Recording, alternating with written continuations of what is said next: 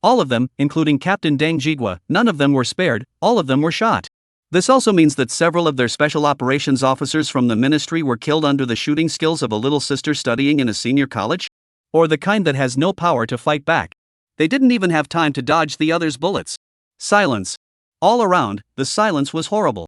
Deng Jigua, as well as his several teammates, had not yet recovered from the shock. Just then, they heard a young girl's low, soft laughter, abruptly ringing out. Regimentation. The voice was not light or loud, but it was like a bolt from the blue, causing Deng Jigua's bodies to stiffen violently. Only now did they come to their senses. Just a moment ago, the few of them, by a little girl, had been regimentally annihilated. In their most skillful jungle combat ground, they were taken out by an ordinary senior academy female student. Finished off. Go. Xiao Liang, who was the first to hang up, swallowed a mouthful of water. Then, he saw, along with his captain Deng Jigua, the young girl who came out of the darkness. After Luo Papi eliminated the few people in front of her, she didn't turn around and leave, but appeared right in front of them. Sizing up the several people on the opposite side, Luo Papi hooked her lips and gently spat out 3 words. Special personnel? Deng Jigua knew deep down that here, no one knew their identities. Even when they were in front of the students, they hadn't said anything about their identity as special operations personnel. So how did this little girl in front of them know? Deng Jigua asked in surprise, "Little sister, how do you know?" Luo Papi clasped her chest and stared at a group of hot-blooded special operations personnel. Her eyes showed no weakness, and she was sure to speak softly. Naturally. Monkeyed. Of course it can't be masked. Luo Papi's previous life as the world's #1 ranked assassin, she was the one who helped the underground forces to do their work, and Deng Jigua's group of special operations personnel who were the embodiment of justice was just the opposite. Different paths, not the same. In her previous life, she had fought head-on with special agents more than once. Those were real battles with real weapons.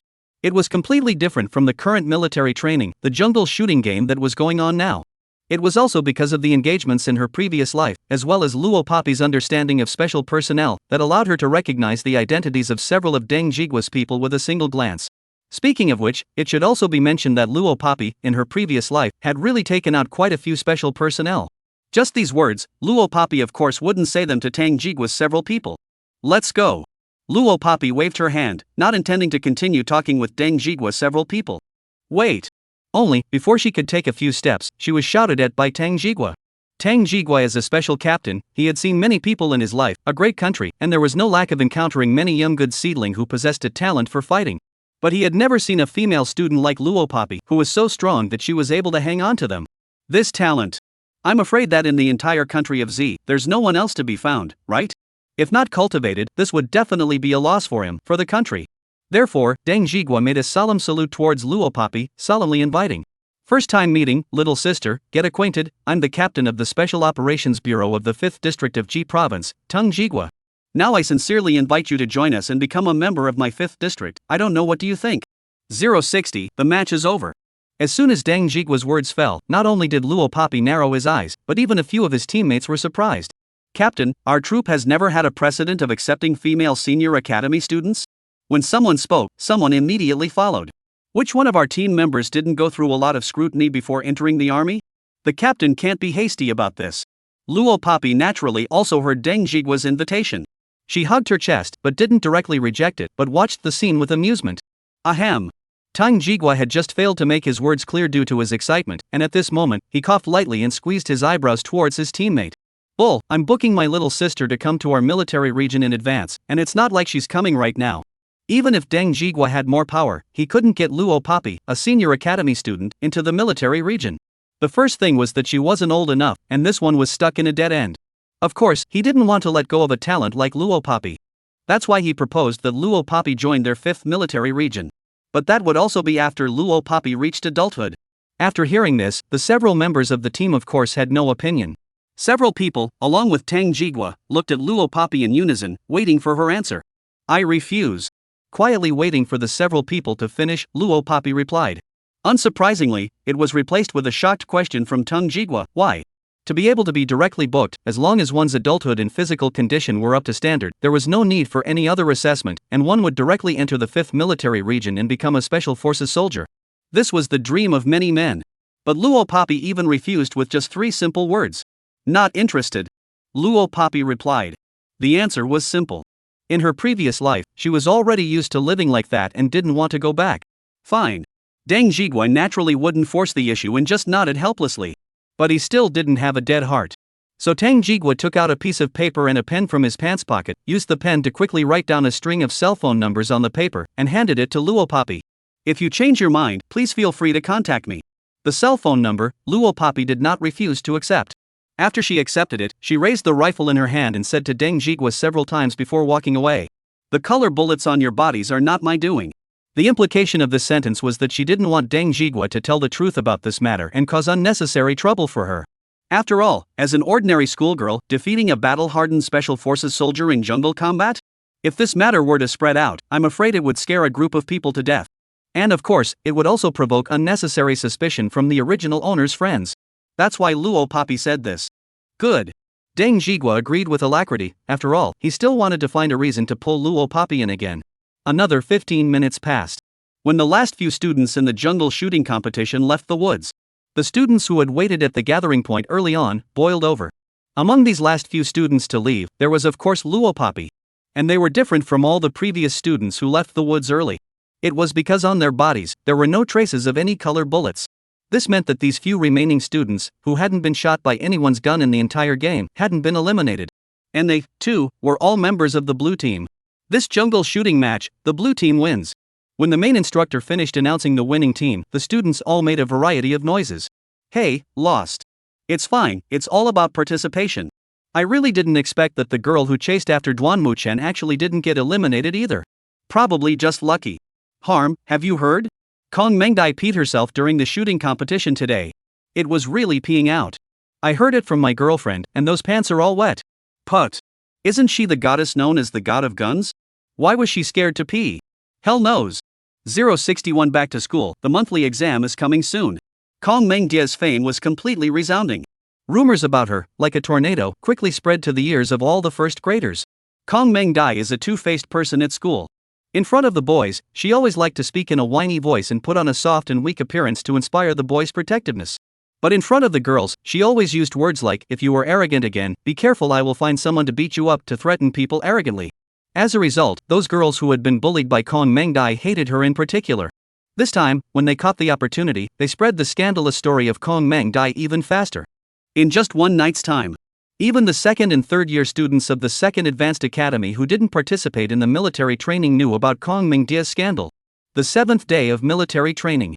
Early in the morning, Luo Papi heard the news that Kong Mengdai had taken leave to go home because she couldn't stand the gossip. But she didn't care. The time of military training always passed fast and slow. Soon, it was the afternoon to part with the instructors. The 7 days together had created a strong bond between the students and Instructor Lu. So before leaving, many students gathered around the instructor.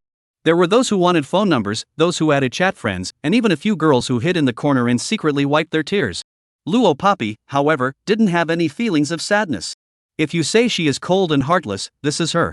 Perhaps she was used to her previous life, when even her best friend died in front of her, she did not have any feelings of sadness. Not to mention this current separation without death. Ooh, Papi, I wonder if we'll still have a chance to meet Instructor Lu. On the bus back to school, Yi Yutong buried her head in Luo Papi's lap and cried one after another. The surrounding area was also full of girls sobbing. Okay, don't cry, I really don't know what you girls have to cry about. Ling Zixuan persuaded from the side, but the words that came out were more deadly than not.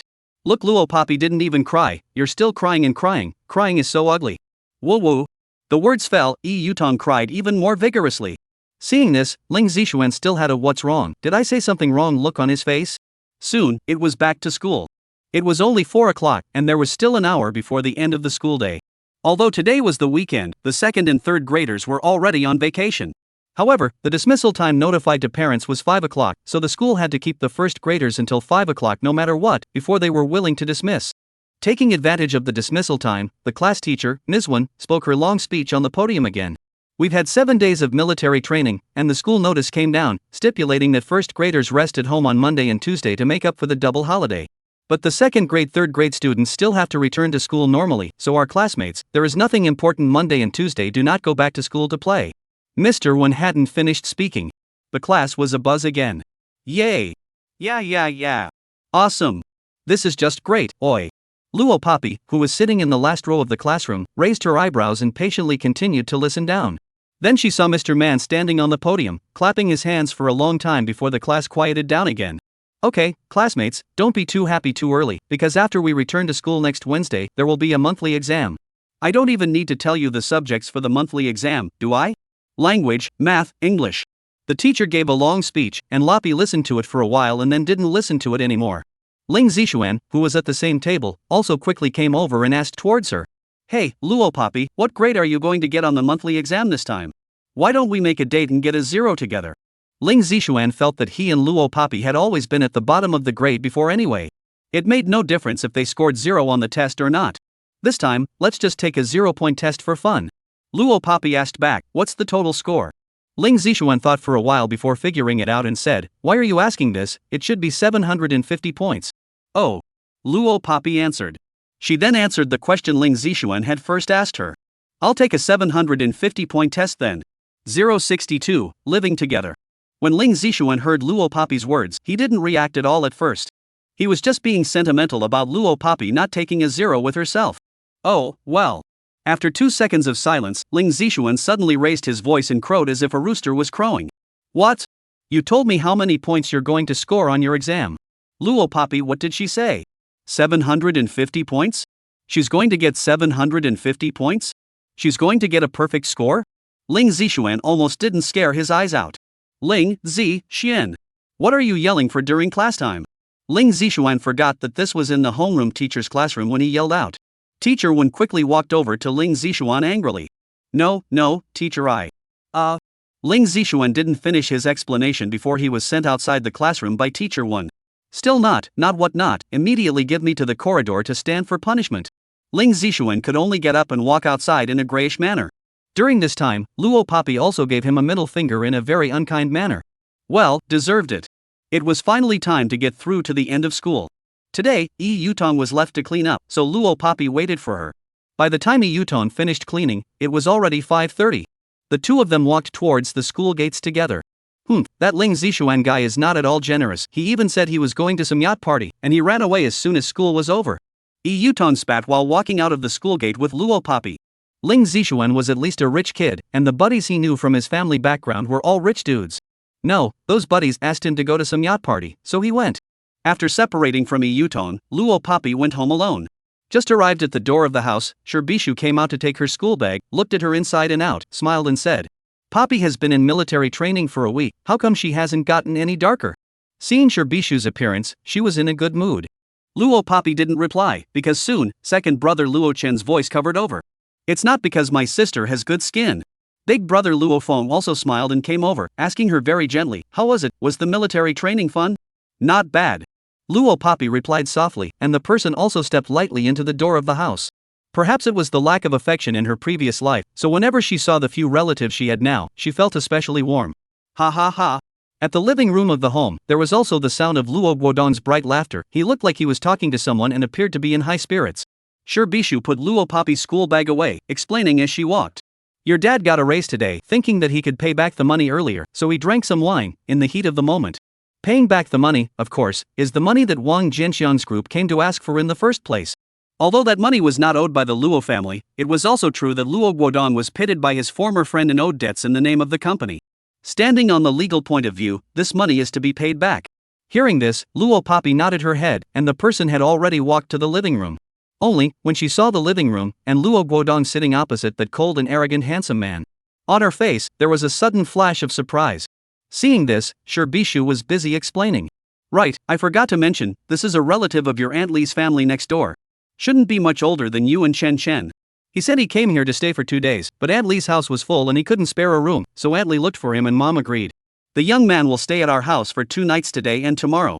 Listening to Shirbishu's words, Luo Poppy did not answer. The astonishment on her face increased by 2 points. What she cared about was not this, but this one who said she would come to her house to stay for 2 days, a relative of Auntie Lee's family next door. Why would it be? The leader of the Red Flame Legion, Lu 063, setting up a racing team. That day when she first met Lu Jia at Panlong Mountain, Luo Poppy still had a vivid memory of it. She didn't know if Lu Jia had recognized her just now. But at this moment, Lu Jia had already changed out of his ink-black cold and arrogant military uniform and changed into an ordinary carry-on black casual clothes, and Luo Guodong face to face, sitting on the sofa, a pair of long legs that had nowhere to rest, extraordinarily absorbing eyeballs. Luo Papi is very clear. A man like Lu Jia, even if he took off his military uniform and changed into ordinary people's clothes, he couldn't hide his innate powerful aura. Luo Papi frowned slightly. Right now, she only hoped that Lu Jia was really like what Shirbishu said, just happened to live in her house. Luo Guodong's voice came from beside her ears. "Ha, young man, you can live in my house without worry. The house is empty, so you can stay for as many days as you want." The tone of his voice was like he was satisfied with his future son-in-law. He didn't know what Lu Jiao had said before that could make Luo Guodong feel so at ease with him. Luo Papi saw that Luo Guodong had just finished speaking. Lu Jiao suddenly revealed a gangly and cold arc.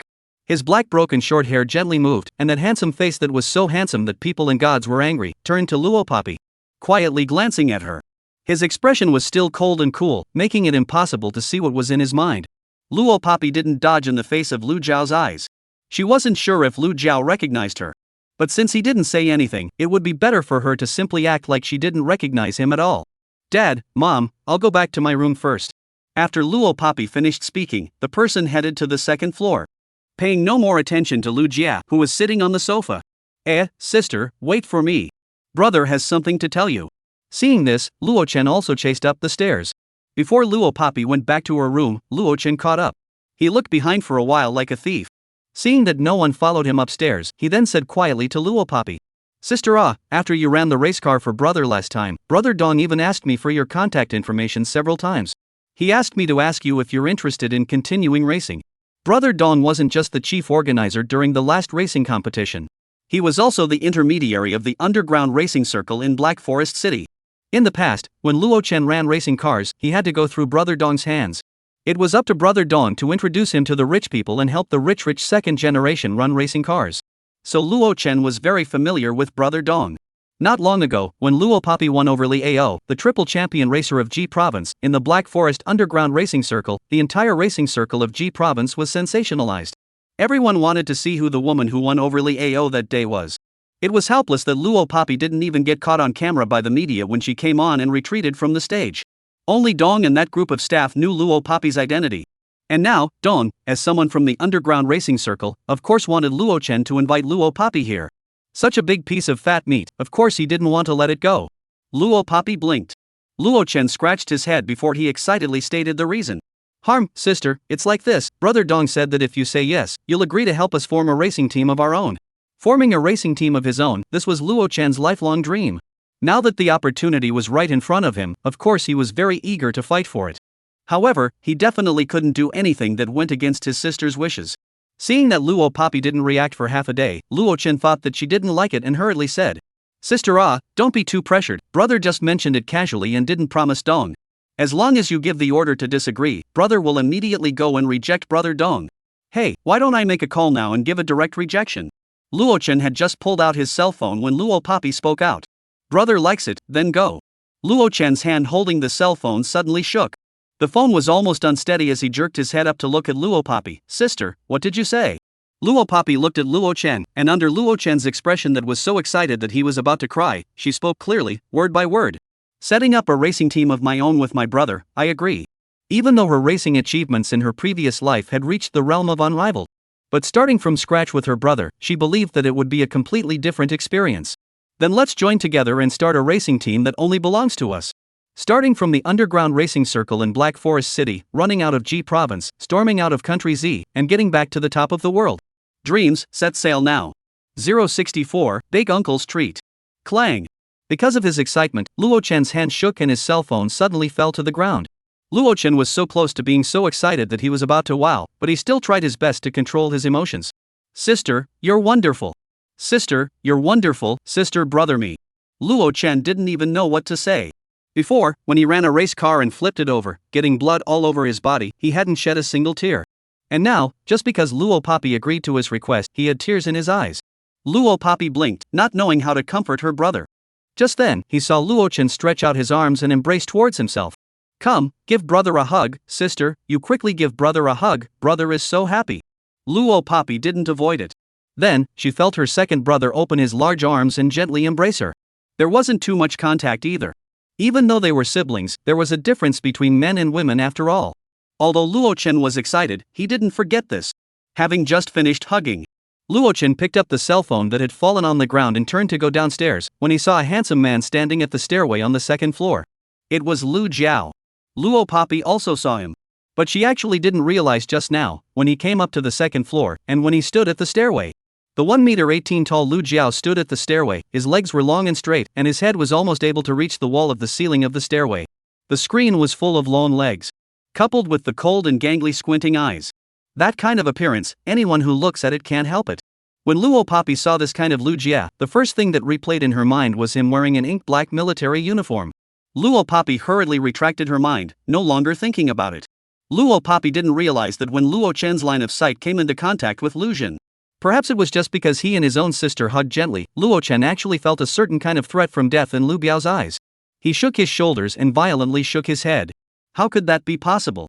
He had no grudges against this next-door Aunt Li's relative. Why was the other party looking at him with such eyes? Could it be that he had misread the situation? Luo Chen walked towards the stairway where Lu Jia was, and before he descended the stairs, he also glared back at Lu Jia fiercely. That look was as if he was warning Lu Jiao that this was my home.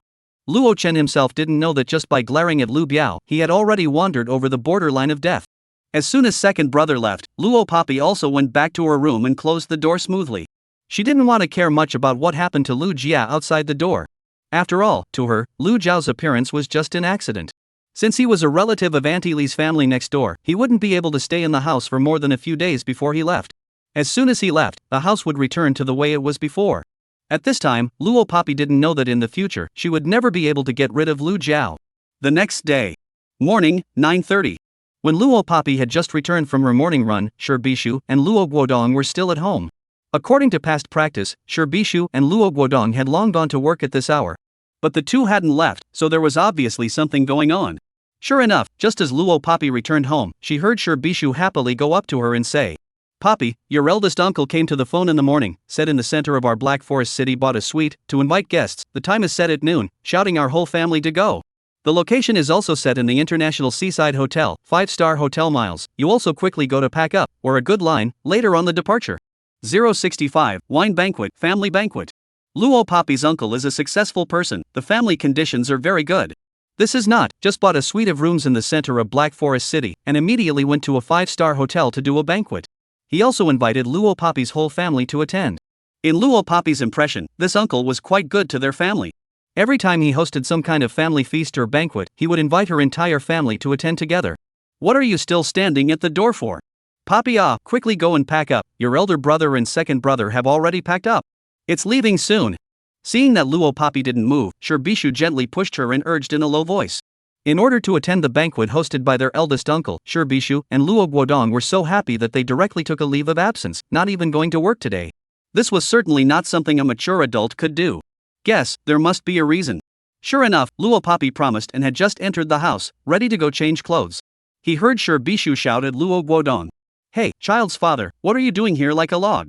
The child has already gone to change his clothes, so you should hurry up and go change as well. Today, I'm going to follow your brother to meet the big boss, and if I can convince him, our small company won't have to close down. You just this outfit, go to see the big boss cannot, ouch quickly go."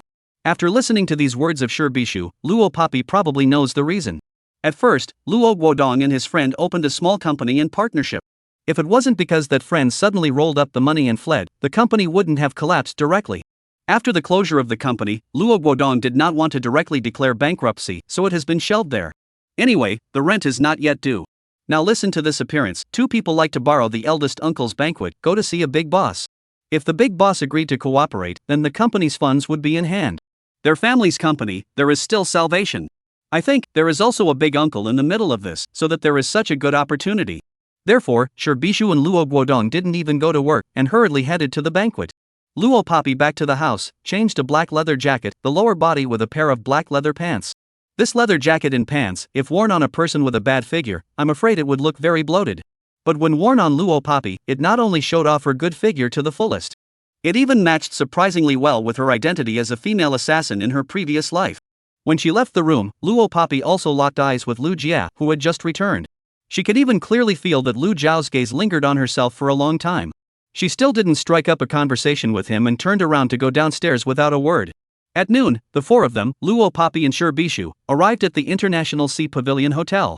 The banquet had already begun. Many guests had already arrived. Papi, Shen, Fonger, come this way, your second uncle, youngest uncle, they're all at the table in the far corner.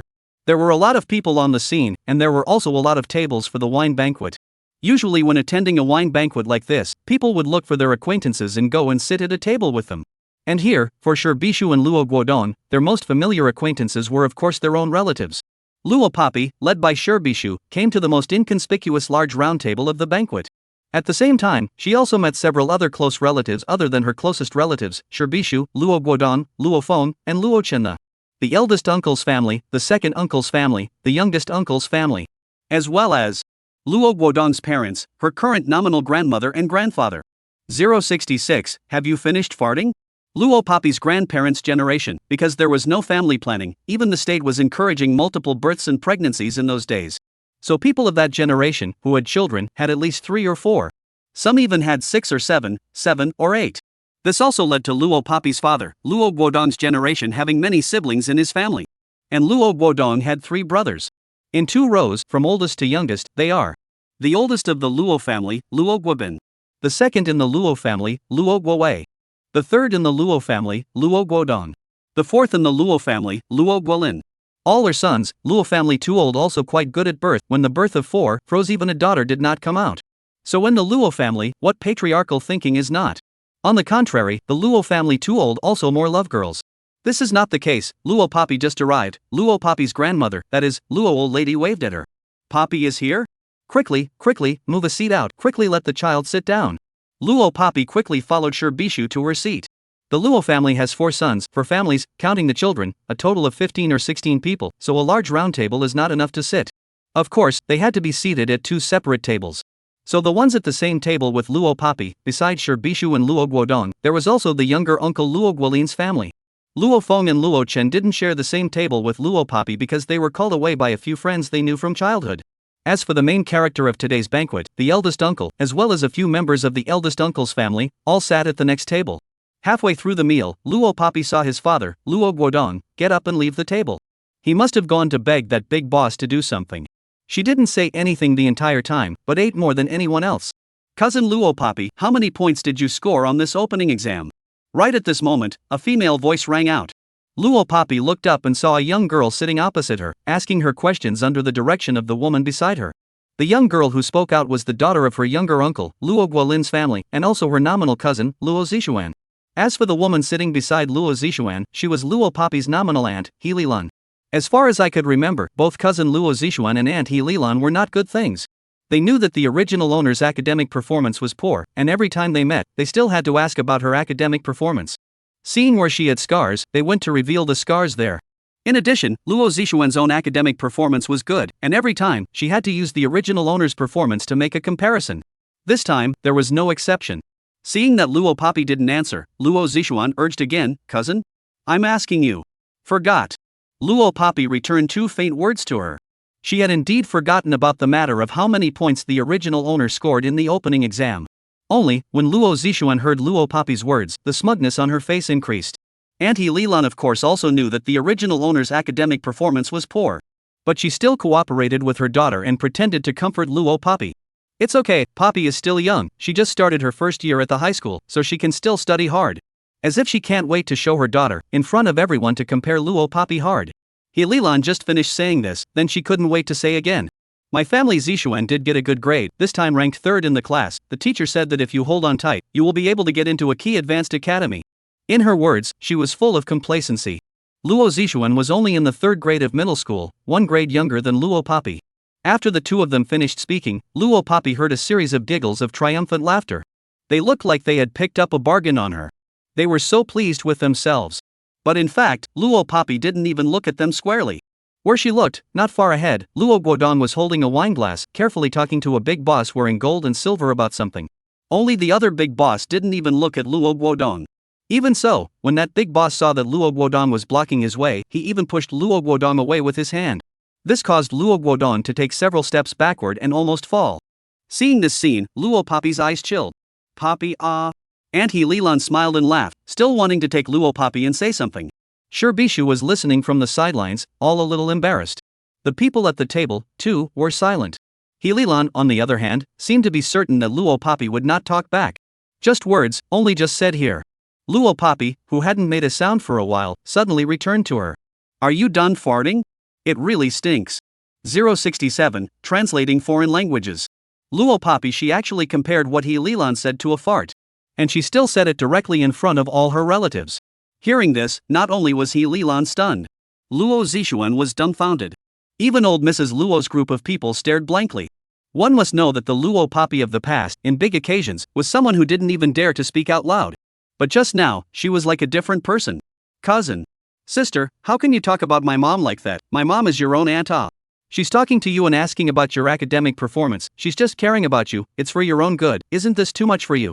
Luo Zixuan angrily slapped the desktop, stood up and shouted. With this gesture, those who don't know are afraid to think that the wrong person is Luo Papi. In the real world, when gathering with friends and family, the topic of academic performance was inevitably mentioned. Even if the children don't like to hear others ask about their academic performance, the adults are bound to ask. But Luo Papi's two nominal relatives seemed to be even more so. They asked about Luo Papi's academic performance just to compare her with Luo Zixuan. After all, everyone knew that Luo Zixuan's academic performance was good. The original owner, on the other hand, was just a hanging poor student. If at this moment, the original owner was present, I'm afraid that she would really be bullied by Luo Zixuan's mother and daughter at this moment.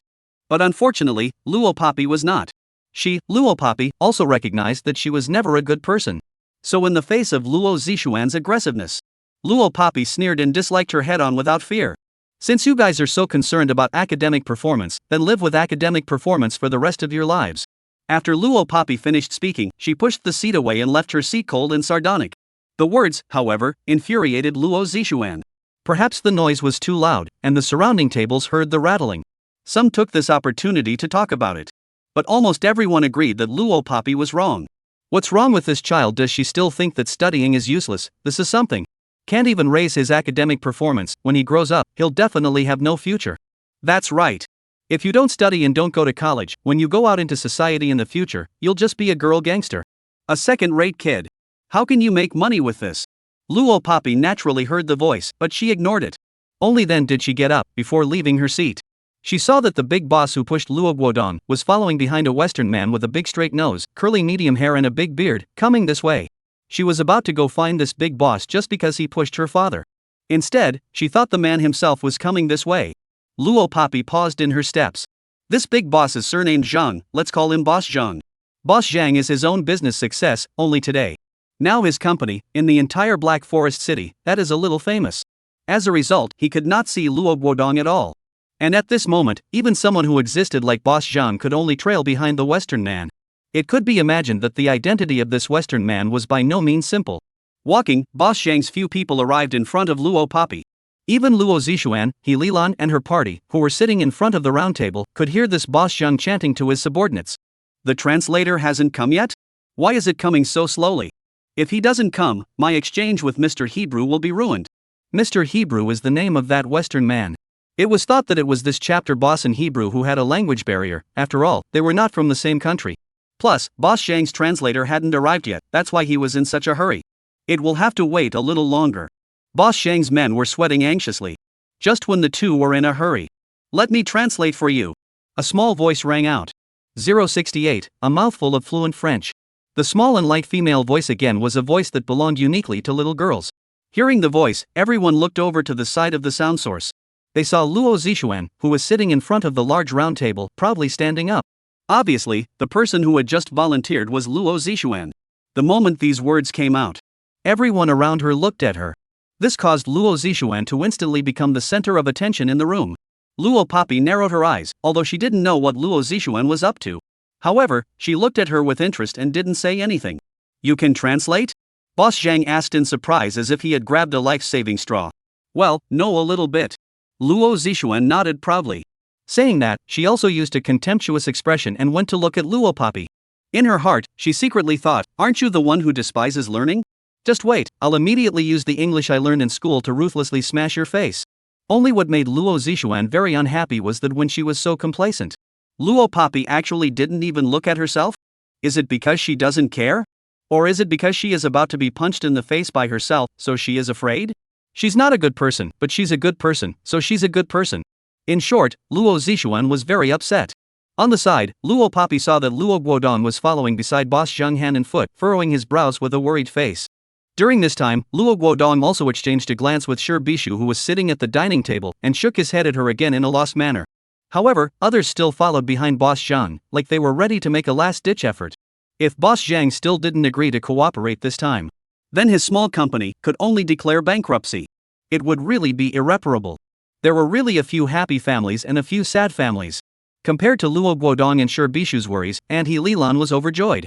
My family Zixuan learns foreign language as well. When I enrolled her in a few foreign language tuition classes, my family Guolin also said that she is willing to spend money. Hey Shu, this is not so quickly used. This arrogantly triumphant tone. Sure enough, He Lilan's words fell.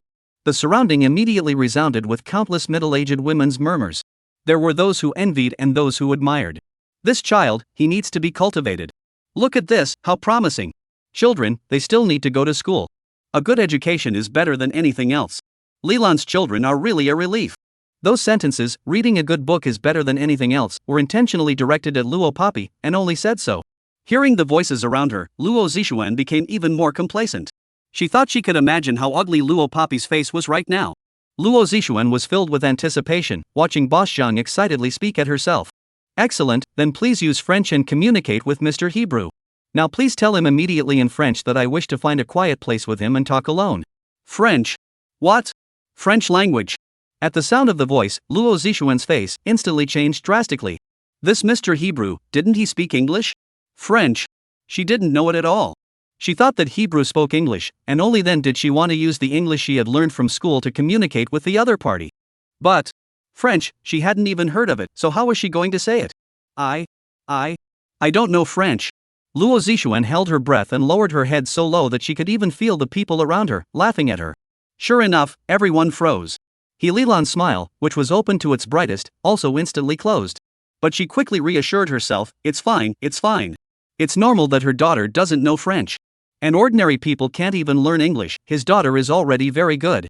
Besides, even if one searched the entire Black Forest city, one wouldn't be able to find many people who knew French, right? Just when He Lilan was thinking like this. He Lilan, Luo Zixuan, Luo Guodong, Shi Bishu, and those women who had laughed at Luo Poppy not long ago. Then they all saw that Luo Poppy hooked the corner of her mouth. Immediately afterward, a string of internationally fluent French came out of her mouth like this, without a hint of rustiness. Sous monsieur vous discuter avec toi seul. Eats-vous libre maintenant? 069, Uncle Luo Guobin. This gentleman would like to talk to you alone, are you free now? The French spoken by Lot Poppy appears to have many similarities with English. But in terms of pronunciation, it was very different. The difference was so big that even Luo Zixuan, who had good English grades, couldn't understand the Chinese translation of Luo Poppy's words. Not to mention other people. But even if Boss Zheng, who didn't understand French at all, could still hear that Luo Poppy's spoken pronunciation was the same as the French spoken by Mr. Hebrew. This meant that what Luo Poppy was saying was indeed authentic and correct French. Oh. My goodness. You actually do speak French, little sister. Saved. Really saved. Boss Zheng said, rushing to Luo Poppy, looking very excited. The crowd that was in shock, hearing Boss Zheng's words, their faces got even worse. The group of women who had taunted Luo Poppy shook their shoulders, all jaws staring at each other, unable to speak. Especially Luo Zixuan and her mother, He Lilan. These two, like taking a big bite of unpleasant mustard sauce, even their skin stiffened. Their expressions were more horrified than a dead pig. Looking at them, they were clearly frightened by the fact that Luo Poppy would speak French. Indeed, not only them, even Luo Poppy's parents, Shi Bishu and Luo Guodong, were stunned. Poppy, when did you learn French? How come Dad and your mom don't know? Luo Guodong was even more frequently surprised out loud. Dad? Boss Zheng very keenly caught Luo Guodong's self-reference to Luo Poppy. Boss Zheng's attitude towards Luo Guodong in the beginning was perhaps very bad. Not only did he not help Luo Guodong's favor, he even pushed him. But as a successful businessman, Boss Zheng was another very smart person. This translation was very important to him. Important enough to whether he would lose $100 million large order. So Boss Zheng immediately bowed to Luo Guodong and apologized before Luo Poppy was dissatisfied with his actions not long ago. Out of respect, just now it was really out of respect, so you're the father of this beautiful girl That thing you said just now, well done well done? Although Luo Guodong was skeptical about Luo Poppy suddenly learning French. But after hearing Boss Zhang's words, he immediately became energized and forgot about Luo Papi's perversity for a while.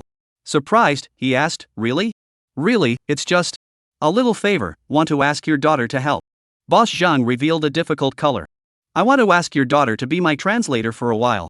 Now, it startled Luo Guodong, who first looked at Luo Papi and then at Boss Zhang. She. Luo Guodong wasn't at all sure if his own daughter really knew French. "Dad, leave it to me." Luo Papi didn't wait for Luo Guodong to finish. She didn't really like to help people because it was troublesome for her. But she could see Luo Guodong's hesitation in his eyes. He wanted to revitalize his own company, in which case the family's conditions would be better. His son and daughter wouldn't have to follow him and be poor like this. For the sake of Dad, so Luo Papi agreed. Things went very smoothly. Luo Papi, as a translator, successfully negotiated a cooperation between Boss Zhang and Mr. Hebrew for him. Before leaving, Boss Zhang also left a business card for Luo Guodong, saying that for his company's affairs, he could always ask him for investment money. He was very happy to be of service. Sitting back at the dining table, Luo Papi had just eaten a plate of prawns that was served at the end, as well as a big bowl of soup dumplings. Worthy of being the most upscale 5-star hotel in Black Forest City. The dishes here, the color of the food is clear and delicious, but also with the unique local farmhouse atmosphere. It was very authentic. Luo Papi had never eaten dishes like this before, and her appetite was excellent. As for Luo Zixuan and He Lilan, who were sitting opposite Luo Papi, they had been hanging their heads in dead air since a while ago, not saying anything, and had no appetite. Don't mention how ugly their faces were. This meal, naturally, did not taste good. When the dishes were all served and the guests were almost gone, a strong male voice rang out from above Luo Papi's head. "Guodong, that thing of yours, how did it go? Has it come to fruition?" Without looking up, Luo Papi knew. The person who spoke out, that is, the eldest uncle who invited her whole family here for dinner, Luo Guobin.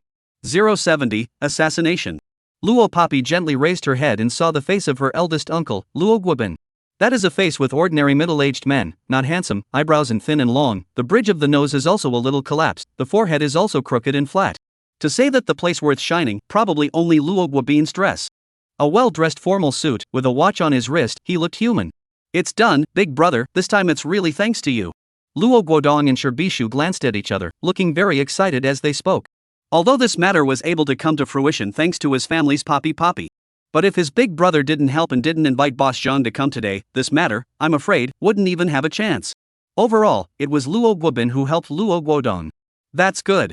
Hearing his own brother get things done, Luo Guobin was also relieved. "Then you guys eat first, let me know when you leave later," Luo Guobin said and turned around. But before he could leave, it was like he suddenly recalled something and said to Luo Guodong. "Guodong, the things you asked me to bring you last time, it's resting at my home, come home with me later to get it." Luo Guobin said. Oh, good, big brother." Luo Guodong nodded. "Then you guys eat slowly." Luo Papi watched Luo Guobin walk away. The impression was that this big uncle's identity was very mysterious. It was a fact that the eldest uncle was now developed, rich, and knew many rich and powerful people. But no one in the family knows what uncle is doing to get rich.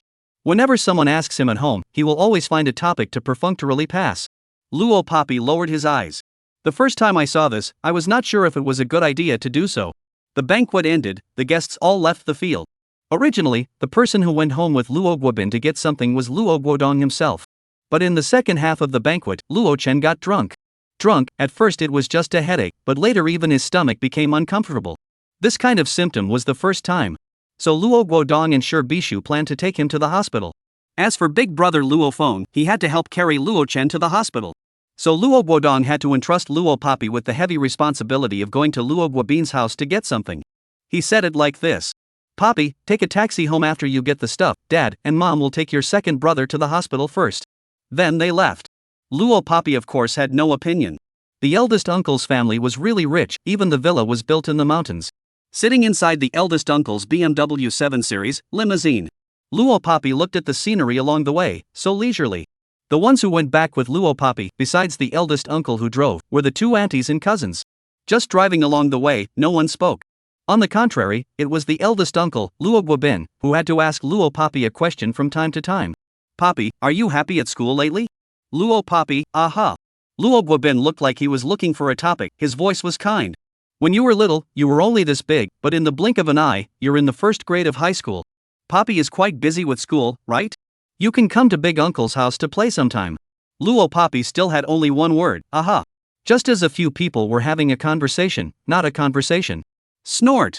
Suddenly, an extremely light sound came out. Subsequently, the tires looked like they had been suddenly burst by something. The sedan, which had been slowly moving forward, also began to sway from side to side after the snort sound. Luo Guobin's heart suddenly jumped, but he seems to have experience. Soon, he stopped the car smoothly. It was parked on a mountain road that didn't have any cars nearby. Not to mention the car, nearby, there wasn't even a single silhouette. Guobin, could it be them? Auntie looked like she knew something, the expression on her face instantly solidified. Luo Poppy's eyebrows, however, were gently raised upwards just before the tires were shot out. She heard it just by the sound. That tire, it was blown out by a bullet shot out of a gun. It was a real gun. Completely different from the fake gun from the last military training. And just by listening to Auntie's words alone, it was obvious that the person who was hiding in the shadows and used a gun to blow out the tire was aiming at eldest uncle's family. Luo Poppy narrowed her eyes. In such a situation, on her face, instead of showing any panic or fear. On the contrary, she even looked at her eldest uncle with interest. It seemed that her eldest uncle's family was not simple nah. While thinking this way, in front of the sedan, a dozen black shadows wearing masks suddenly came out from the woods. These people's entire body was wrapped in black, only revealing a pair of black eyes under the mask. It looked bizarre and terrifying. And when Luo Guobin saw those dozen black shadows wearing masks, his face suddenly changed. Even the hand that was gripping the steering wheel also shook with it. Then Luo Guobin couldn't care that there was still Luo Poppy present. He forced himself to calm down and said in a trembling voice, "It's the Ghost Shadow Group's gold medal assassins. They are rushing towards me. A few of you get out of the car immediately and run towards the woods, don't mind me. Immediately escape, quick. 071, leave it to me." Luo Guobin's words caused Luo Poppy's eyes to narrow. Gold medal killer of the Ghost Shadow Group? Never heard of it. Since this group of killers in front of them were from a killer organization that Luo Poppy hadn't even heard of. Then there was only one possibility left. This killer organization called the Ghost Shadow Group was only a third-rate organization that didn't make the grade in the international arena. Third-rate organization, it also means that the self-appointed gold medal killers in this Ghost Shadow Group, in Luo Poppy's hands, it is like a group of waste, garbage. Even with the Blood Shadow gold medal killer Tyrannosaurus Rex, who had surrounded her on the airplane before she was reborn, the difference in strength was outrageous. Although both were known as gold medal killers. But the disparity in their strength was just like the genuine version and the cottage version, there was no comparison at all. Hurry up! Run! Seeing that his wife and two children didn't move, Luo Guobin shouted. He thought that Luo Poppy the child was scared silly. In his heart, he also felt a wave of remorse. Had he known that this would happen, he shouldn't have brought the child towards home. But now it was too late to say anything, he could only spell out his own life to protect Luo Poppy's safety. After all, this matter started because of him. Cousin, get out of the car. The four of them were sitting in the sedan just now. Luo Guobin was in the driver's seat, responsible for driving. Auntie was in the passenger seat. Luo Poppy and her cousin were both in the back seat. Hearing his father's words, cousin Luo Jincheng froze. He then immediately tugged on Luo Poppy, opened the backseat door, and ran out. The eldest uncle's family were all acting too calm when they encountered something too abnormal like this. Obviously, it wasn't the first time they had encountered such a thing. Luo Poppy's lips hooked in an arc, being dragged out of the car door by her cousin. She didn't resist. She was just a little surprised. It turned out that the eldest uncle's family in this lifetime were still on the same path as her. Funfang, take the gun with you, you cover the evacuation of the two children. Luo Guobin fished out two pistols from the bottom of the car seat and tossed one of them to his wife. With that, he also quickly got out of the car. Alone, he confronted the dozen or so killers in front of the sedan. Luo Poppy's aunt's name was Su Funfang, 42 this year, and she was usually always an expressionless and arrogant person with the beauty of a woman in the workplace.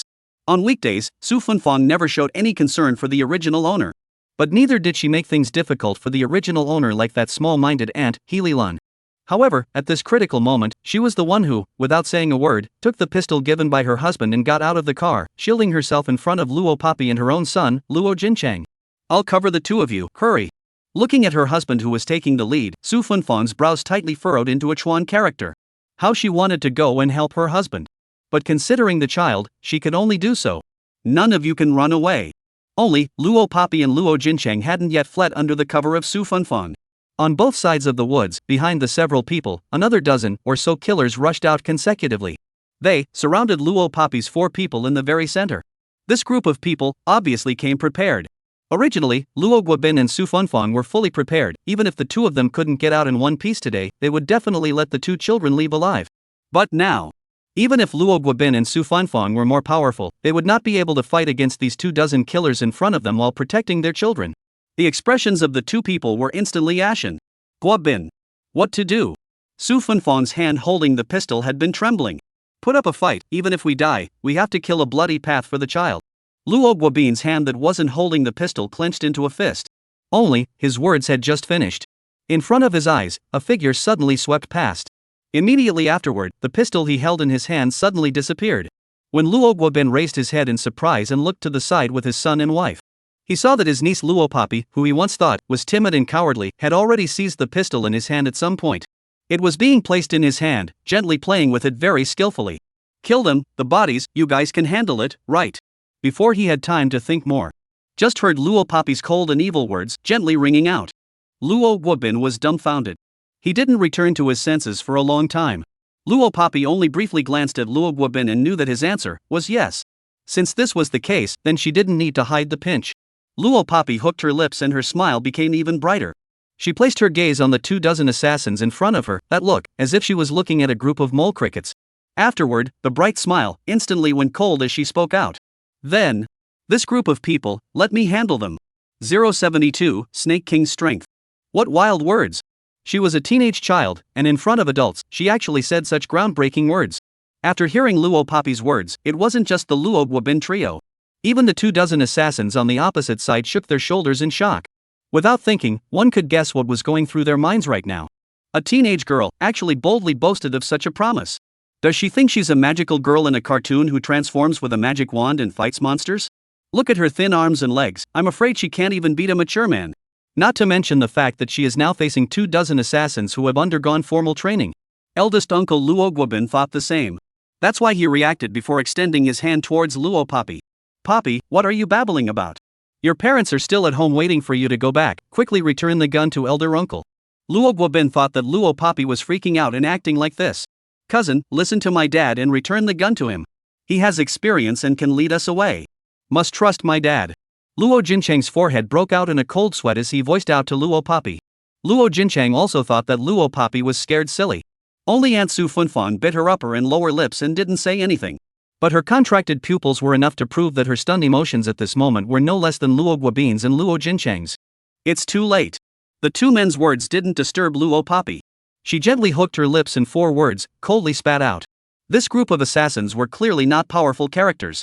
A mere group of third-rate killers, Luo Papi hadn't put them in her eyes. But as third-rate as they were, they wouldn't be stupid enough to wait for Luo Guobin's few people to finish their words before making their move.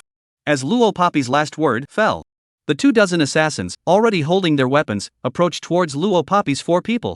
Bang bang bang. The assassin who came over first, pointed his gun at Luo Papi's head and took the lead towards Luo Papi. Danger! Quickly dodge! Luo Guobin's face turned green with fear and he shouted urgently. He made a gesture to rush up to save Luo Papi. Only, he hadn't moved further. In front of him, a scene that he could never forget for the rest of his life. Right in front of him, Luo Papi held a cold smile. 1 second, she might have been a harmless young girl. The next second, she transformed into a residual shadow and disappeared into thin air, successfully avoiding the assassin's bullet raid. Bang bang bang bang bang bang bang bang. With the sound of gunshots ringing out. While Luo Papi avoided the bullets, the gun in her hand had fired 7 shots in each of the 7 directions. And the 7 bullets that were fired by her were like 7 tracking missiles, shooting straight into the eyebrows of the 7 killers. Speed, as fast as lightning. The 7 had no time to dodge and fell down. Killed. 14 people remain. Luo Papi directly dropped the pistol that was no longer loaded. As soon as her hands went to the side of her waist, she pulled out 2 daggers that she had been carrying on her body. With her feet forward, she fiercely darted out. Poo poo poo. Accompanied by Luo Papi's fast disappearing figure, the remaining dozen or so assassins couldn't even pull out their weapons before their throats were sealed with a single slash. Then, fell to the ground forever. The 20 or so killers, like ants caught by humans, were powerless in front of Luo Papi. All of this happened in only 15 seconds. 15 seconds later, Luo Guobin was stunned into a wide-eyed stupor, and the gun in Su Funfang's hand shook and fell to the ground. Luo Jinchang, on the other hand, directly opened his mouth wide, forming a large O shape. 073, the identity of the eldest uncle. Papi. Papi. Luo Guobin only heard his voice trembling. He felt as if the cells in his body were flowing backwards. An emotion called shock assaulted his entire body. That kind of feeling, even after a long, long time, whenever he thought back, he would feel that all of this was so unreal. And this kind of unreal shock was brought to him by this usually most inconspicuous niece of his, Luo Papi. Cousin? With a wide-open mouth, Luo Jinchang's body shook again and again as he called out to Luo Papi with a voice he didn't even dare to believe. Then there was no more following. As for Aunt Su Funfong, from her face, no expression could be seen at all anymore. It was only from her tightly closed lips and the shoulders that kept shaking that it could be seen. Su Funfong was frightened by Luo Papi's appearance just now. In the face of the trio's questions, Luo Papi merely looked down at the two blood-stained blades in her hands. She frowned slightly and said with great displeasure, "Slow? Too slow." Compared to her previous life, this speed was as slow as it could be. Against such a second rate, as simple as slicing a watermelon killer, she actually took 15 seconds. This speed, it was simply too slow. If one were to say that when she met Lu Jia at Pan Long Mountain, when the two of them were sparring, Luo Papi had already felt that after her rebirth, in terms of strength, she simply couldn't be compared to her previous life. Then just now, she clarified her goal. She needed a platform to raise her strength. She had to raise her strength, with the fastest speed possible, back to the level of her previous life. Because not anyone was as easy to deal with as this group of third-rate killers. For example, the previous Lu Jiao. Luo Papi now had a headache just thinking about Lu Jiao. After all, such a dangerous character was still living in her house right now. Considering that there were still 3 people at the scene and the matter at hand had yet to be dealt with, Luo Papi didn't continue to think about Lu Jin. She turned around and looked at Luo Guobin. Her residual light swept over the 24 corpses on the ground, and she spoke out. Disposing of the corpses, it can be done, right? The current her was just an ordinary female student. If the situation just now wasn't really imminent, she really didn't want to take this hand.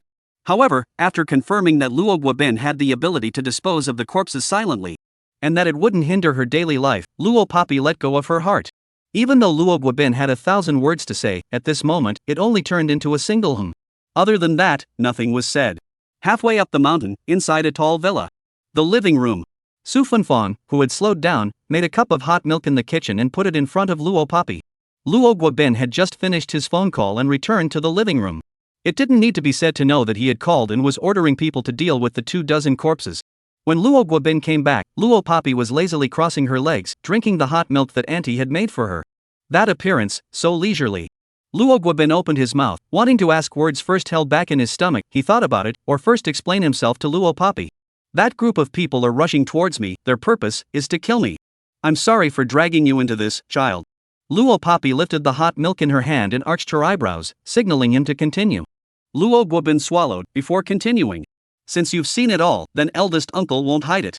Eldest uncle now, is the second leader of the Wu Society. 074, the Wu Society. The Wu Club, is the largest underground force in Black Forest City. There were a total of over 2,000 members in the club. As the world knew, those who could open bars, KTVs, nightclubs, foot massage parlors, SPAs, and other places in a city, the power behind them was definitely not simple. And Luo Guobin in the Wu Hui, is to have such power. And, the power of the Wu Club is distributed throughout the country. Just in the city of Black Forest City, this city opened 19 bars, 9 KTV, 5 foot massage parlors. Not to mention the other cities. That stores should add up to hundreds. From this, one can imagine why Luo Guobin, as the second head of the Wu Hui, is so rich. And why would he know so many rich and powerful people? Furthermore, with an identity like Luo Guobin's, it made sense that he couldn't confess to the Luo family what he did for a living. Being assassinated, it wasn't so much of a thing without a reason. Luo Papi wasn't surprised. She shook the cup of hot milk on her hand without saying a word. Luo Guobin, however, spoke out once more. Big Uncle's current situation, you also know, then Papi, you. Luo Guobin tried to ask Luo Papi's identity. But what he got was only 4 simple words, no comment. Luo Papi had already finished drinking the hot milk. She placed the milk bottle on the coffee table, stood up, looked down at Luo Guobin, and continued. It's enough for you to know that I'm mom and dad's child. With these words, she was telling Luo Guobin that no matter who she was, she wouldn't do anything to her family. Also, don't tell anyone about me. I won't say anything about you either. This was her deal with Luo Guobin. The identities of both parties kept secret from each other. After Luo Papi finished speaking, she took the things her father had instructed her to pick up and left the villa. Luo Guobin knew that he couldn't ask any questions here at Luo Papi's place, so he had no choice but to helplessly shake his head. Making a decision. Good, uncle promises. Papi, you can't get a taxi on the mountain, elder uncle will send you back. Sending Luo Papi to the door of the house, Luo Guobin left. Luo Papi put the things her father wanted on the table and headed to the 2nd floor. Luo Guodong and Shi Bishu took Luo Chen to the hospital and should be able to return home soon. She planned to go back to her room to rest. As if she had long forgotten that Lu Jiao was also in the Luo family, thinking that no one was at home, Luo Poppy had just gone up to the second floor when she suddenly saw a long, cold, and gangly figure. It's Lu Jian. Luo Poppy's footsteps lurched. Now that there is no one at home, then there are only the two of them. It seemed that Lu Jia had also just left the door of his room. And at this moment, he was taking off a pair of disposable gloves he was wearing on his right hand and throwing them into the trash. He had a cleanliness fetish. A very serious cleanliness fetish. So severe that when opening and closing the door, he had to use disposable gloves to do this because he resented the dust on the door handle. Luo Poppy couldn't even imagine that he, whose cleanliness fetish was so severe, could actually live in the Luo family. Inside the room, it wasn't much cleaner than the doorknob. Ever since Lu Jiao lived in, Luo Poppy hadn't spoken to him. This time, it was no exception. She wanted to walk past Lu Jiao as usual. Originally, she thought that Lu Jiao would also act as if she didn't recognize herself before, not saying a word. No more, he would definitely stay away from her. Never in a million years did he expect that. Just as Luo Poppy's person was about to walk past Lu Jiao and head to her own room. Instead, Lu Jiao stretched out his knuckle-dragging hand. Those knuckles, which were even more slender than those of a beautiful man in a manga, grabbed her wrist. His low and magnetic voice just rang out from above her head. "Can I come into your room?" Words that were affirmations, not questions. Obviously, he was going to go in whether she said yes or no. Asking her was just a polite formality. Author's word. The hero and heroine relationship scenes are a little slow, but there's definitely no shortage of follow-up. Author's bladder clap promise. In addition, everyone rating, give a 5-star OKC 5-star more. The author's code word power will come maybe when it will be added more at shy.jps. 075, misunderstanding. Luo Poppy naturally heard the words of Lu. In the words, although not with half a point of threat. But his cold and gangly voice was enough to remind her. Even if she didn't agree, he was going to enter her room. Smart as she was, she blinked and quickly nodded her head. Okay. Just. Luo Poppy lowered her head, but her gaze rested on Lu Jia's hands, which were much more slender than the beautiful men in the comics. His hands, although white and slender, appeared very rigid, very strong, and powerful. Even if he didn't wear a military uniform, from his hands alone, it seemed that one could tell what he looked like behind his military uniform. How handsome and upright it was. But now, this was not the point. The point was that his hand was still firmly restraining her wrist. Didn't he have a cleanliness fetish? Why is he still grabbing her hand? Luo Poppy could now conclude that Lu Jiao had already recognized herself as the young girl from the last time on Panlong Mountain. Perhaps it could be said that from the first moment Lu Jiao came to her house and saw her, he had already recognized her. Only the scene was different, and the situation was different. Last time, Luo Poppy was pinched on the cheek by Lu Jiao, and in order to get away, she disguised herself as a harmless young girl and called out Big Brother to him. Today, it was in her home. Lu Jiao wouldn't do anything to her. So Luo Poppy didn't even need to disguise herself, she directly voiced a reminder. "Can you let go of me now?" As soon as the words fell, Lu Jiao let go of her.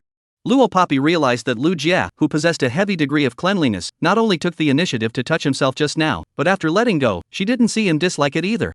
Thinking back to the flash of dislike on his face not long ago when he wore disposable gloves to hold the door handle and opened the door. Could she not understand that he held her hand and did not dislike it? Was it because, finding her clean, he didn't dislike it? If understood in this way, it would be acceptable. Luo Poppy saw that Lu Jia was already standing at the door of her room without saying a word. Knowing that this guy must be waiting for himself to open the door. After all, he had just opened the door wearing disposable gloves and was still too dirty. Luo Poppy didn't make any pretense, took 3 or 2 steps to the door of her room, and opened the door. Seeing Lu Jia walk into his room, Luo Poppy followed suit. Strictly speaking, this room that Luo Poppy is now living in, the interior structure of the house was laid out by the original owner. On the bed directly opposite, there were many cute plush toys piled up. Right above the bed, there was a star poster. Lu Jiao had just entered the room when he saw it. But his deep black eyes only stayed for a second before he moved his eyes away. After walking around the room, he didn't move or touch anything. If outsiders saw it, they would really think that Lu Jia was just curious about Luo Poppy's room, so he just entered to visit for a moment or two. Only Luo Poppy knew. Lu Jia wouldn't make this request for no reason. Then, what is he here for? Could it be? It was for the blood jade that caused her to be reborn? Luo Poppy's heart tip twitched. Boom! At that moment, a loud bang came. Both Luo Poppy and Lu Jiao were very alert as they looked towards the source of the sound. Seeing that it was just the sound of the gate being shut and closed by the gusty wind blowing through the window, Luo Poppy blinked. Open the door. In her ears, Lu Jia's low voice rang out. The voice was very nice. Luo Poppy had never heard a better male voice. She shrugged, stepped forward, and opened the door to the room. Lu Jiao then walked out smoothly. However, when Lu Jiao walked out of her room with his front foot and Luo Papi left with her back foot, their gazes, however, just happened to meet with Shi Bishu and Luo Guodong, who had just gone up to the stairway on the second floor. Papi? Try to ask. The handsome man who was boarding in his own home and hadn't said a word to his daughter suddenly walked out of the room with her. As a mother, what kind of experience is it to see such a situation? Even Shi Bishu's voice stiffened when she called out Luo Papi's name. It's not like she and her child's father were at home, and there was no one in the house just now. Then what did Lu and his own daughter do in the room? 076, Mother's nagging. Luo Guodong didn't have a delicate mind like Shi Bishu. He took a look at Luo Papi and then at Lu Jiao and walked over with a smile. Papi is back. Where's the stuff Dad asked you to bring to Uncle's house? Luo Guodong was afraid that he had never dreamed of this. Just a short while ago, his daughter, who was called by him to go to her eldest uncle's house to get something, experienced a siege of more than 24 assassins. Of course, if he had known that something like this would happen, even if he had gone to his own death, he definitely wouldn't have let his daughter take the risk. Opposite. Shi Bishu's scrutinizing eyes, Luo Papi naturally noticed. But she and Lu Jie just entered the room, walked around, and did nothing. Since she had a clear conscience. Luo Papi replied to Luo Guodong, put it on the dining table.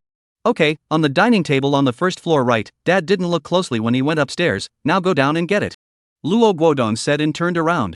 Before going downstairs, he remembered something again and half turned back to say to Luo Papi. By the way, Jin Shin is fine now, and wanting to get a peace of mind, he's in the hospital for an infusion. Your big brother is accompanying him. Dad and Mom came back first, they'll go home after the infusion. This was to tell Luo Papi, so that Luo Papi wouldn't worry, Luo Chen was fine. Aha! Luo Papi nodded. Only then did Luo Guodong go downstairs. Shi Bishu, on the other hand, knit her brows and said very seriously. Papi, come to Mom's house for a moment. After saying that, Shi Bishu also gouged out Lu Biao with a different look. That expression was as if Lu Jia was an enemy who was about to abduct her daughter. Lu Jia. He didn't know what the cause was. In the end, he only used a pair of deep black eyes to see Luo Papi follow Shi Bishu and enter the room. Luo Papi just entered the room. Shi Bishu then closed the doors and windows tightly. Only then did she walk in front of Luo Papi, pulling up her hand and saying in a serious tone. Papi, Mom knows that at your age, it's normal for you to be curious about the opposite sex. But you're a girl, you must learn to be reserved. It's not good to let boys into your room so easily. Luo Papi. Shi Bishu really misunderstood her and Lu Jia. Seeing that Luo Papi didn't say anything, Shi Bishu thought she had guessed correctly. She took her daughter's hand and, like all mothers under the sky, began to speak at length.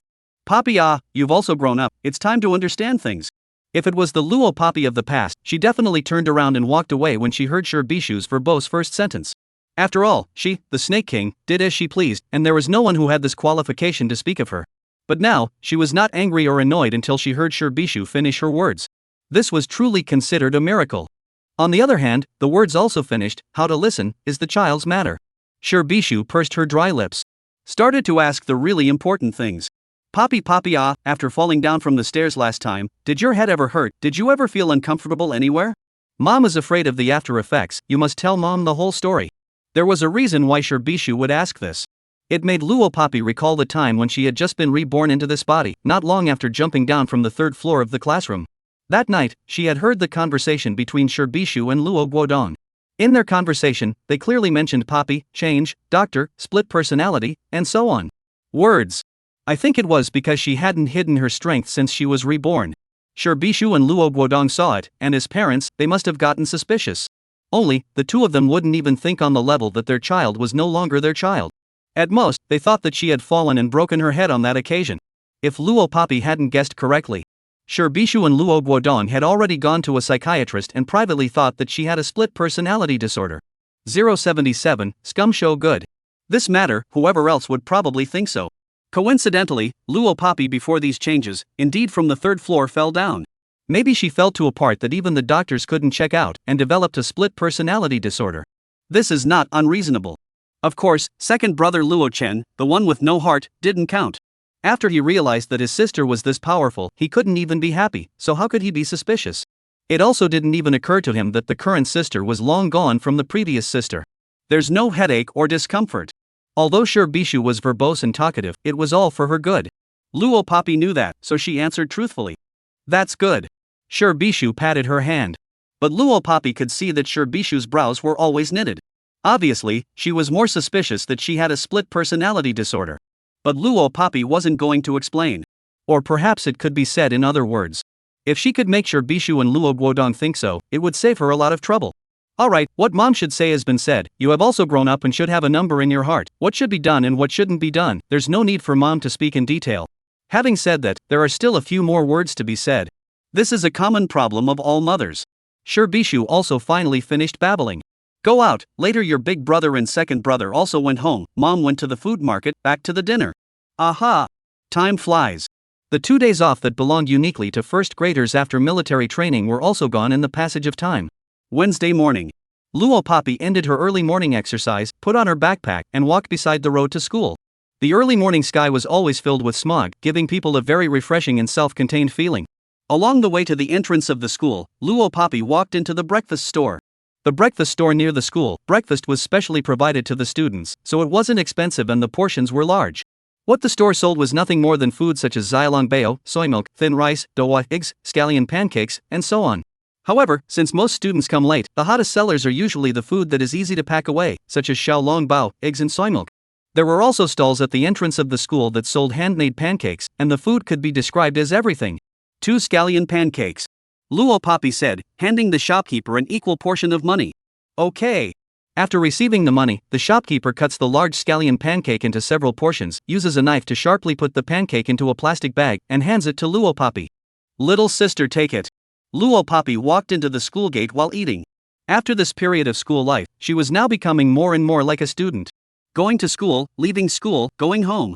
The 3.1-line life, although monotonous and boring, was incomparably interesting to her. Luo Papi accelerated her steps and walked towards the classroom. Hey, Luo Papi, you're here. Hurry up and enter the classroom. Duanmu Chen is here to see you. When she walked to the door of the classroom, a female classmate just happened to come out from inside and saw Luo Papi, so she said to her. Hearing the 3 words Duanmu Chen, Luo Papi's eyebrows knit slightly. The pleasant big morning didn't seem so pleasant because of these 3 words, Duanmu Chen. Luo Papi bit off the last bite of the scallion pancake and raised her steps into the classroom. She saw Duanmu Chen, who she hadn't seen since that day's military training, standing inside the classroom. Seeing her, Duanmu Chen's face was pleased as he ran to her and handed her a cup of hot soy milk. Finally I see you, Luo Papi, this is the breakfast I brought for you. I'm sorry for what happened before, I hope you can forgive me. What kind of character is Duanmu Chen? That was the man of the campus. And such a character actually appeared here and brought Luo Papi breakfast. I'll go. Awesome. Has the sun risen in the west? Awesome, this Duanmu Chen shouldn't be chasing Luo Papi, right?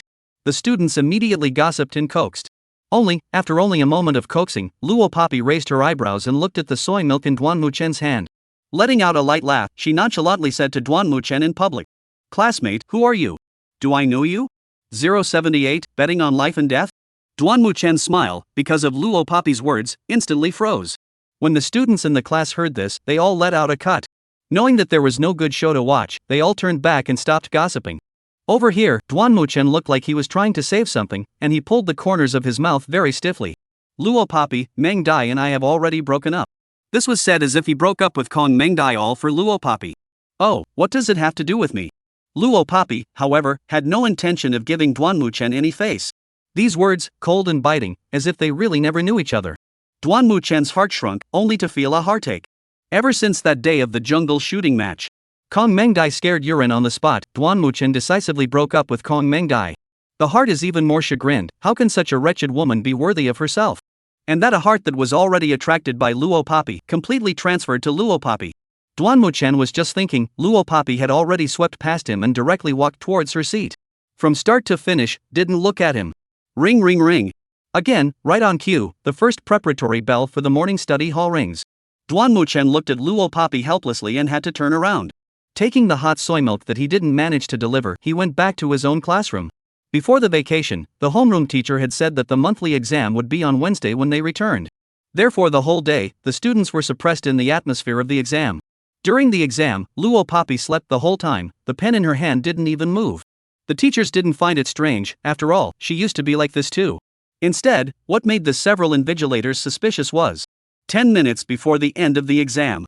The students had already started checking their papers, but Luo Papi uniquely picked up a pen and wrote swish, swish, swish on the test paper.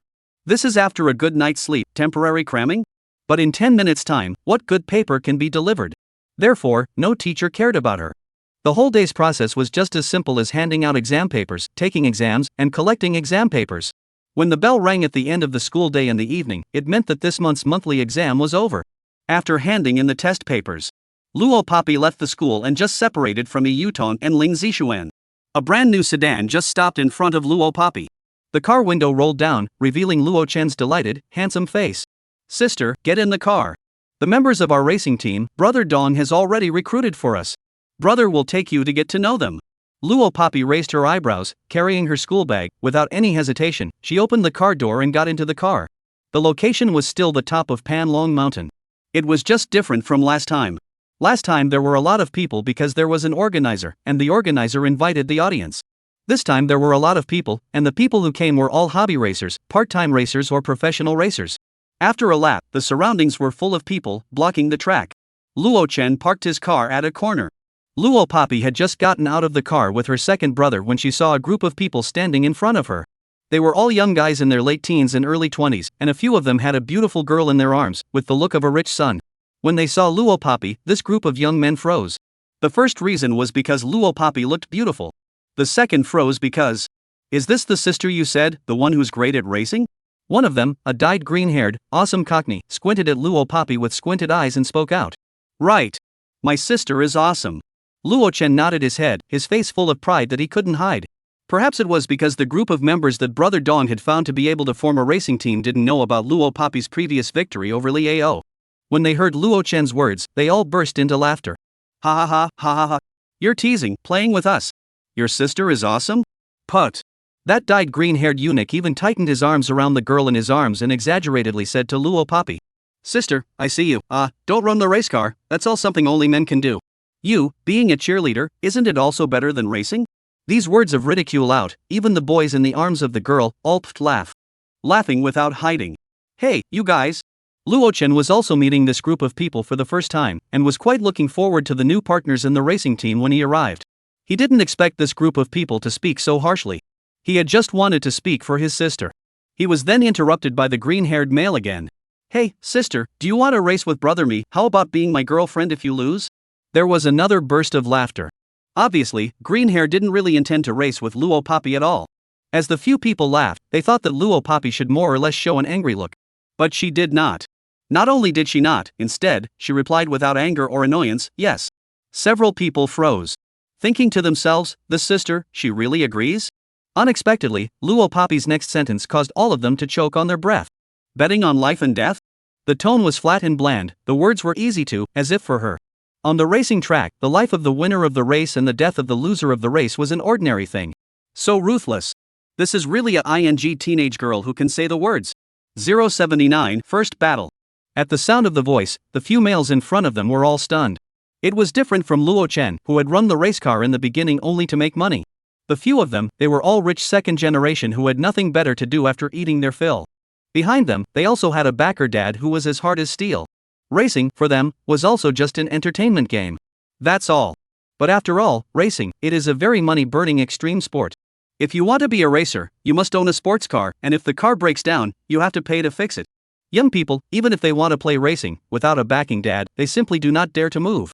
Unless they pay to rent a car. As a result, most of the people who played racing were rich second generation like the green-haired male. The ones like Luo Chen are simply few and far between. Back to the main topic.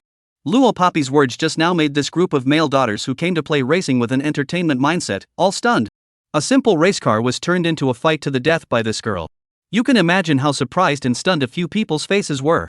"I'm going to go, sister, it's not that bad, is it? I just want to have a match with you, bet on you losing and being my girlfriend, and you want to bet with me on life and death. We don't have to live and die over this, right?" The green-haired male released the beautiful girl in his arms and took a step towards Luo Papi. This male gentleman with dyed green grassland green hair was named Yuan Jinrui. Even his name had the word green in it. One could imagine how green he was. What? Can't afford to gamble? In the face of Yuan Jinlu's question, Luo Papi didn't panic and proceeded to ask a rhetorical question.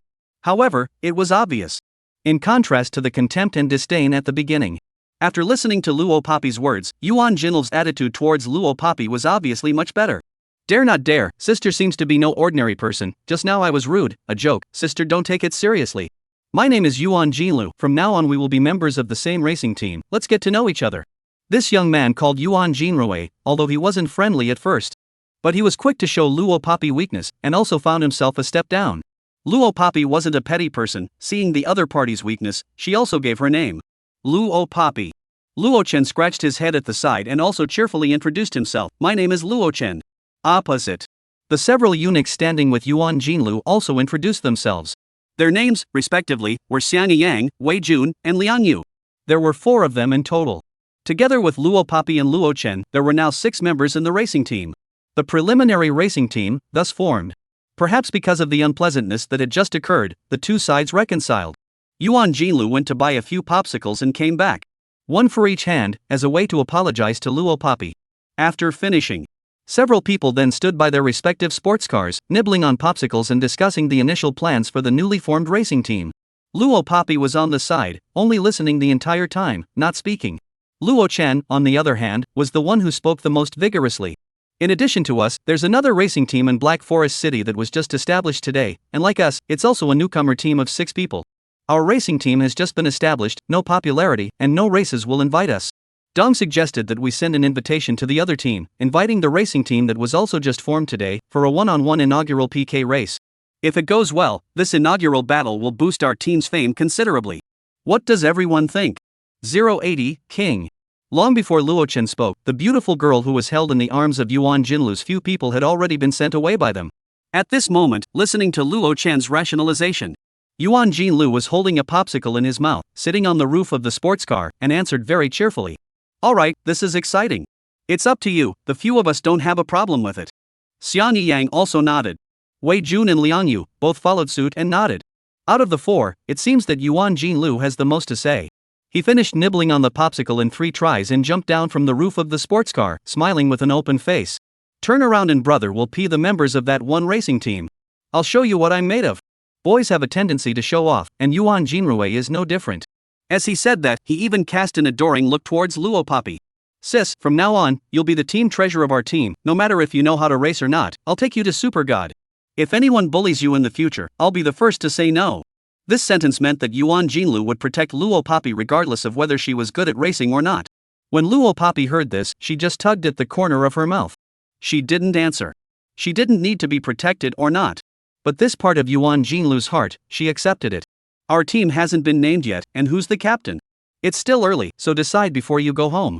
Xiang Yang was a svelte man. It was fine if he didn't speak. When he did, he was straight to the point. Every racing team needs a resounding name, the racing team name. There was also a racing captain who could command the entire field. Although Luo Papi liked racing in her previous life, because of her amazing racing strength, she was named the Eastern God of Death. But in her previous life, although she joined the International Top Racing Club, but she had never personally participated in the activities of a racing team like she did now. This was the first time in her life. Rather, she was quite looking forward to it. I think Luo Chen's organizational skills are just fine, and for the captain, I recommend Luo Chen to be it. Yuan Jinlu said, raising his hand and pointing at Luo Chen. Although there was a bit of an unpleasant little conflict at the beginning. But Yuan Jinlu's group of people didn't have any malicious intent. Now that they had become members of a team, they should forget about the initial unpleasantness and work together as one. His candor caused the 3 people other than Luo Papi and Luo Chen to point their hands in unison at Luo Chen. I also agree.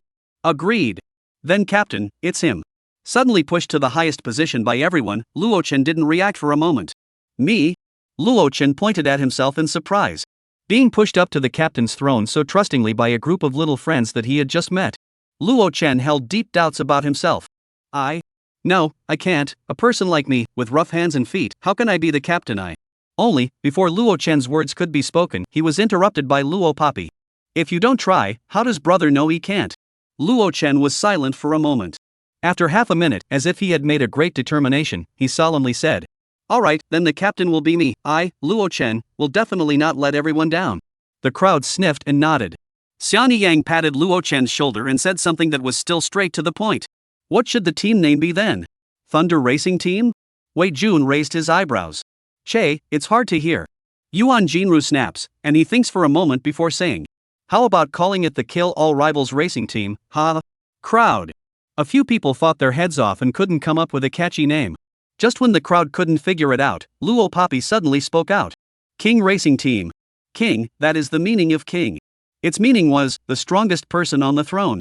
At this time, Yuan Jinru several people did not know.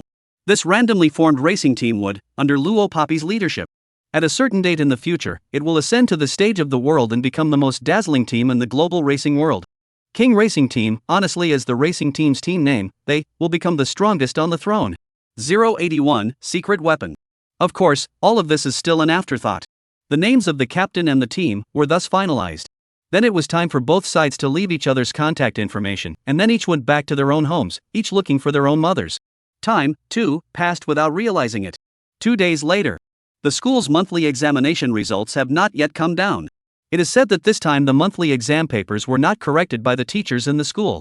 Instead, it was taken and bound with the students' names, classes, and student numbers and was taken to other schools' teachers for correction. So the time for the grades to come out, in comparison, would be longer.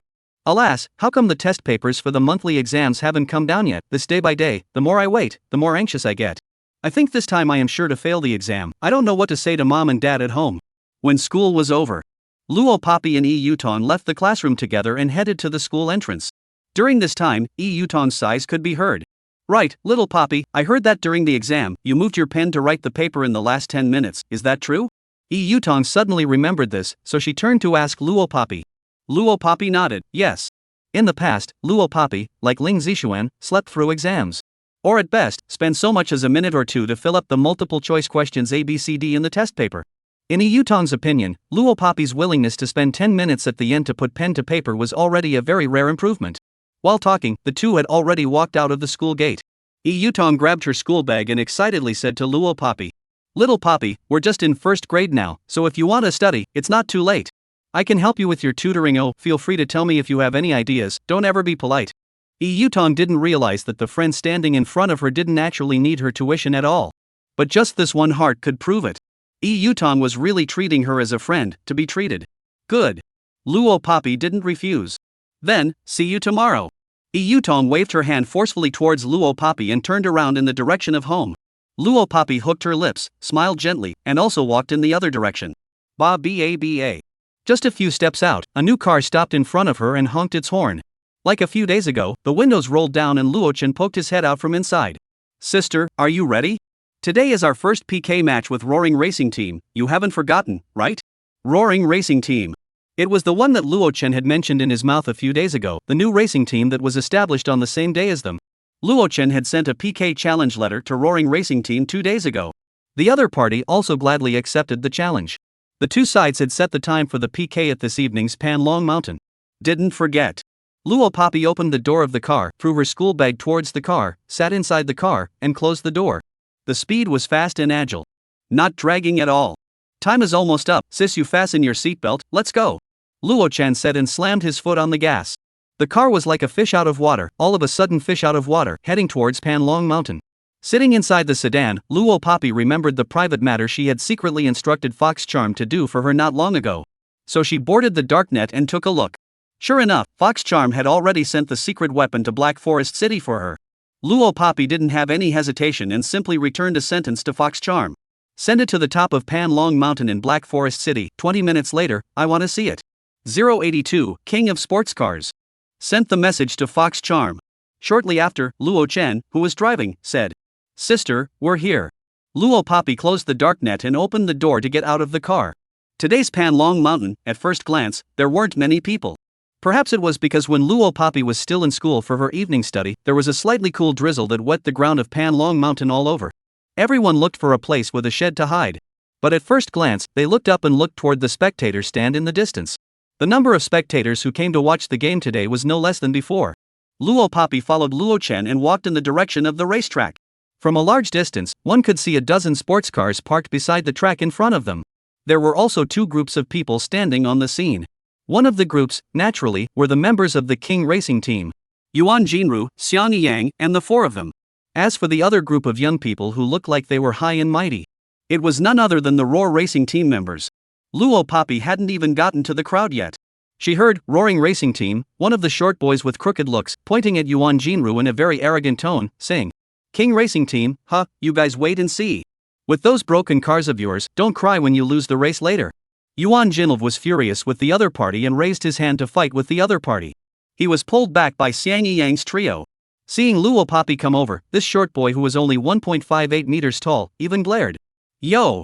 You guys even found a female to run with you? The short boy seemed to speak very well, the mouth blah blah blah, like a machine gun. He was ugly, and his words were just as unpleasant to listen to. He looked at Luo Poppy and flirted. Noer, you said that it's not good for you to be with anyone, you have to be with them, why don't you follow brother me? Brother, I will definitely love you well. Hearing this, the members of the roaring racing team all laughed. This scene, Luo Poppy only felt deja vu. Because a few days ago, Yuan Jinlu several people also said the same thing. Only compared to Yuan Jinlu's few people, this short boy was obviously much more disgusting. Luo Poppy frowned in displeasure. But ignored them. Hey, you paralyzed. Who are you talking about, you? Yuan Jinlu was so infuriated that he said he wanted to swing his fist up. Hey, Brother Pang is here. Unbeknownst to him, the short boy suddenly pointed at a Maserati Gran Cabrio sports car that was slowly approaching from the side and exclaimed. Shortly after the words fell. This Maserati Gran Cabrio sports car that suddenly appeared, made an emergency brake and stopped in front of the crowd. Inside the open-top sports car, the boys threw out their bangs in triumph, opened the car door and walked down. Zhou Peng, the captain of the roaring racing team. The short boy had just pointed at their car and screamed about the broken car. The Yuan Jinlu few people had no words to retort. That was because Zhou Peng's family was very rich, and he had equipped each of his team members with a high-grade sports car. As for the Yuan Jinlu several people, although they were also rich second generation. But the pocket money given by their family was limited. The sports cars they drove weren't exactly top of the line. But for ordinary people, it was already a type of car that was unattainable for a lifetime. But compared to Zhou Peng's, and the sports car he gave to his team members, Luo Poppy's sports car that they had, was directly lowered by several notches. The short boy acted like he was complimenting Zhou Peng as his entire body jumped onto that Maserati sports car at once. Like he had never seen a car before in his life, he exaggerated to the point of shouting. Wow! Brother Peng, is this your supercar? The one with a market value of over $3 million. Speaking very loudly, he sucked the attention of everyone around him. After all, a sports car of more than $3 million was already considered a sky-high price in a small place like Black Forest City. Zhou Peng also very much enjoyed the short boy's compliments as he proudly nodded his head. Yes, my car has just been modified by someone else, and the performance has been improved in all directions. As the words fell, there was another wave of envy around them. Even Luo Chen's few people showed a little bit of envy. Only Luo Poppy was oblivious. To her, this kind of 3 million plus broken car, she still couldn't look at it. That side. Just when Zhou Peng and the short boy were so smug that they were about to ascend to heaven, a weak voice suddenly rang out. At the sound, the crowd inclined their heads to look. Right in front, they saw a very low supercar that combined the cold dazzle of a racing car and the dazzle of a sports car, traveling towards the crowd at a slow speed. That was Lamborghini Veneno Supercar Poison. The limited edition supercar that countless business emperors dreamed of. Globally, only 3 units are for sale. Each one is unique. Even if you have money, you can't own it. A poison that only the most cutting-edge people in the world can own. Grass. That's ING Lamborghini Poison. I've only seen it on ING TV. Are my eyes blind? Did I see wrong? Whose car is that? Whose? Lamborghini's Poison is actually here. People who loved cars saw it and recognized its model right away. That was its charm. At this moment, the whole place was boiling. However, no one in the excitement saw it. At the sight of this Lamborghini Veneno, Luo Poppy's eyes slightly narrowed. Nah, her secret weapon finally arrived then. 083, love car. Everyone on the scene was suddenly appeared Lamborghini Veneno to bright to move eyes. I think this one Lamborghini Veneno, even ordinary car lovers are on its great name, know a lot. Not to mention racers like Zhou Peng and the short boy who preferred racing. That was simply a treasure that one would dream of seeing. Grass. Grass. That's. Did I read that right? The short boy's name was Chen Fei. After seeing this Lamborghini, Chen Fei's eyes instantly widened and even his speech began to be incoherent. As for Zhou Peng beside Chen Fei, Zhou Peng thought that today's himself drove a 3 million plus Maserati over. It was already enough to wow people. But he never dreamed of it. The Lamborghini Veneno, which had only been seen in the news and sold for $63 million, would actually appear here. $63 million of sky-high price. Not to mention that this limited edition supercar was 20 times more expensive than his Maserati. The person who can buy it, even in the international arena, is a person who will make the world tremble when he stomps his foot. This Lamborghini, it was not only a symbol of money, but also a representation of power. Too cool. 3 words that Zhou Peng could not help but utter from his mouth. In another compartment, Luo Poppy narrowed her eyes. She hadn't expected that the reaction of this group of people would be so intense. Tilting her head, she went to look at Luo Chen.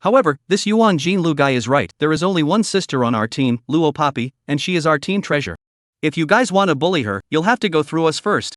Racing, group fights, brawls, the few of us, anytime. The remaining Wei Jun and Lian Yu also responded. That's right. Come on, who's afraid? Dogs. Luo Poppy was completely protected by the 5 people in front of her. This was the protection from her teammates. It was also a feeling she had never experienced before. This feeling of being favored and protected was very warm. Looking at the 5 people who were fiercely protecting her, Luo Poppy blinked. Afterwards, she revealed an absolutely beautiful arc. Nah, the roaring racers, is it? Pissing off my teammates, today, you're finished. 085, Eve. You guys? A few of you. Shenfei, a few people, at the beginning was also imposing, this moment was disliked, goaded to only stuttering out 2 words. Okay, stop talking. It was still the roaring racing team that hadn't said anything all this time, and the captain Zhou Peng spoke out. He first inclined his head and rebuked. Then he looked at Luo Chen's several people. We'll see who loses and who wins on the racing track later, he said. But I'll tell you, roaring racing team, this time, we'll win. Although Zhou Peng didn't say much, what he said was even more flamboyant than Shenfei. After he finished speaking, he waved his big hand and took away his team members. Let's go. Watching the other party go away, Luo Chen spat. I'll be damned, you guys win. Yuan Jinlu was also infuriated, and he clenched his teeth and swore. Don't stop me, all of you, that group of people are too conceited, I'll have to beat the crap out of them later. Xiang Yang patted Yuan Jinlu's shoulder before turning to look at Luo Poppy. Maisie, are you alright? What could be wrong with her? Just now, they had all rushed to her before she even made a move. Luo Poppy wasn't a sentimental person, but she wasn't completely heartless either.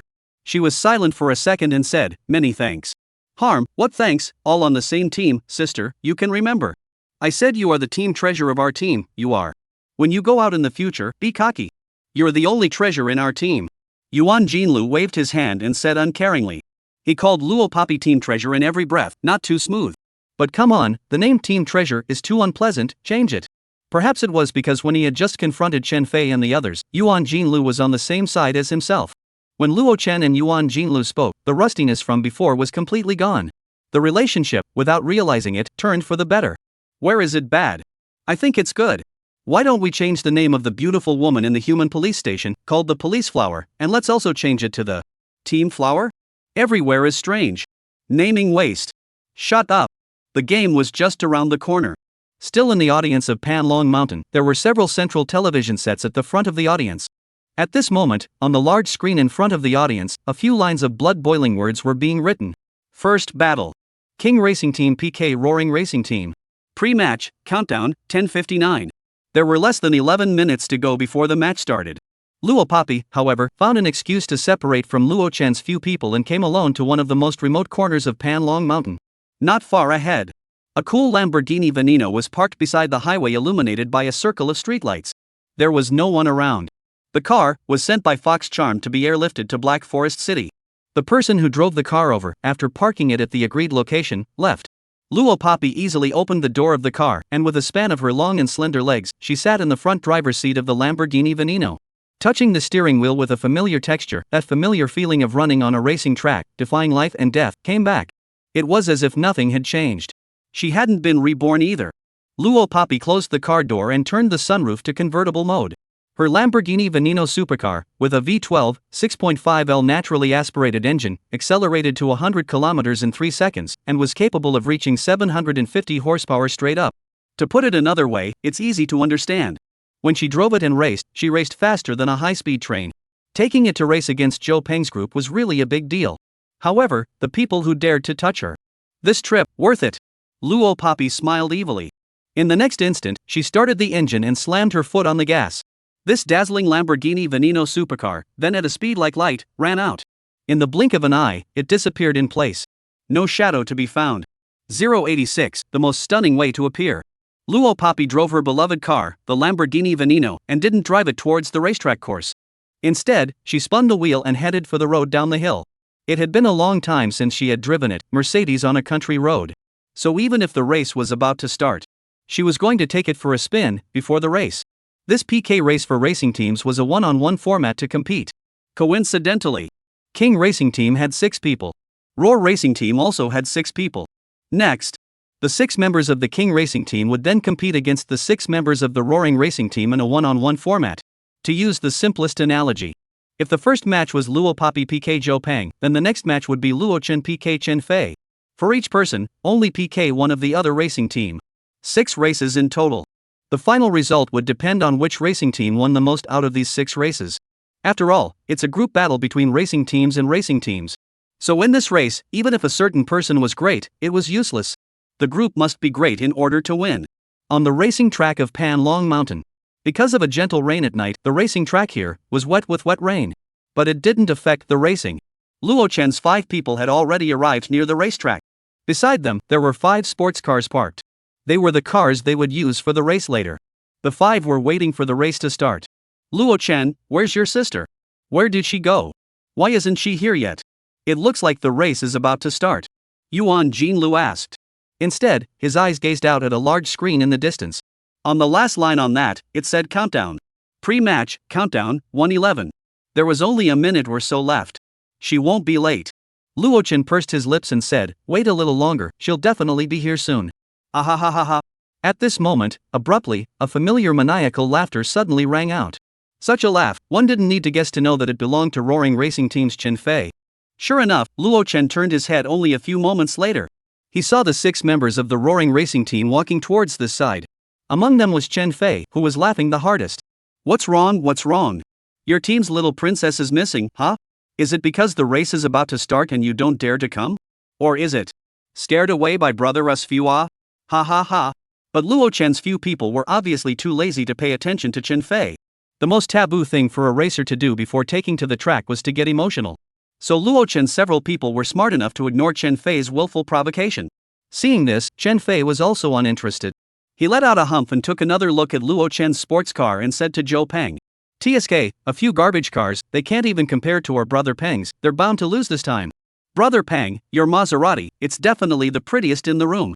Although before came a Lamborghini Veneno supercar, ruthless Zhou Peng's sports car then down. But that car wasn't the car of King Racing Team. Rather, it was the car of a certain unknown big brother. So naturally, it wouldn't be driven to the racetrack. This was something without any suspense. Chen Fei's flattery caused Zhou Peng to nod, aha.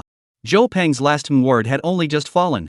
The countdown on the big screen had already reached 0:09. It would soon be 0:08. 0:07. The countdown. 6, 5, 4. Just in the last 3 seconds left. Everyone thought that even if Luo Papi could fly, he wouldn't be able to fly to the scene. Boom boom boom. A wild sound that exploded into the sky came roaring in from the distance. It only took a second. A dazzling Lamborghini Veneno came before the eyes of the crowd with a speed as fast as light. The Veneno in place played a beautiful lightning drift, fierce foot on the car. The car body dazzled, steadily, and stopped in front of the crowd. The car door was opened, and the young girl in the front driver's seat was seen, gently removing the sunglasses she wore on the bridge of her nose. Subsequently, a delicate, beautiful face was revealed. When they saw the young girl's face clearly, Zhou Peng, Chen Fei, as well as Luo Chen and Yuan Jinru, all of them, viciously sucked in a breath. Because that young girl was no one else, it was none other than Luo Papi. 087, all eliminated.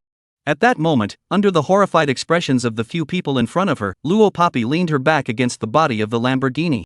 Today, she happened to be wearing a black leather jacket and a pair of black leather pants. The long legs that were wrapped in the leather pants jumped out. The hot body was extraordinarily eye-catching. The whole person, from the disguise, was like a real-life version of a killer who came out of a movie. She just gently leaned her back against the fiery red Lamborghini, beautiful and dazzling. Words, just like this, came out from her red lips. Sorry, I just went to pick up my car and I'm just now arriving. But I don't seem to be late. The words I'm sorry came out of her mouth, but her face didn't apologize in the slightest. Luo Papi's outfit matched the fiery red supercar behind her. At this moment, she looked like a female assassin on a mission. Of course, this one thought, which had just formed in the minds of the crowd, briefly lingered for 2 seconds. It was then waved away. At this time, everyone's focus was on Luo Papi and the Lamborghini Veneno behind her. To know. Just now, that one Lamborghini Veneno, after appearing and stunning the crowd, moved away from the crowd. Everyone was unanimous that it had been driven to its owner's side. But it now was driven by Luo Papi to the scene of the competition. This means something. Means that this one car. That car, how did that car end up in your hands? Chen Fei gasped for ragged breaths, his round eyes, like 2 peeled dragon's eyes, as if they were just a pinch away from staring off. One could imagine how much panic he was in his current state of mind. In addition to being horrified. More than that, it was facelessness. How vigorously he had mocked Luo Papi just now, how humiliated he was now. That car, could it be yours? Zhou Peng's shock was no less than Chen Fei's. He even stumbled back several steps as he spoke. All the members of the roaring racing team were all dumbstruck. Of course, the shock of Luo Chen, Yuan Jinru, and Xiang Yang was definitely no less than theirs. Especially Luo Chen. With an expression of disbelief, he stared at his younger sister, Luo Papi, with a deadpan expression. The words his sister had asked herself earlier kept echoing in his head. Brother, you like that car too? Then does brother want to drive it? It turned out that the words that his sister had asked herself earlier were all true. Although Luo Papi wanted to admit in a big way that the car was his own. But there was still Luo Chen at the scene. She couldn't expose her identity. Because then, the Luo family wouldn't let her continue to stay in the Luo family anymore. Luo Papi sunk her eyes. In the end, she still didn't want to return to that world in her previous life where there was no affection, only killing off. Borrowed it from a friend.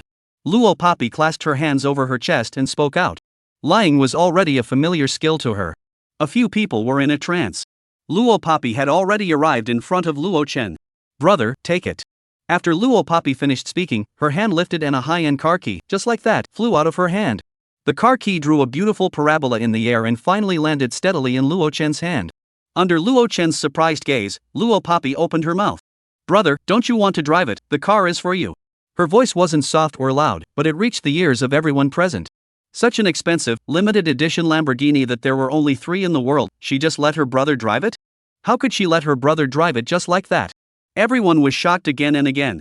It was Luo Chen himself, the hand holding the car key, all shook twice. Sister, He wanted to refuse. He felt that he was not worthy of this car. Luo Papi, however, didn't give Luo Chen the chance to reply. She raised a flamboyant smile with contempt, returning all the previous mockery and scorn to Zhou Peng, Chen Fei, and the others one by one. The car is not driven for nothing. I have one more request for my brother. I want you, brother, to drive it and eliminate all the members of the roaring racing team, all of them. 088, threat from the Snake King. The voice was not loud, but light and powerful enough to be wild. And hostile. But she has the capital of arrogance.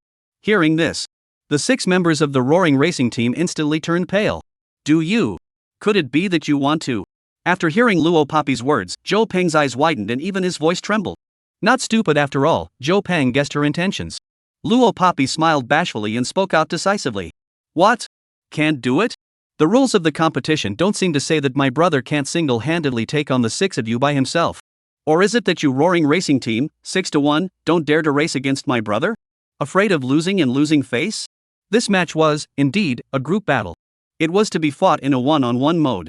But the rules of the match didn't say that a person could only appear once. What Luo Papi meant was that their team would only send out Luo Chen alone to compete with the 6 members of the Roaring Racers, one by one. As for Luo Papi herself, as well as the other 4 members, none of them would take the field today. Although Luo Papi was drilling a loophole in the rules. But it was justified. The 6 members of the Roaring Racing team were simply unable to refute it. You guys are too despicable like this. Zhou Peng clenched his hands into fists, the word anger written all over his face. In this situation right now, anyone could see it. The person who was racing with Luo Chen was bound to lose. Because Luo Chen was driving a Lamborghini Veneno. That one super sports car that was faster than a high-speed train with a blast of the throttle. Just now, Zhou Peng was still thinking that there were 6 matches tonight anyway. 6 matches to decide the winner. Even if they lost this one with Luo Chen, their people would be able to recover the one they lost from the other 5 matches. That way, there was still a possibility of winning. And the result? Luo Papi actually made Luo Chen compete in 6 games. Tough. This woman. So ruthless. She had no intention of giving them a chance to live. Zhou Peng was so angry that he almost choked. Vile? Luo Papi repeated playfully and raised her eyes that were cold enough to look at the other party.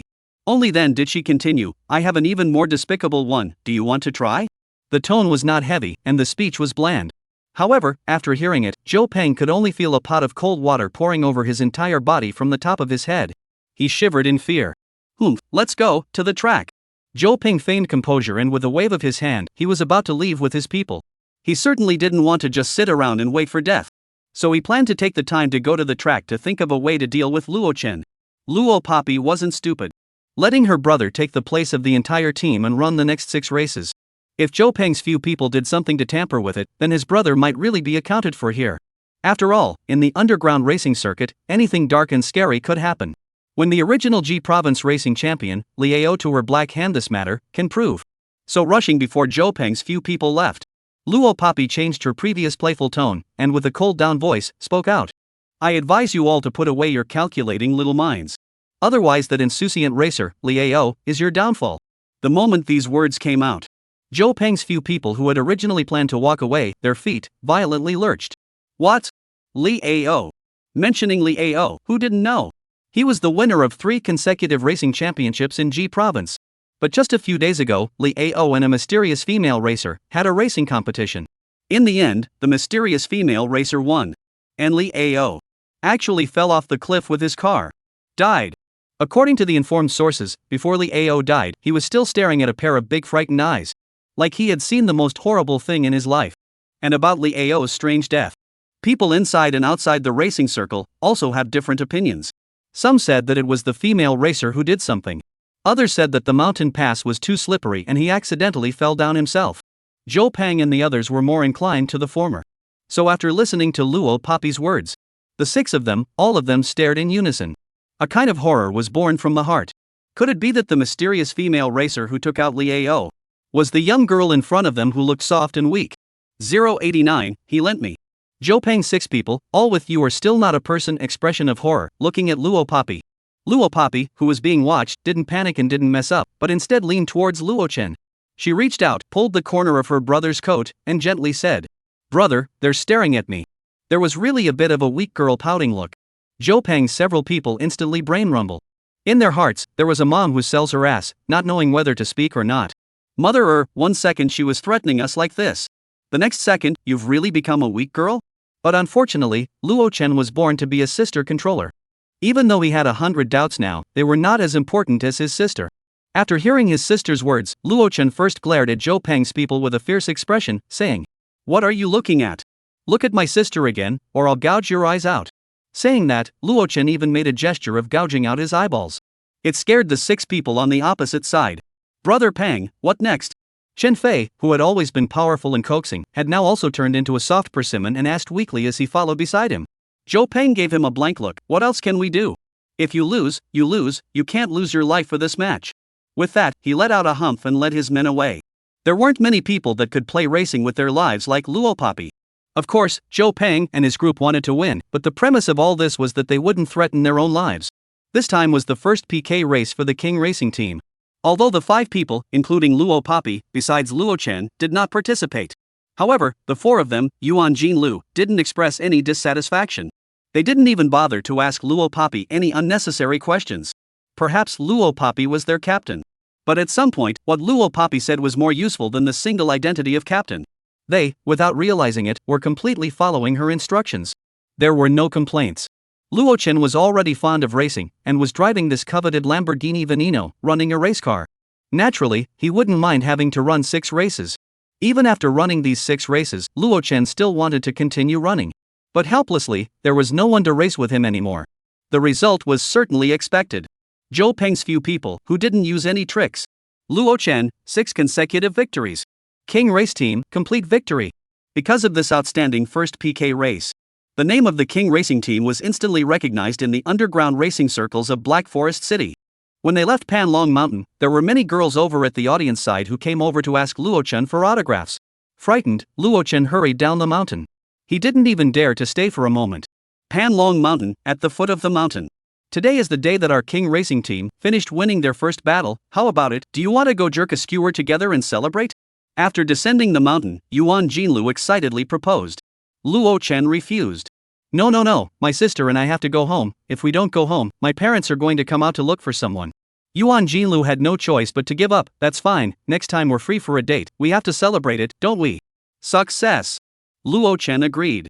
Luo Poppy followed her brother the entire time. All the way until they dispersed and said their goodbyes. The 2 returned to the Luo family and parked this beautiful Lamborghini Veneno in a parking space not far from the Luo family. Only then did Luo Chen remember and asked her busily, Sister, who lent you this car? He hadn't asked before simply because he hadn't found the time to ask this. Luo Poppy, who was asked by her brother, blinked. She hadn't thought of who to testify against. In front of her, a man with a height of 1.18 m and a handsome appearance. Just by looking at his back, he was already too handsome for words. It was Lu Jiao. He seemed to have just returned to the Luo family. Seeing him, Luo Poppy blinked, and without even thinking carefully, she pointed her finger at him. He borrowed it from me. 090, Sports Day, treating the whole class to milk tea. Luo Chen was stunned with a clang and turned his head. He saw Lu Jia's handsome face that seemed to have come out of a cartoon. A handsome figure, and the handsome and gangly aura of a military commander. Even Luo Chen, who was also a man, followed suit and gulped. Cough. Luo Chen gave a dry cough. Lu Jiao had good ear power, so he naturally heard Luo Poppy's words. And here, his cold and gangly black eyes gradually moved this way after Luo Poppy's words. In the end, they landed on Luo Poppy's body. This person, Lu Jia, was mysterious and powerful, being stared at by his pair of sharp black eyes. Luo Poppy suddenly had some regrets. Shouldn't have pointed out that the car was lent to her by him. Nor did she know if he would cooperate with herself. A low voice, as if it was a pleasant piano sound, and as if it was the unique plotting arrogance of a soldier, gently came out of his mouth. Lu Jia's voice was magnetic and beautiful.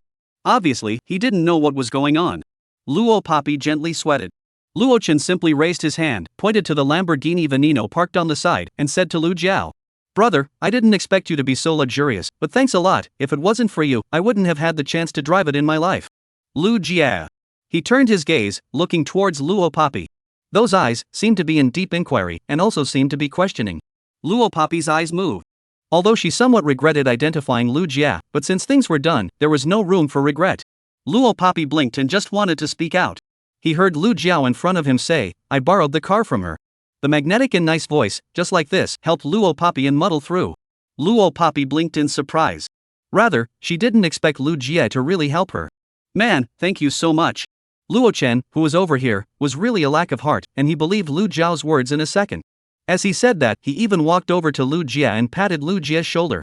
However, Luo Chen had just reached out and had not yet patted Lu Jia's shoulder. Lu Jian's brows abruptly knitted. Immediately afterward, he stepped back as if he had encountered something very unpleasant. Standing 3 meters away from Luo Chen. Luo Chen. "Brother, let's go home." Luo Poppy gently glanced at Lu Jian with a half-appreciative expression and said to Luo Chen, "Oh, good." Luo Chen nodded his head. Although he was a little confused, Lu Jiao's reaction. But he didn't look into it deeply, still immersed in the pleasant racing atmosphere of this evening. Luo Chen and Luo Poppy walked into the house together. There weren't many interactions with Lu Jian these days.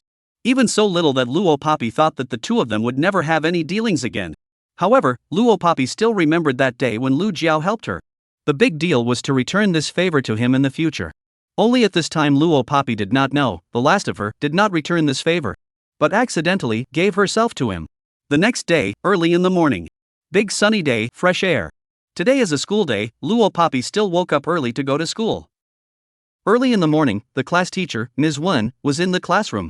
Seeing that Ms. Wen was all smiles, it was obvious that she had something good to announce. "Classmates, the results of the first 2 days' monthly exams will come down at noon." Teacher Side secretly went to inquire about our class's monthly exam results, and said that our class took first place in the whole grade. Hearing the teacher's words, the students were all slightly happy. Luo Poppy was unfeeling. Just listening to teacher when narrowing his eyes, taking advantage of his happiness, he then said, "This is something we have to celebrate in our class, classmates, so this way, next week will be the 7-day long vacation of the 11th month, and before the long vacation, our school will hold the annual sports meet. In order to celebrate the good results of our class, on the day of the field day, the teacher invited the whole class to drink milk tea together. How about it?" 091, Monthly Exam Results 1. Although Ms. Wen was a rigid female teacher, she could occasionally keep up with the times and do something that made her classmates love her very much. For example, buying milk tea for the whole class. This was definitely not something that a petty female teacher could do. Here, Luo Poppy and Ling Zixuan are sitting in the best fly massage area, the farthest position from the podium. Luo Poppy could clearly see that after Ms. Wen finished her speech with a smile, all the students sitting in the front row of the class cheered and boiled. "Wow! Teacher, why are you so beautiful today? Teacher, you're fantastic." Words about exclamations, boisterousness, and crazy compliments to the teacher swept in like a flash flood. From the position Luo Poppy was sitting in, she could even see all the students in front of her, one by two, scurrying their heads towards the ceiling one after another. The students scurried their heads and retreated back to their seats, but the fallacious praise from their mouths did not break. Oh. Next door, Ling Zixuan, however, yawned and stepped his leg naturally on the front table's bench. Cocking his head, he said to Luo Poppy, "But come on, there's still the monthly exam results, I'm in the bottom anyway." Mentioning this, Ling Zixuan remembered the last time he made the decision to agree with Luo Poppy to score 0 points on the exam. That's right, Luo Poppy, didn't you say you'd get 0 points on the test with me? How many points do you think you'll get? It's really strange that our class can rank first in the whole school even with 2 students as powerful as us dragging our feet. Ling Zishuan's tone was thick with skepticism. It's not possible that the news the homeroom teacher got is false, right? Ling Zishuan wasn't even a little bit shy when it came to the 3 words dragging his feet. After Ling Zishuan recited for a long time, Luo Poppy finally replied back to him, maybe you're the only one who's dragging his feet. At this point, Ling Zishuan was not happy. He took back his foot on the front desk bench. Ouch, Luo Poppy, this is a bit unkind of you. We are who with who, class exams, which time, either you first or I first, you this is to abandon me ah? Ling Zishuan said in a serious manner. People who don't know, listen to his words. I'm afraid that he really thought he said the first is the first in the class, rather than the last. Just as Ling Zishuan's words reached this point, Luo Poppy raised her chin. Seeing this, Ling Zishuan turned his head towards the podium. On the podium, looking at the happy faces of his classmates, Teacher Wen smiled gratefully and raised his hand, signaling for everyone to stop. Okay, classmates, don't be overjoyed, it's still school time. Let's celebrate when it's time to celebrate. When it's time to study, we still need to continue studying. Teacher Wen splashed cold water down, and the students were much less excited. One after another slowly took out their language books and prepared to read in the morning. Teacher, the results of the monthly exam came out early, you should quickly go to the office to take a look. Very suddenly, a female student's voice rang out from the doorway. It was the student who was sent by the teacher, specifically to deliver a message to Teacher Wen. Attracting the gazes of Teacher Wen and the entire class, all of them. Okay. Teacher Wen nodded, signaling the class to continue reading aloud, and walked out. Didn't we say that the grades would be out at noon, but now? Ling Zishuan spat after the teacher left the classroom. Luo Poppy gave him a look and didn't say anything. Although Ms. Wen didn't say anything when she left, when she came back with a table of the class grades in her hand, the students knew it by heart. The grades probably came down early. Only, unlike the Ms. Wen before she left, the Ms. Wen who got the form for the class grades and walked into the classroom again. Her face, with an unprecedented shock and surprise. The students saw, with their eyes wide open, Ms. Wen once again walked into the class and swept over all the students. That gaze, full of surprise and shock, fell straight onto the Luo Poppy in the last row of the classroom, the last corner. 092, monthly exam results 2. The eyes of the entire class, along with Mr. Wen, gradually drifted from the doorway of the classroom to Luo Poppy in the last row. Such a hot being stared at. It was Ling Zishuan, who was sitting next door to Luo Poppy, who had the feeling of being struck by an electric current. He shrugged his shoulders in confusion. What's wrong? Could it be that they are all looking at me? Old me didn't do anything either? He was rather imaginative and thought he had done something. As for Luo Poppy, she sat in her original position with a flat expression. Looking at her that way, it was as if she didn't put anyone in her eyes. She was still doing her own thing. Completely unaffected by anything. Pfft, Ling Zishuan, who's looking at you? There was a student in the front row who reacted quickly and turned back in disinterest at Ling Zishuan's words. The other students were also following the trend just now before they turned their heads to look at the back row. Seeing that the teacher had been silent, they also turned their heads back one after another. What's wrong with this? Ling Zishuan scratched his head in disbelief. Luo Poppy still didn't make a sound. Just sitting in her original position, her right hand easily playing with a black ballpoint pen. Ahem. Only then did Teacher Wen withdraw his gaze and took a step to walk in through the door. It was just unknown what kind of blow Teacher Wen had suffered in this short period of time. Walking from the classroom door to the podium, such a small stretch of road, she was wearing flat shoes, but she was able to accidentally break her foot. Hey! Teacher, be careful! A student reminded loudly in fear. Fortunately, Ms. Wen reacted quickly and didn't really break her foot. After stabilizing herself, she stood on the podium. Classmates, the results of the monthly exam are out. When they heard the results of the monthly exam come out, all the students, their hearts were tightly clenched into a ball. Although the monthly exam was not the final exam, nor was it the big exams like the midterm and college entrance exams that determined the fate of life. But it was also very important to the students. Especially the results of the monthly test. If the test is not good, when you go home, your parents ask about it, is to scold. So the students were all on edge. Of the 45 students in the class, Luo Poppy and Ling Zishuan were the only ones who didn't care. It seems that they don't care about the results of this monthly exam. Of course, everyone can understand. After all, the two of them were either at the bottom of the list or at the bottom of the list. There really wasn't any suspense. Ahem, the following teacher will report the students' total scores in order according to their school numbers. Teacher Wen looked like she took a long time to clear her throat and adjust. She continued. Lu Xiaoyu, 558 points. Meng Lihao, 615 points. Zhou. The grades were reported according to the school number, and the ranking was not before or after. Because the school number was just ranked when they were enrolled, there was no direct correlation with the students' current grades. All the students listened with bated breath. Finally, it was reported to Ling Zixuan. Ling Zixuan, 0 points. When reporting this grade, Teacher Wen even glanced at Ling Zixuan with a special look. Put. Ha ha ha. To actually score 0 points on a test, this is a question that you haven't even done, right? The students suddenly burst into laughter. Unexpectedly, Ling Zixuan actually did take a 0 duck egg. It made sense that Teacher Wen would look at the last row with that kind of look when he entered the classroom just now. After all, the person who scored 0 points must have handed in a blank paper to go up. With so many sets of test papers, it was absolutely impossible to get 0 points by filling in a random ABCD. Ling Zixuan was really daring. He really got a duck egg. The students laughed and couldn't catch their breath. Ling Zixuan hugged his head and let out a cut. Teacher Wen, however, as if she didn't realize that the students underneath were laughing, her hands trembled as she pinched the class's results form, and finally stammered out the words that had scared her all the way. Luo, Luo, Luo Poppy. 750 points. Full marks. 093, monthly exam results 3. The classroom that was just laughing and mocking Ling Zixuan was like a sudden thunderstorm. It stopped when it said it would, without warning. The whole class, silent. Quiet as if even a pin dropped to the ground could be heard. Even Ms. Wen herself was silent. She pinched the class grade form in her hand, like a robot that was frozen in place. Never moved again. All the way to hold the grass. A howl comparable to a whale resounded through the entire room. Ling Zixuan held his head and stared at Luo Poppy with an incomparably questioning gaze, as if he was trying to stare at her and see a hole. If it was before Ling Zixuan was yelling in class, Teacher Wen would have been the first to call him out to stand in punishment. But now, Teacher Wen couldn't even control her own emotions and didn't have the leisure to care about her students. This also led to Ling Zixuan becoming even more aggravated and pointing at Luo Poppy like an out-of-control mannequin. Holding grass, I'm holding a grass. Luo Poppy, you're too unkind to be a friend, aren't you? Actually really gave me a 750-point test. Obviously the two of us together about the test 0 points. As a result, I zero you 750, I hold a super invincible big ing grass. With this series of overwhelming voices, Ling Zixuan was able to compose a grass grip poem. Luo Poppy blinked and replied back to him. When did I make a promise with you to take a 0 together? She had never promised Ling Zixuan from start to finish that she would score 0 points together. Instead, she had said that she was going to score 750 points on the test. It was just that Ling Zixuan didn't believe it at the time. Ling Zixuan was momentarily speechless. It is also really. Compared to Ling Zixuan Tangled, just Luo Poppy did not follow the agreement, and he took the test with 0 points.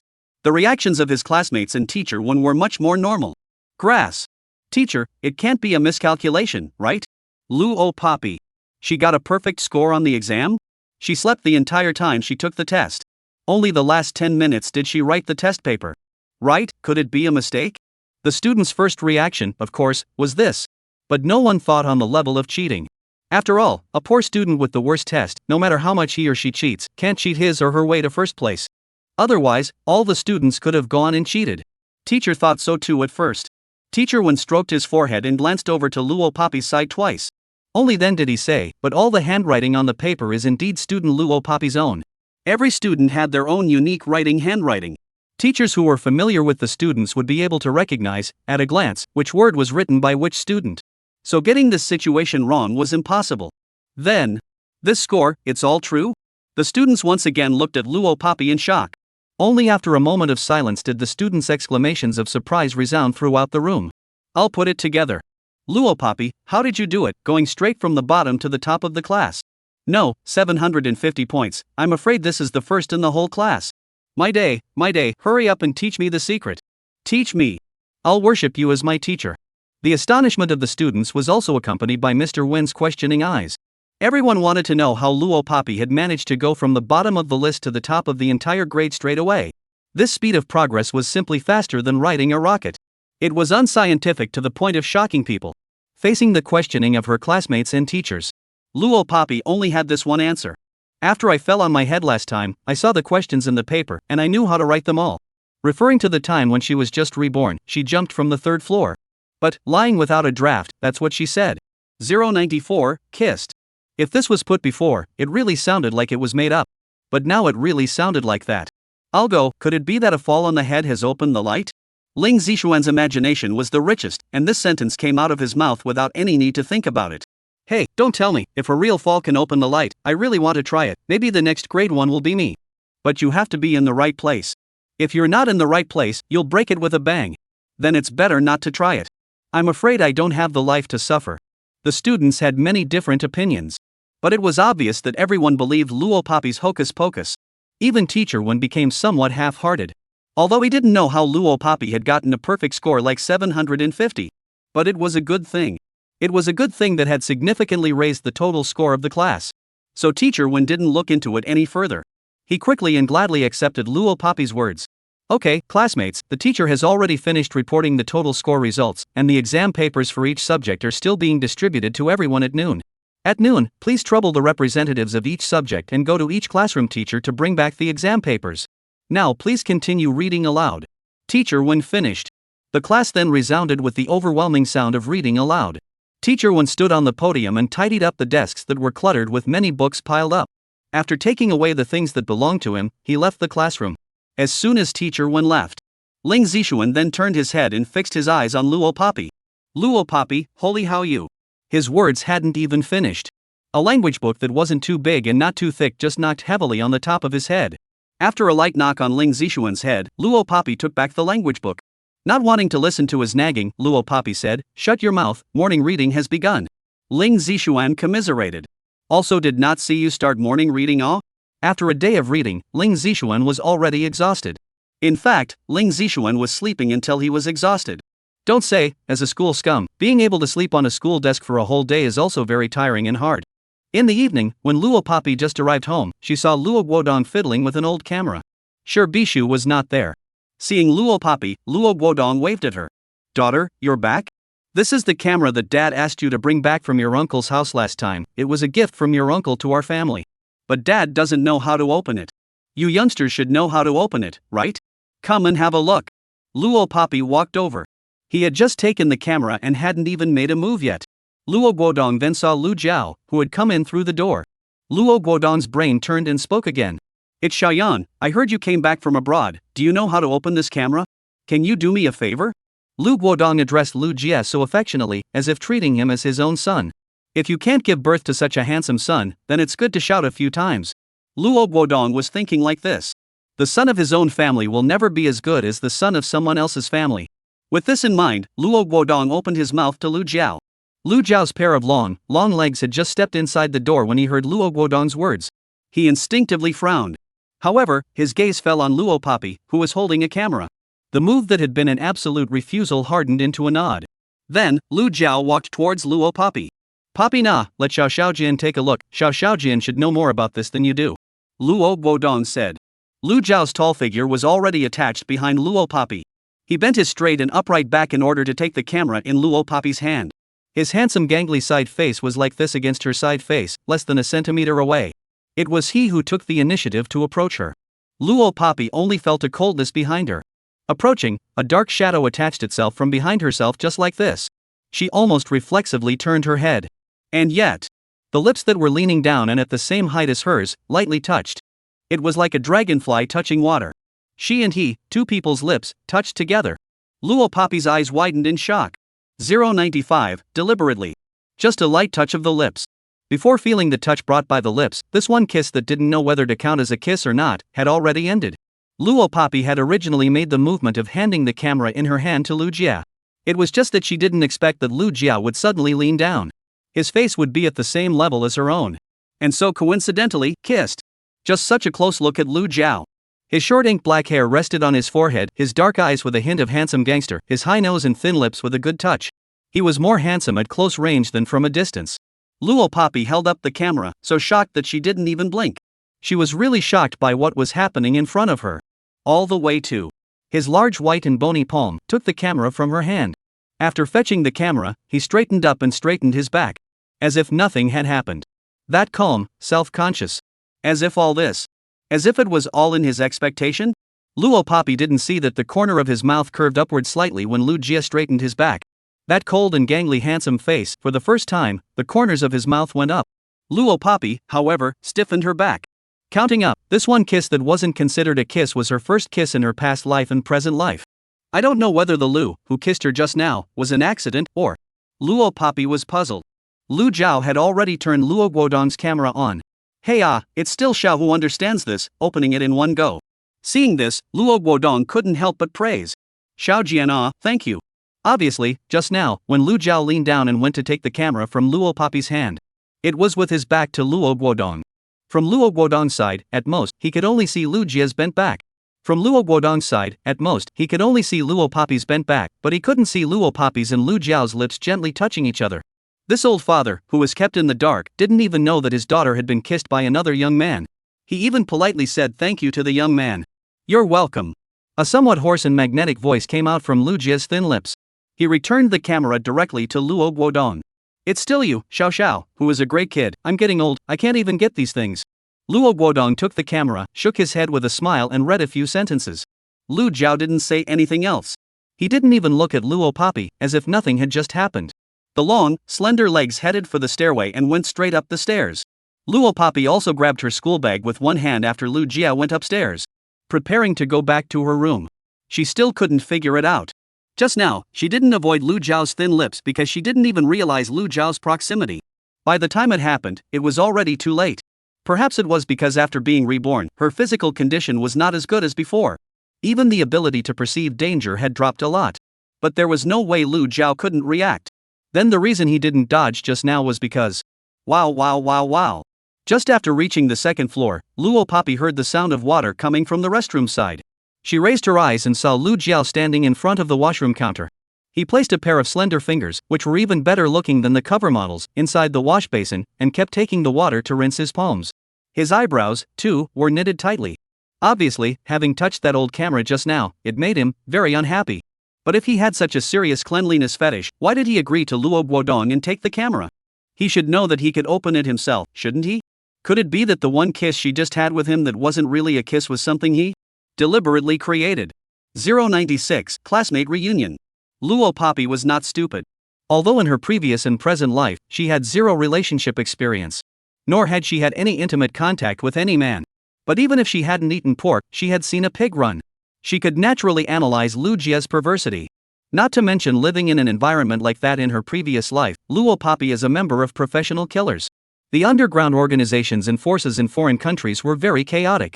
The head of the powerful underground organization, who was harboring a mistress, a young model. Female assassins with strength but no power, for the sake of the purpose, they are willing to become the plaything of a certain big brother. There are even female killers who do not hesitate to seduce their targets and sell their bodies to achieve their goals.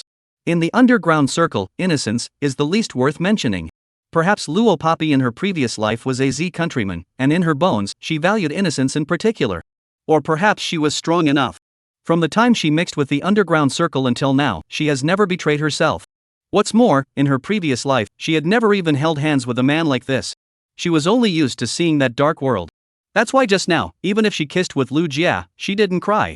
Only, what she was puzzled about was that Lu had this ability to avoid that kiss, and why did she let it happen? Wow. Luo Poppy had been standing here for 3 minutes, and Lu Jiao had been washing his hands in front of the sink for 3 minutes. And there was no intention of stopping now. Luo Poppy suddenly remembered. Since his cleanliness fetish was so serious, he wasn't disgusted when she touched her lips with his? Doesn't get sick to his stomach? And now there wasn't any intention to wipe his mouth? Unable to figure it out, Luo Poppy stopped thinking about it. She turned around, grabbed her school bag, and quickly walked towards her room. For the next 2 days, Luo Poppy lived a very leisurely life. Apart from the fact that she fell and broke her head, and as a result, her head fell and brightened up, and she took the number 1 exam in the whole year, this matter spread in the school, and there were quite a few classmates who came to look for her. There was nothing else that happened. When school ended on Friday, Luo Poppy, Yi Yutong, and Ling Zixuan walked together towards the school entrance. Although Yi Yutong was just an ordinary schoolgirl, she was generous and unpretentious. Walking with Ling Zixuan, she wasn't afraid of rumors that the two of them were dating. As for Luo Poppy, it doesn't matter even more. If it was the original owner, and one of the 3 friends was a boy, she definitely wouldn't have agreed to go together. But ever since Luo Poppy took a stand and agreed. Unless something came up, Ling Zixuan had been walking with Luo Poppy and Yi Yutong. Hey, Luo Poppy, it's not me who said that, those boys who secretly ran to your seat to stuff love letters in the past few days. I'm the one who helped you get rid of all their love letters. You must thank me for that. Ling Zixuan spat as he walked.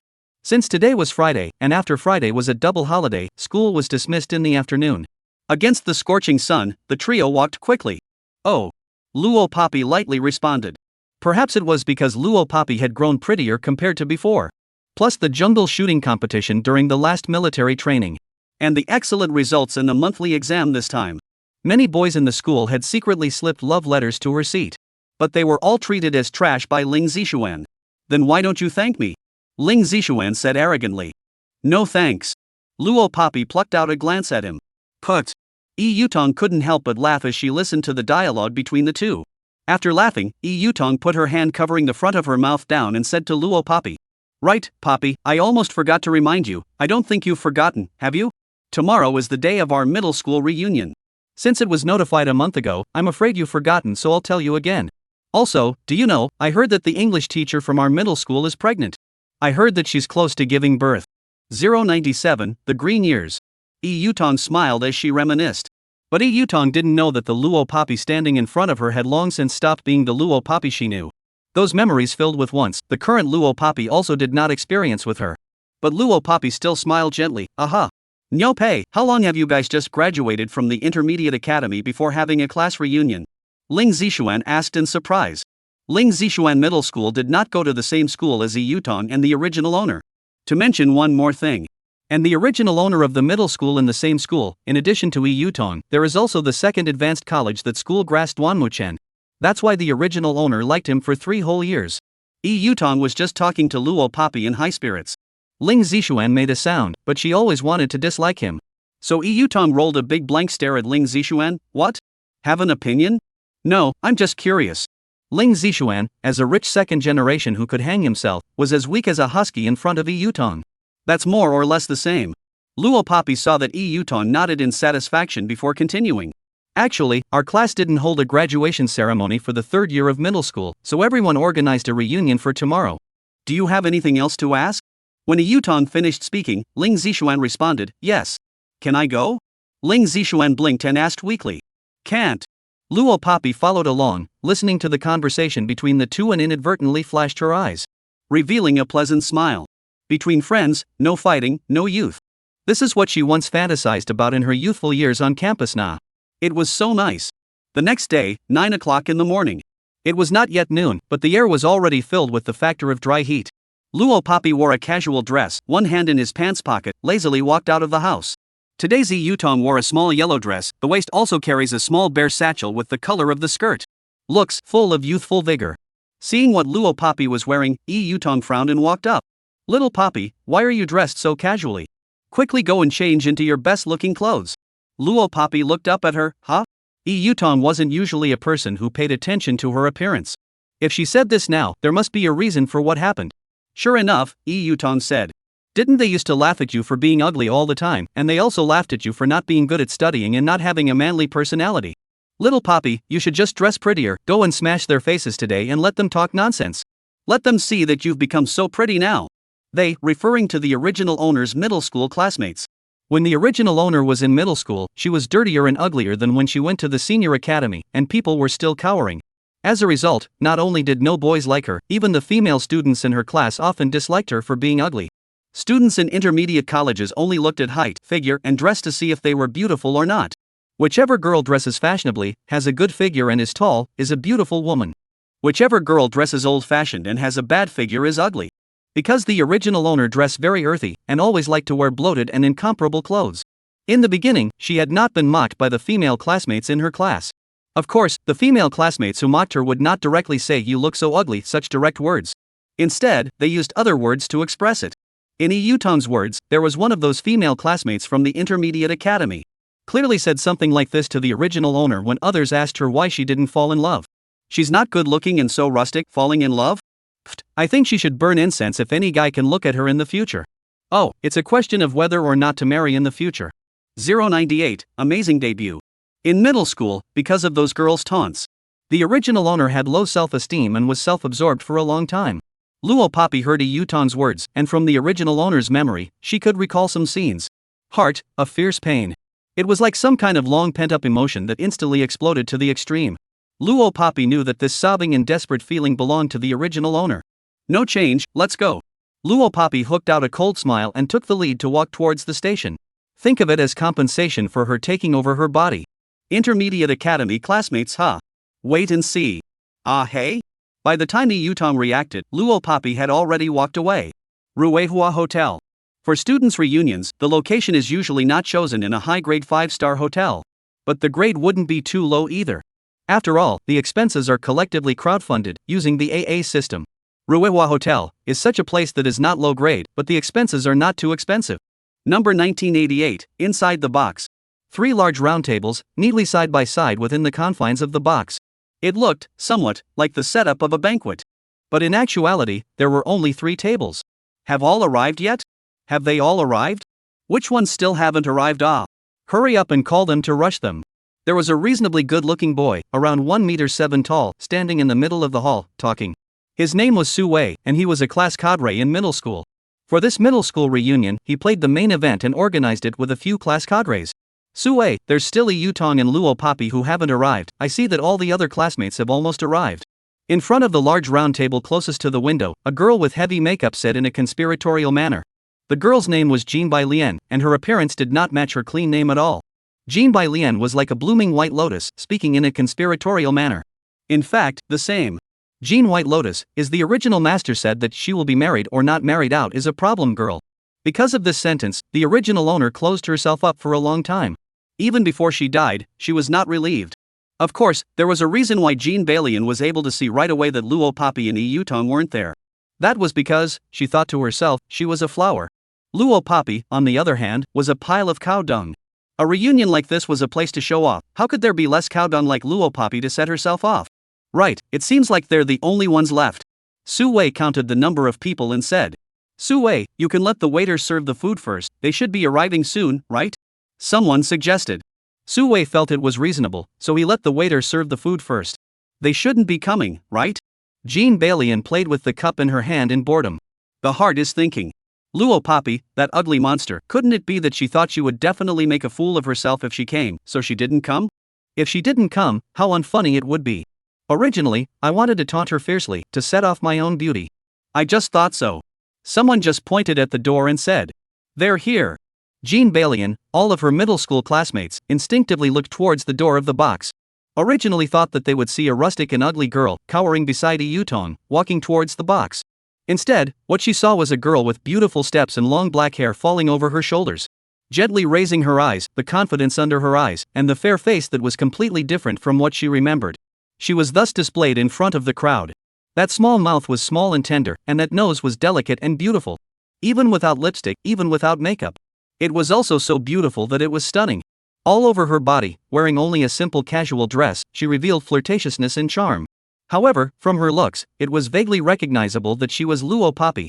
All the middle school classmates, as well as Jean Bailian, were shocked by this scene with their mouths wide open. In everyone's mind, only this one question remained. This young girl who looked like a heavenly fairy and whose eyes were filled with the light of confidence. Is it really that Luo Papi who was so ugly that no man would want her even if she was sent to the door? 099, kneeling down. Luo Papi. Jean Bailian was shocked and slapped the table loudly, standing up directly from her seat in fear. Comparing the original owner during high school, the original owner during middle school was even uglier.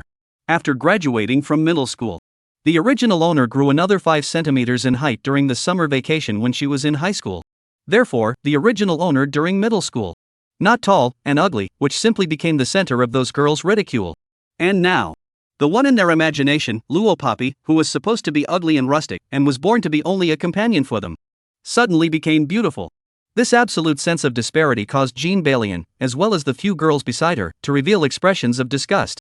Luo Papi and Yutong had just walked into the box. Luo Papi heard, in unkind words, a girl say to herself, Luo Papi, have you had plastic surgery? When she said these words, the feeling of fallout in Jean Bailian's heart was reduced by a large portion. Since she had gotten better looking, then denigrate her. Jean Bailian comforted herself like this. All the students in the middle school were stunned when they heard Jean Bailian's words. There were a few brainless ones who were even carried away by her words, really thinking that Luo Papi had gotten a facelift. After all, how could she have become so beautiful in such a short period of time?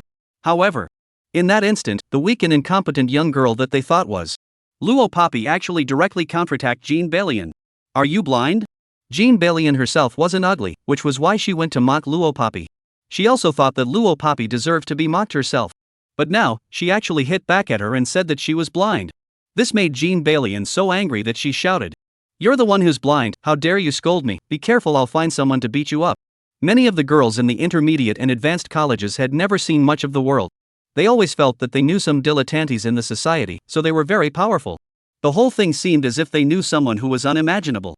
After the time to speak also dragged in the air. This kind of girl often like to put you again, I will find someone to beat you, such words hanging in the mouth. Kim Beck Ryan is such a person. Find someone to beat her up? Luo Poppy almost didn't laugh out loud when she heard Jean Balian's words. If she Snake King was beaten by this kind of small character, then she had been in the underground circle in her previous life for nothing. You can try. Luo Poppy sneered and provoked. You wait for me. Just a few painless words, and they were exasperated to the point where it seemed to have become a blood feud. This was also a common problem of some female students who had the protection of a socialite. Jean Balian said, then picked up her cell phone to send a message on the chat software. Okay, you two, don't quarrel, today is a class reunion, there won't be many opportunities like this in the future, and we will all go our separate ways in the future. All be happy, be happy. Su Wei took the lead in persuading. Some of the classmates who had rested on their laurels also spoke out. Yeah, Luo Poppy, Jean Balian, you all give each other a break. We might not have this chance to see each other again in the future either. Luo Poppy was indifferent. She and Yi Yuton walked to the remaining seats and sat down. As for Jean Balian, she clearly thought she was amazing. After sending the message, she hadn't lost her temper. Luo Poppy, you wait for me. This one sentence, Luo Poppy didn't take it to heart.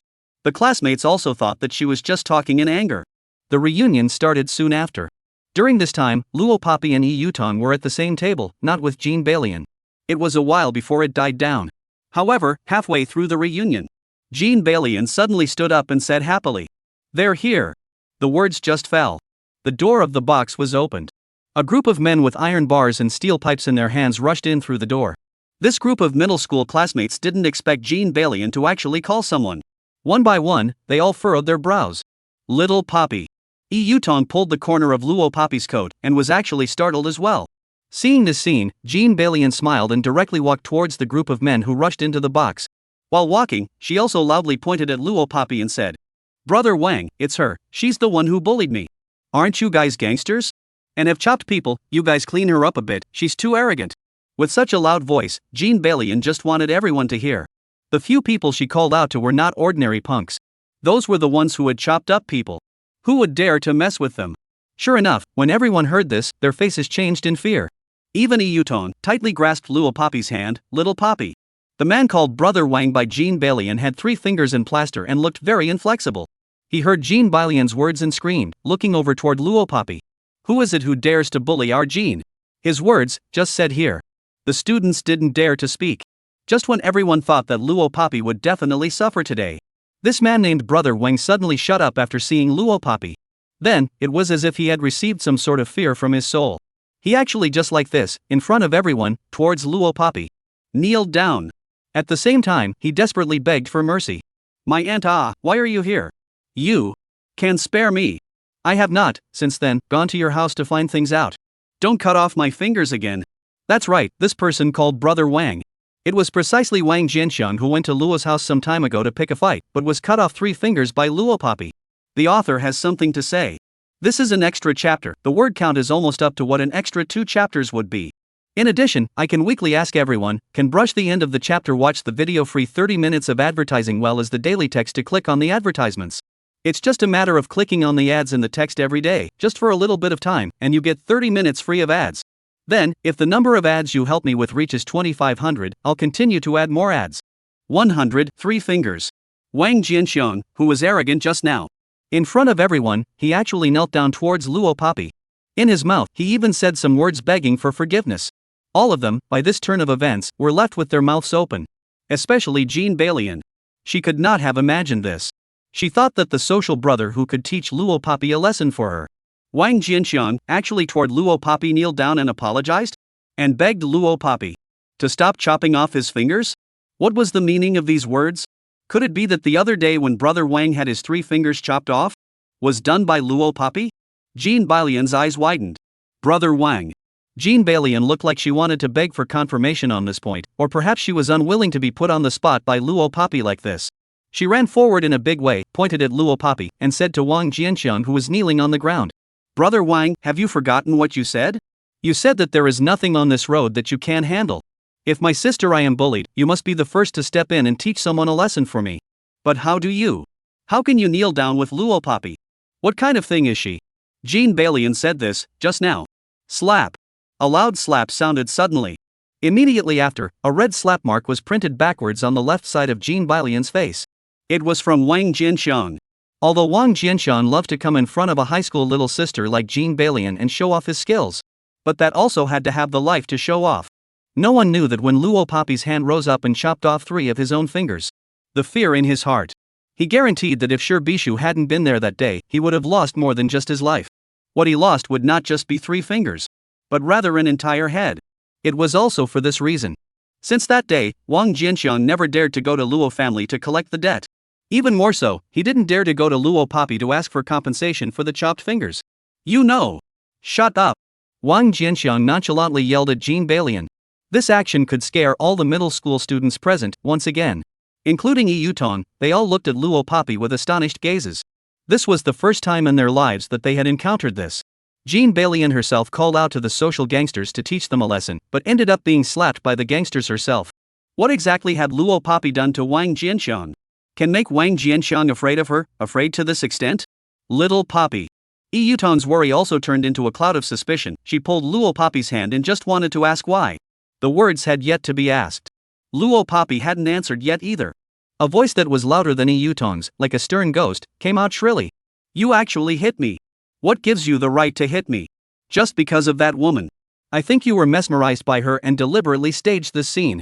You guys wait for me. Luo Poppy, I'll get you killed. Jean Balian said, roared, waved her tears, and like a woman who had been betrayed, she turned around and rushed out of the box. White Lotus! White Lotus! Several of Jean Balian's friends saw her run away and also stood up, glaring at Luo Poppy. Then they grabbed their bags and walked away. Seeing this, Su Wei, as an old classmate, couldn't just wait around, so he chased after her. When Wang Jianxiang saw that Luo Poppy didn't mean to get angry, he let out a sigh of relief. Auntie, you eat that, I'll take the people away first. Wang Jianxiang said, like a pug, he hurriedly got up, brought his people, and slipped away. Slipping away even faster than when they came. In no time, only Luo Poppy was left at the scene, along with dozens of students from the middle school. The girls who walked off with Jean Balian were the ones who had mocked and bullied the original owner with Jean Balian in the past. The girls walking away was just right for Luo Poppy. Luo Poppy didn't put what just happened in her eyes at all. She used her chopsticks to pick up a grain of peanut rice and chewed it into her stomach. Luo Poppy, wait, what was that just now? That guy, why is he so afraid of you? When things subsided, a classmate asked curiously. Although, Wang Jianxiang said that Luo Poppy chopped his hand. But this kind of thing, none of the classmates thought that Luo Poppy really did it. She, after all, was just an ordinary teenage girl. So they still wanted to ask Luo Poppy in person. Confirm the facts. It's nothing. Luo Poppy peeled a small orange, sending the pulp into her red lips, and opened her mouth very calmly and lightly. I merely wasted 3 of his fingers. 101 doesn't know how to be humane. Only? From Luo Poppy's words, the crowd heard a hint of fear. And this feeling actually came from Luo Poppy, the weakest student in their former class. This was even more unbelievable than the sky falling. After the students froze, no one asked any more questions. No one asked Luo Poppy what she had been through anymore either. After the surprise, everything returned to its previous joyfulness. Little Poppy. Only Yi Yutong, she gently attached her hand to Luo Poppy's hand and grasped Luo Poppy's palm. It seemed like she wanted to pacify Luo Poppy, but she didn't know where to start. It hadn't been long since the reunion began. As Luo Poppy's best friend, Yi Yutong called her Xiao Poppy 4 times. Each time, she was trying to say something, but she didn't say it. Words, although it is the same sentence. But the meaning Yi Yutong wanted to express, but very different. At first, it was worry. Later, it was doubt. Finally, it was appeasement. Yi Yutong was truly thinking of her at all times. This was probably a true friend. Luo Poppy backhandedly patted the back of Yi Yutong's hand. She knew what she wanted to appease. After all, in Yi Yutong's mind, she was just an ordinary girl. Yet she was approached by a villain like Wang Jianxiang, so something unpleasant must have happened. I'm fine. Luo Poppy said back. Looking at Luo Poppy's face that was indeed fine, Yi Yutong finally let go of the big stone in her heart and nodded heavily. Aha! Not a moment later, Su Wei, who had chased out, returned. He returned to the box, scratching his head. Ken said, they are planning to go back. They, naturally, were Jean Balian, as well as a few of Jean Balian's friends. The few people of Jean Balian had just rushed out like this, so of course they wouldn't come back. The crowd all knew this by heart, so they nodded symbolically. Let's continue then, Su Wei said. A hot and lively reunion continued. The atmosphere was fired up. There was no impact at all because of Jean Bailian's few people walking away. Luo Poppy sat in her seat and didn't say much. After all, to her, she didn't recognize any of her classmates from the original owner's middle school, except for Yi Yutong. When the meal reached the second half, there were also a few classmates who came over to greet Luo Poppy. There was also a girl who was lively back in middle school, pulling her own friend, smiling and saying to Luo Poppy and Yi Yutong, "I heard that you two were still classmates in high school nah. That's so nice, same school and class in middle school, still same school and class in high school. Such destiny and friendship, it's really enviable." Yi Yutong listened and laughed happily.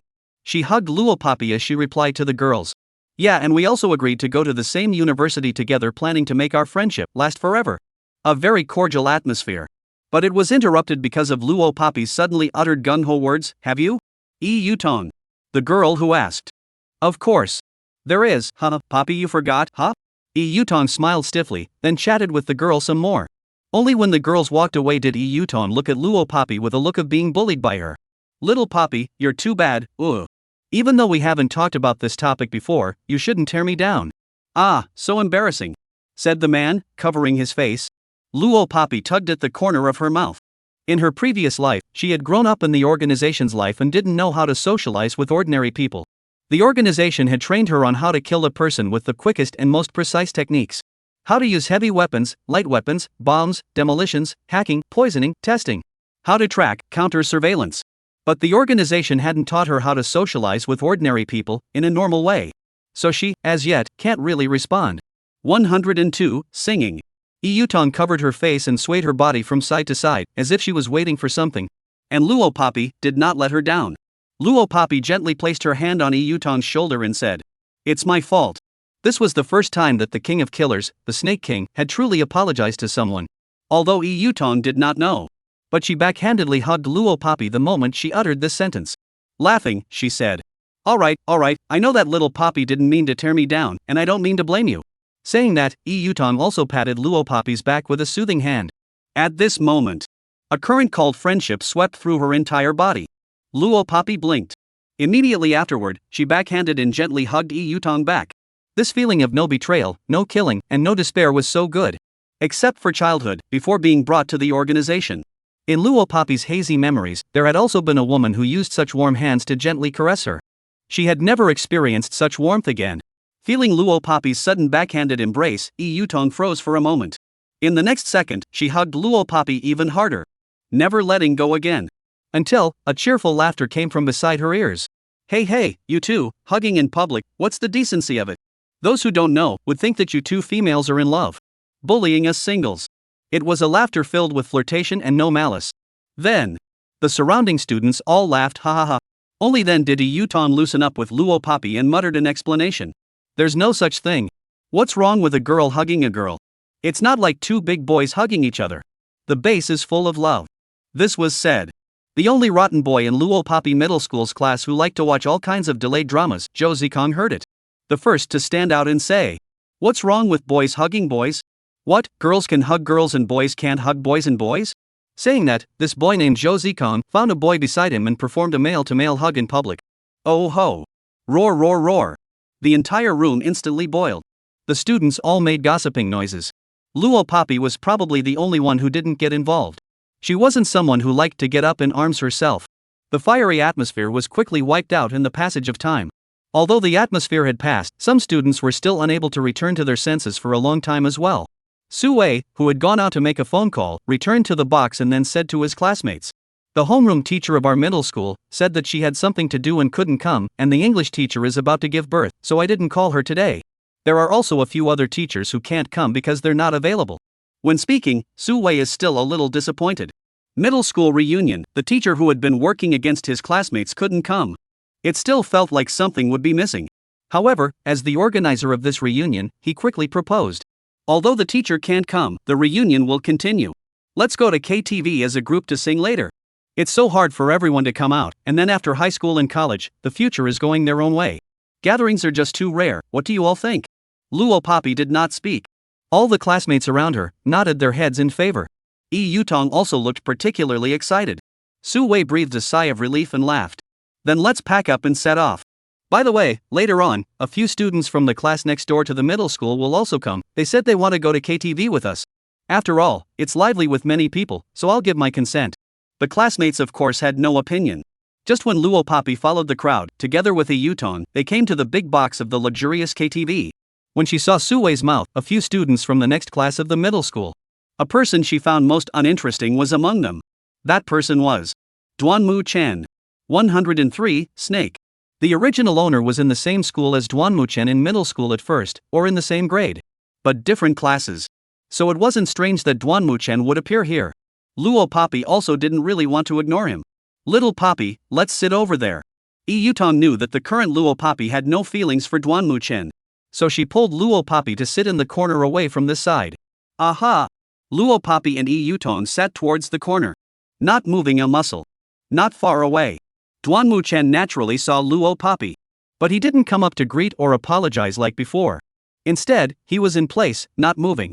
He probably wasn't stupid, and knew that even if he had already broken up with the goddess Kong Meng Dai, Luo Poppy didn't want to pay attention to him.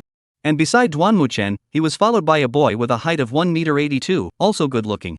The boy looked a bit gangly. In the absence of comparison, he and Duanmu Chen were undoubtedly the brightest focus in the room. Even if Luo Poppy was far away. Even if she didn't intentionally look, she could still catch quite a few girls leaning towards Duanmu Chen's side. And, in the girls surrounded the question, heard the voice of the boy beside Duanmu Chen, named Pak Shimen. Wow! The original handsome man is from abroad back Handsome, can leave a contact information? Convenient next contact? Around the girl's fallacy praise sound, Br Shaluvia perfunctory a little. Obviously, for him, the feeling of being surrounded by girls is no longer a rare thing. Taking the opportunity. Pak Shimen put his head to the side of Duanmu Chen's ear and took a look at the corner. With his eyes on Luo Poppy, he said to his brother, Duanmu Chen. That's her? Duanmu Chen nodded, aha. Small point, don't worry, I'll take care of it for you. Said. Br Shimen dissolved the group of girls around him in 3 or 2 words. The hand snapped his fingers in the air and walked towards Luo Poppy. The eyes of the crowd, also followed Br Sylvia, fell to Luo Poppy. Beautiful woman, please give me a face, do you want to come and sing a song in chorus Came to Luo Poppy in front of Bo Sherluan, empty hand, grabbed into the air. Just like a magical magician.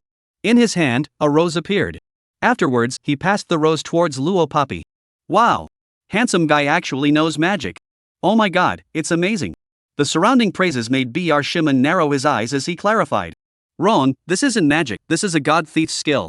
He had aspired to the skill of a god thief since he was a child. That's why he followed an old-timer in the world of divine thieves abroad and learned a little bit of skin. Although it was fur, it was enough to show off in front of this kind of little girl. Wow! Yutong was also surprised by this hand of Pak Shimen and stood up. Br Shimen's target was Luo Poppy. But he looked at Yutong as Luo Poppy's friend, so he reached out and patted Yutong's shoulder. But raised his other hand. Beauty, your watch, why is it here with me? Br Shimen proudly raised his chin. In his hand, he was holding Yutong's watch in his pants pocket. Now, even Yutong was surprised. Yeah, when did you take the watch from my pants pocket? How do I feel nothing? The girls in the room were collectively surprised. Each one reveals an expression of interest. This makes Br Shimen's vanity get great satisfaction. To know that his master, that is the old-timer in the world of God Thief. International big name, God Thief World number 1, known as the King of God Thief Snake, his master have not seen. It is said that in this world, there is nothing that the King of Thieves, Snake cannot steal. As long as she wants, even if it is the military region firmly stationed in the high-level secrets, can easily get. Legend has it that Snake can steal a person in front of them until they only have a pair of underwear left. And his master even learned about the techniques of divine theft with such a powerful snake. As his master's personal disciple, how could he be worse? This is just a small point. Br Shimen smiled with a smug face. Saying that, he turned his head, looking towards Luo Poppy. Beauty, look, do you want to add a contact? Words, only just said here.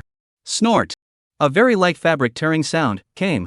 Br Shimen frowned, heard the sound of fabric tearing, very close to himself. He just lowered his head.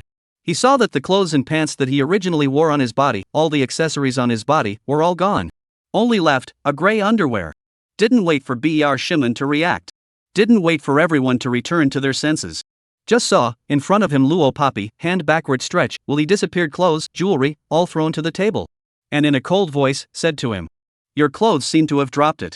Author has something to say. Everyone continue to watch the ads. Watch the ads, in fact, is equal to give the author reward. La see in my writing so hard on the part of everyone to help look at the ads, to give a reward for it? I'm not sure if I'm going to be able to do that. I'm not sure if you're going to be able to get a good deal on this one. I'm not sure if you're a good writer or not. Bounty is just everyone watching an advertisement, not you guys. 104, hidden weapons. Everything, all came too suddenly. A moment ago, Br Shimon also in a group of girls in front of the show. Show is God steal technology. The next moment. Sitting on the sofa, Luo Papi who was 3 meters away from him. In full view of everyone, without even reaching out. He stole his entire body, leaving only a pair of underwear. You know, just now, everyone's eyes were glued to Luo Papi. And when did she strike? This and Br Shimon the so-called God thief trick compared to. Simply a big witch to see a small witch. And then look at Bo Sherlewin, his expression that was scared to stupidity. Obviously, is dumbfounded. Seeing the situation. Everyone in the room, including Duan Muchen, stared wide-eyed. Ha ha. ACI, my god, it's going to grow needle eyes. Some of the girls on the scene, after seeing the naked Br Shimon, they all shouted and covered their faces. Yuton even covered her mouth, frightened. Little Papi, when did you put Br Shaluvia, steal to the whole body, only one underwear left? How to do? Yuton just stood beside Luo Papi, is the most able to perceive Luo Papi out of people. But she just now, did not feel anything. And of all the people in the room, the one who reacted the latest, Br Shimon, was also the one who reacted the most vehemently. He lowered his head and took a look at himself first. Then reached out his hand and covered his important parts. Then, with a gaze that was countless times more astonished than the others, he looked at Luo Papi. You. This shout was not anger, nor was it rage. Instead, it was surprise. Unparalleled surprise. Because he had only heard of it, in legends. Someone was able to steal a person to the point where only a pair of underwear was left, silently, in full view of everyone. That person is no one else. It is the international famous, God Thief world number 1 of the king of God Thief, Snake. Snake, the Chinese translation of this English, is Snake. You quickly go to put on the clothes, here there are so many female students in it. Only unfortunately, did not wait for Bo Shimon to finish his words. Su Wei came over, picked up the clothes on the desktop, a handful of stuffed into the hands of Park Shilvia, said. So many people on the scene, has been naked a pair of underwear, is not a way. Pak Shimon nodded his head. He hurriedly picked up his own clothes, ran to the box's own restroom, dressed to go. From start to finish. Luo Papi didn't say another word except when she threw her clothes out. All the middle school students around, although ruthlessly surprised. But they are not Br Shimon, do not understand the doorway here. Just thought Luo Papi is also with which teacher master, learn too, only so powerful. So after clamoring for a while. Soon, the crowd scattered again. After all, everyone came here to sing. A group of people quickly put their attention on the students who were singing on the stage. Little Papi, how did you do it? The crowd moved away before Yuton had this free time to ask Luo Papi. She felt that she, herself, still lacked understanding of her best friend, Luo Papi. When did Xiao Papi learn all these things? She was completely unaware of it. For Yuton's curiosity, Luo Papi did not hide it. She was still sitting on the sofa, but her hand flicked over. A thin gold wire that was secretly hidden near her cuffs was thus revealed to her. This was a very thin gold wire, so thin that if she didn't show it, the onlookers wouldn't be able to find it at all. Of course, this was not an ordinary gold wire. Don't look at it as thin and small. In reality, it was incomparably sharp. If you were to be cut by it, the degree of damage would be no different from being chopped by a kitchen knife. Luo Papi was used to hiding all kinds of killing weapons on his body in his previous life. After rebirth, cannot change this habit. 105, you do not deserve her. This one gold wire, or Luo Papi some time ago, trust fox charm from abroad flown to her. Made of special materials. This material, very rare. Domestic, basically cannot be found. If other people wanted to see it, Luo Papi naturally wouldn't give it a look. But Yuton was curious, so she gave her a look. So this is it. Yuton looked at it and revealed a look of a puzzle being solved. As she said that, she turned around and sat back beside Luo Papi. Then pulling over Luo Papi's hand, she continued. I've heard people say that before, listen to those magicians, who would hide threads in their sleeves and use them for magic tricks to fake the real thing. It sounds amazing, I didn't think that you, little Papi, would know how to do it too. Saying that, Yuton used her right index finger and gently touched Luo Papi's tender cheek. Little Papi, quickly tell me, when did you learn all this without my knowledge? I don't even know. Luo Papi laughed lightly and returned to her, perhaps, in a dream? The moment she heard this, she could hear that it was perfunctory. Yuton was not satisfied. She beamed, frowned, and shook Luo Papi's hand. Say it, you just say it, tell me quickly. Yutong will not know, Luo Poppy will hide the gold silk in the sleeve, not for magic.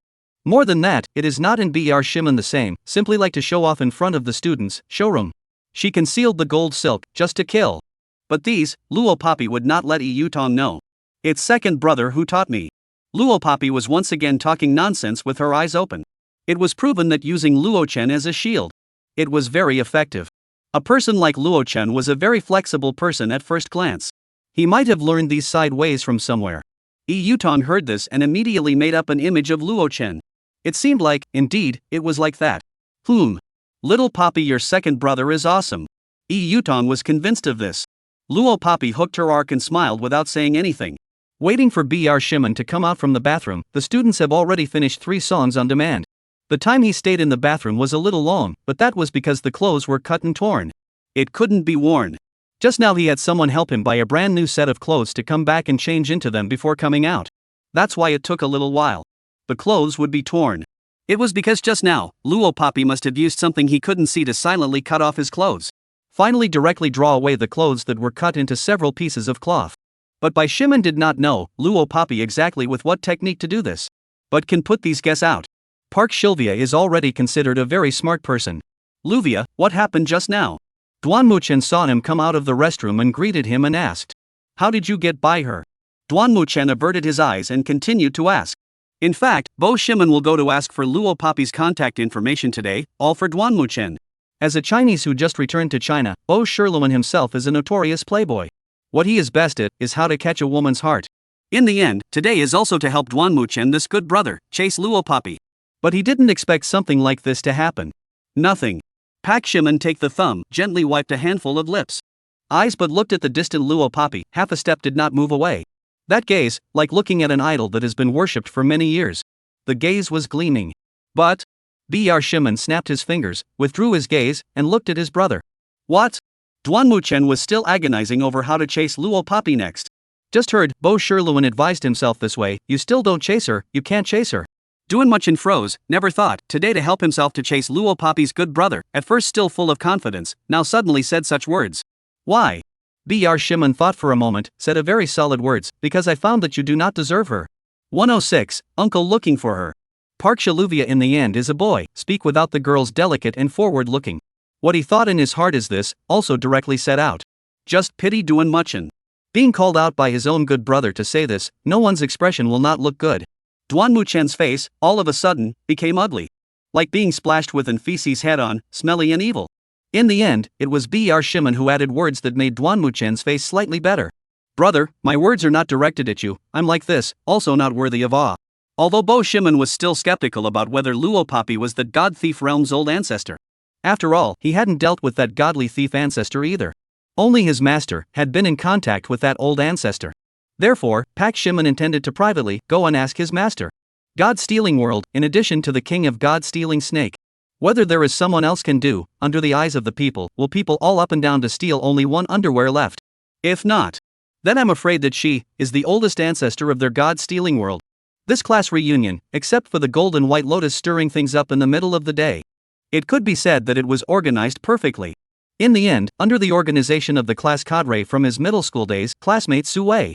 All the classmates raised their glasses and made a toast to say goodbye. Saying goodbye to the middle school years that left in a hurry. When the scene was completely dispersed, Luo Poppy and Yutong left the KTV. It was already 6 o'clock in the evening. Little Poppy, it's still early, do we want to go to Starfish Plaza together? Yutong proposed. Starfish Plaza was the most lively shopping mall in the nearby area. It was also the girl's preferred location for shopping. Taking a look at her cell phone, she just sent a message. Luo Poppy squinted her eyes and refused, I still have things to do, next appointment. Okay. Yutong was just mentioning it casually, since Luo Poppy had something to do, she could only call it quits. The two quickly parted ways.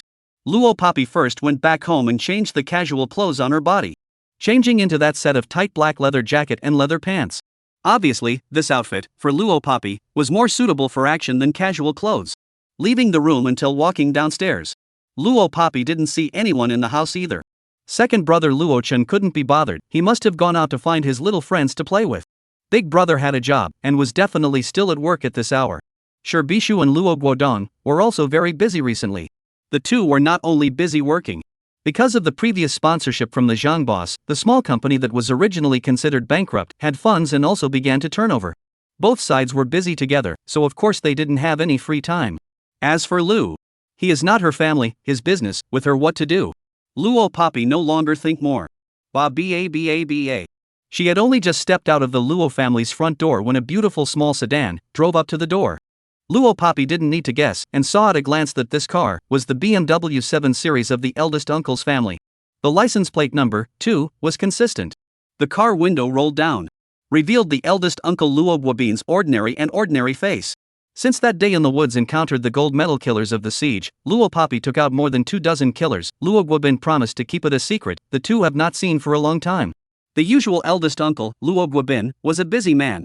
After all, he is the second leader of the Wu Hui. He had a lot of things to deal with under his hands. If he was visiting now, he must have come for something. Luo Poppy narrowed his eyes. Sure enough, Luo Guobin spoke like this. Poppy, are you free now? Our Wu Hui boss wants to see you. Do you have time to go with Big Uncle? 107, Fox Charmer makes his appearance.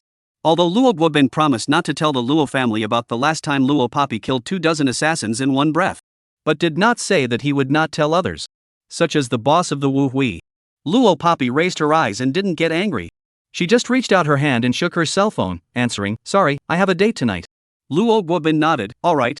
But he's still invited out of politeness. Then where is Poppy going now? Let's see if Big Uncle stops by to give you a ride there? Luo Poppy didn't politely report a place name. The Royal Boxing Arena. Hearing where Luo Poppy was going, Luo Guobin was first stunned and surprised.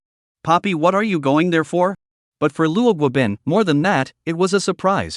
To meet someone. Luo Poppy replied decisively. Only then did Luo Guobin tell the reason for the surprise. Then after Poppy meets someone, can you go with Elder Uncle to meet the boss of our Wu Hui? Knowing that he had spoken too abruptly, Luo Guobin smiled and explained. It's like this, the Royal Boxing Arena is our Wu Hui's territory. So having Luo Poppy meet their boss was on the way. Luo Poppy blinks and agrees, it's okay. Royal Boxing Stadium, listening to this name, it was just a proper ordinary boxing stadium. However, this was not the case. This was an underground boxing ring that had been operating in the city for decades. Although there are rules in the ring, boxing cannot kill. But there is also an unwritten rule, as long as you can win, even if the opponent is crippled, are tacitly recognized. It was also one of the few underground places in Black Forest City. It was also a casino that supplied the so-called upper-class people with pastimes and entertainment. Of course, in this kind of underground place, the people who came were basically all adults. Even the young people were few and far between. When Luo Poppy followed Luo Guobin into the boxing ring, quite a few mature males all whistled and looked towards Luo Poppy with undisguised lustful expressions. But the vast majority of them still set their eyes on the high boxing ring. Because there was a boxing match that was attractive enough to them, going on. Lost another one. That's the first ING one. That is too awesome. What the? A voice as sharp as a crow suddenly rang out. Then, a large chorus of people's exclamations of shock followed. 39, that defeated 39 men in one breath tonight. Where did this come from, so crazy? Luo Poppy could see, not far from the boxing ring surrounded by people. A woman wearing a fiery red leotard, the boss of the AOG bundle, a hot dress code, and dyed wild red hair, was standing on the stage. At this moment, the woman was looking at the men under the stage with a contemptuous gaze.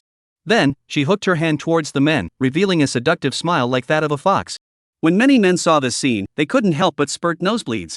In today's free boxing match, as long as one continued to win, one could remain standing in the ring, accepting challenges from everyone. Until the battle is lost. Those who lose, step down. This woman, who had won 39 matches in a row, had defeated 39 grown men. Yet she hasn't stepped down yet. Physical strength, fighting ability, also strong that people are amazed. But the men, whoever had backbone, were not willing to show weakness. They didn't believe that they couldn't even beat a woman. Thus, one after another, people rushed up to the stage and were knocked down. When Luo Poppy arrived, he just happened to see the 40th provocateur being easily thrown off the stage by the woman in the ring. This scene, watching Luo Guobin was a bit marveled. Second boss. Second Dongjia. At this time, a few burly men saw Luo Guobin and walked towards him. What's going on the stage? Luo Guobin asked. Obviously, these few burly men were Luo Guobin's men. They lightly looked at Luo Poppy with an expression of why did the second boss bring a little sister here? Then one by one, they grabbed and said, I don't know where they came from, she's very powerful, she hasn't lost since she got on stage, she shouldn't be from our city. I haven't heard which club has recruited such a powerful pussy, I don't think it's like coming to smash the scene. After Luo Guobin heard this, he nodded, watch first, as long as it's not here to smash the scene. After saying that, he turned to look at Luo Poppy. Little Poppy, you came here, who did you have an appointment with? Only, Luo Guobin had just turned his head, but he had lost Luo Poppy's shadow.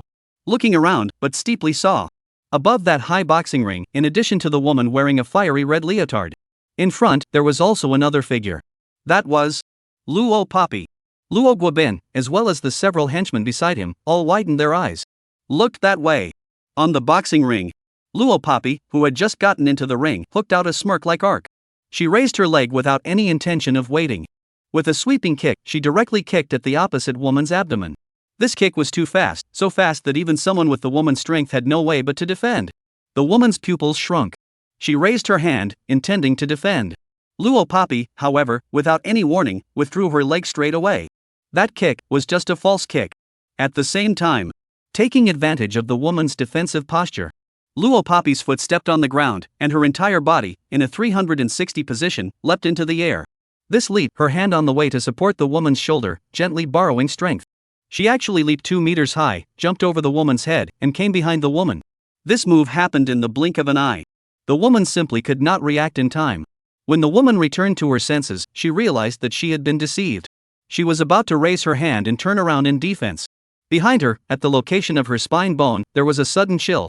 Luo Poppy's hand had already pinched the woman's back, the location of the spine bone. As long as she gently folded it, she could cause the woman to die.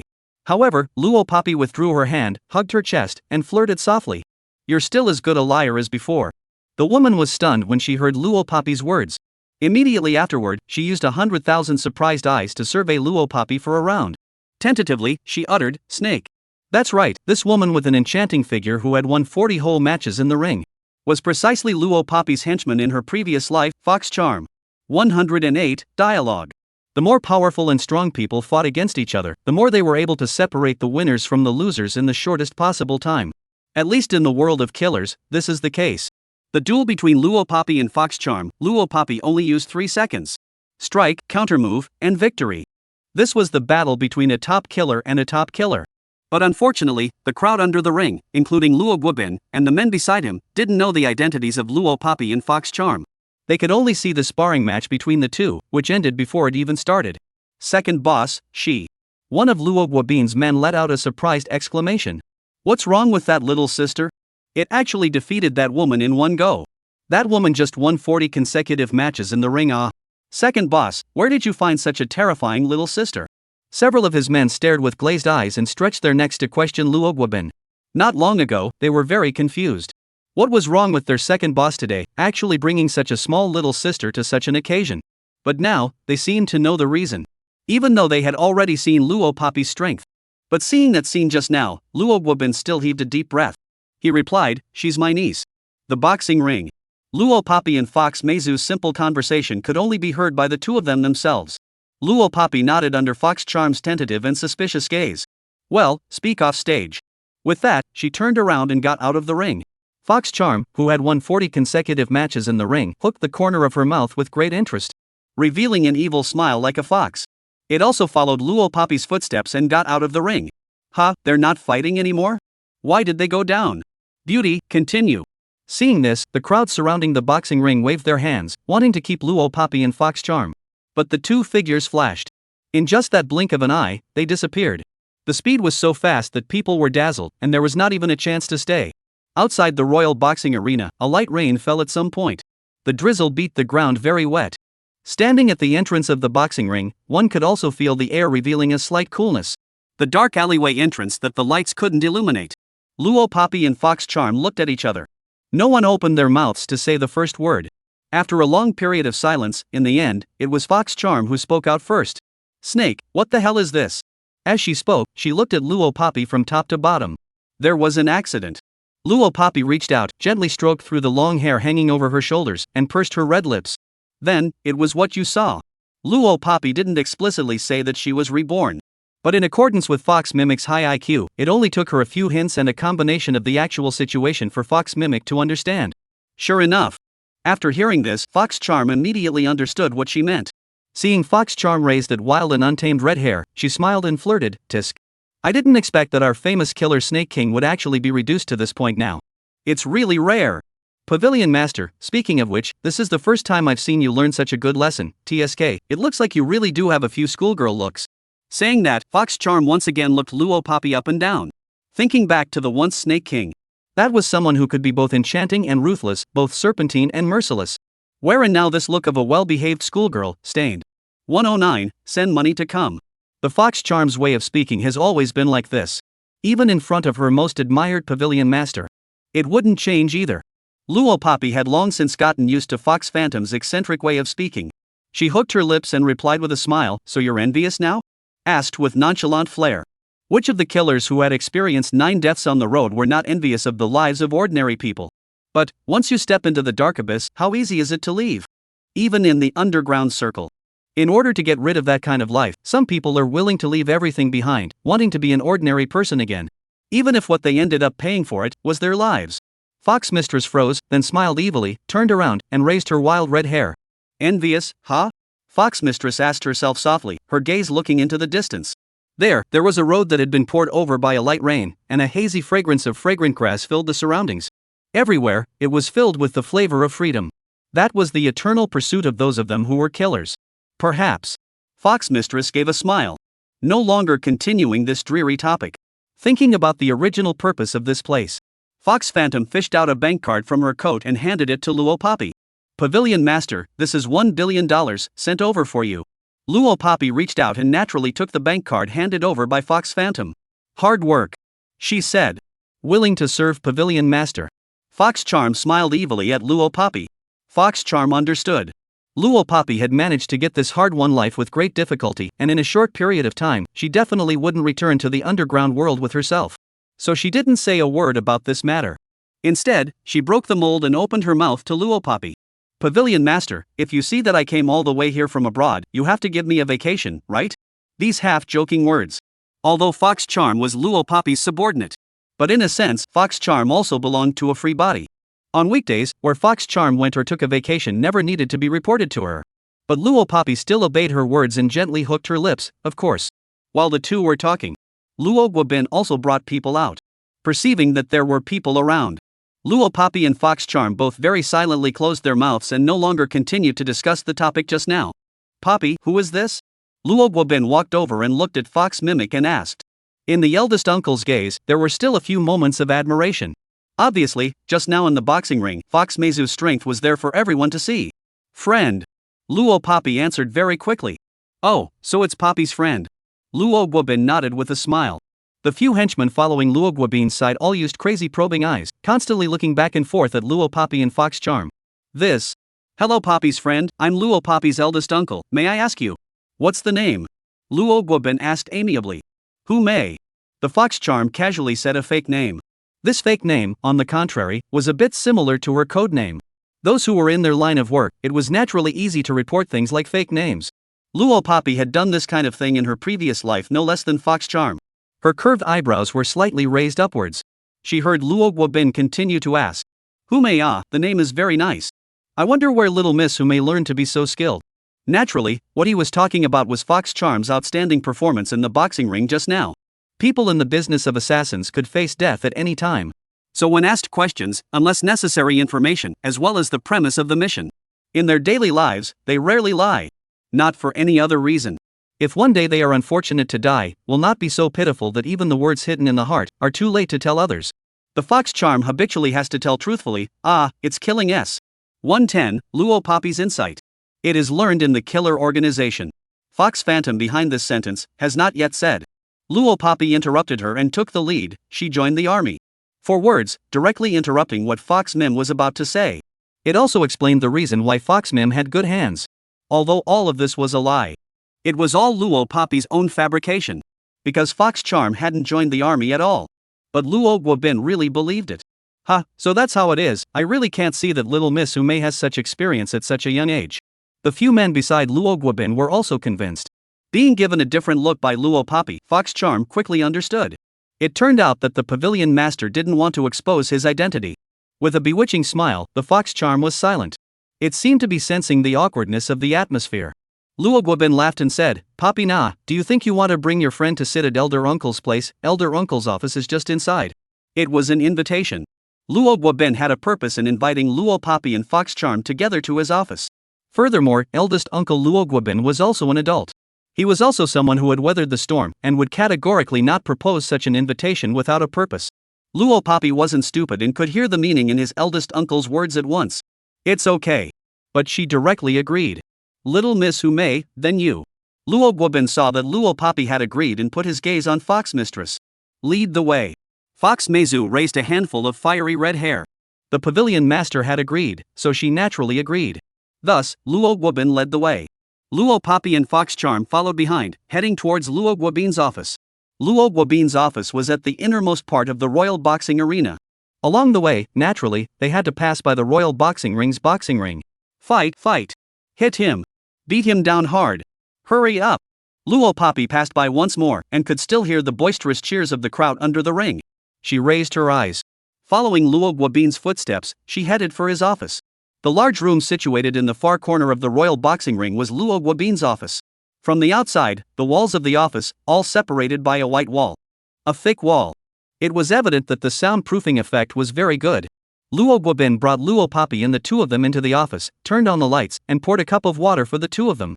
Right away, a henchman walked in from outside the office and said to Luo Guobin, "Second boss, there's a fight on the east side of the boxing ring, do you want to go over and deal with it?" As the second boss of the Wu Hui, Luo Guobin was considered a busy man. Because there are so many bars, KTVs, and nightclubs underneath the Wu Hui. There would always be some disturbances and unpleasant things like smashing the venue. All of these had to be dealt with by Luo Guobin himself. Good. Luo Guobin nodded and said to Luo Papi. Then Papi, you guys sit here for a while and chat, big uncle will be back soon. Luo Papi nodded. As soon as Luo Guobin left, Fox Charm then said to Luo Papi, "Pavilion Master, I still have something to say to you." Under the desk computer monitor, in the third vase from the left. Luo Papi, however, said something that made people seem to understand before Fox Phantom put her words out. People who don't understand, I'm afraid they will really think Luo Papi is talking nonsense. But after Fox Charm heard it, she smiled seductively. Then, she first walked to the desk and then went to the door before the third vase on the left. Respectively under the computer monitor, as well as the vase mouth, took out two miniature listening devices. A word from the author. About the previous vest, here will not say, but know the little darling should be aware of, but also a few months did not open the book, and then after a while will use the previous vest to open another book, but not this type, will try to write a new type, said here is to once again want to clarify, it is the same person, but ready to double open, so as to avoid misunderstandings. 111, Biological Father. If the two miniature monitors are not dealt with, then their conversations, for sure, will be recorded. In the square, it was Luo Papi's reminder that allowed Fox Mistress to stop her words in time. Although Luo Papi had been reborn, in terms of her physique and strength, she was greatly inferior. However, her sensitivity to her surroundings was even greater than Fox Charm's. At this point, Fox Mim had always admitted that she was inferior to Luo Papi. 2. Fox Mim said, throwing the removed monitors to Luo Papi. Luo Papi didn't even raise her eyes, reaching out to catch the two listening devices that Fox Demon threw over at once, throwing them towards the ground. Raising her foot, she stepped on it. Ka-ching! The whole process was quick and smooth, without the slightest hesitation. You can talk now. Luo Papi raised her eyes and looked at Fox Charm. Fiery red wild hair, fluttering in the air. Fox Charm walked towards Luo Papi. Halfway there, she said. Pavilion Master, the previous intelligence was wrong, your biological parents are not that couple. Before Luo Papi was reborn, she took the airplane that flew from M to Z country. Because according to the intelligence, she got the news of her real parents. That pair of biological parents who had abandoned her heartlessly and caused her to grow up in a murderous and bloodless assassin organization. After being reborn, Luo Papi had gained a new kinship though. But she had never forgotten what she had to do in her previous life. Parents, she still had to find. She wanted to ask them in person why they had abandoned her so cruelly. But now, she heard Fox Mistress say that the information she had gotten at the time was wrong. Luo Papi narrowed her eyes and asked, "What's going on?" Luo Papi grew up in the organization, and there was no way to find out this intelligence about how she entered the organization back then. Those intelligence before she was reborn was also something that Luo Papi had spent so many years getting through countless channels. I thought it was conclusive information. But did not expect. It was someone who intentionally sold us false information. Fox Mist explained. Then she sneered, those people have already been killed by me. Speaking here, Fox Charm added.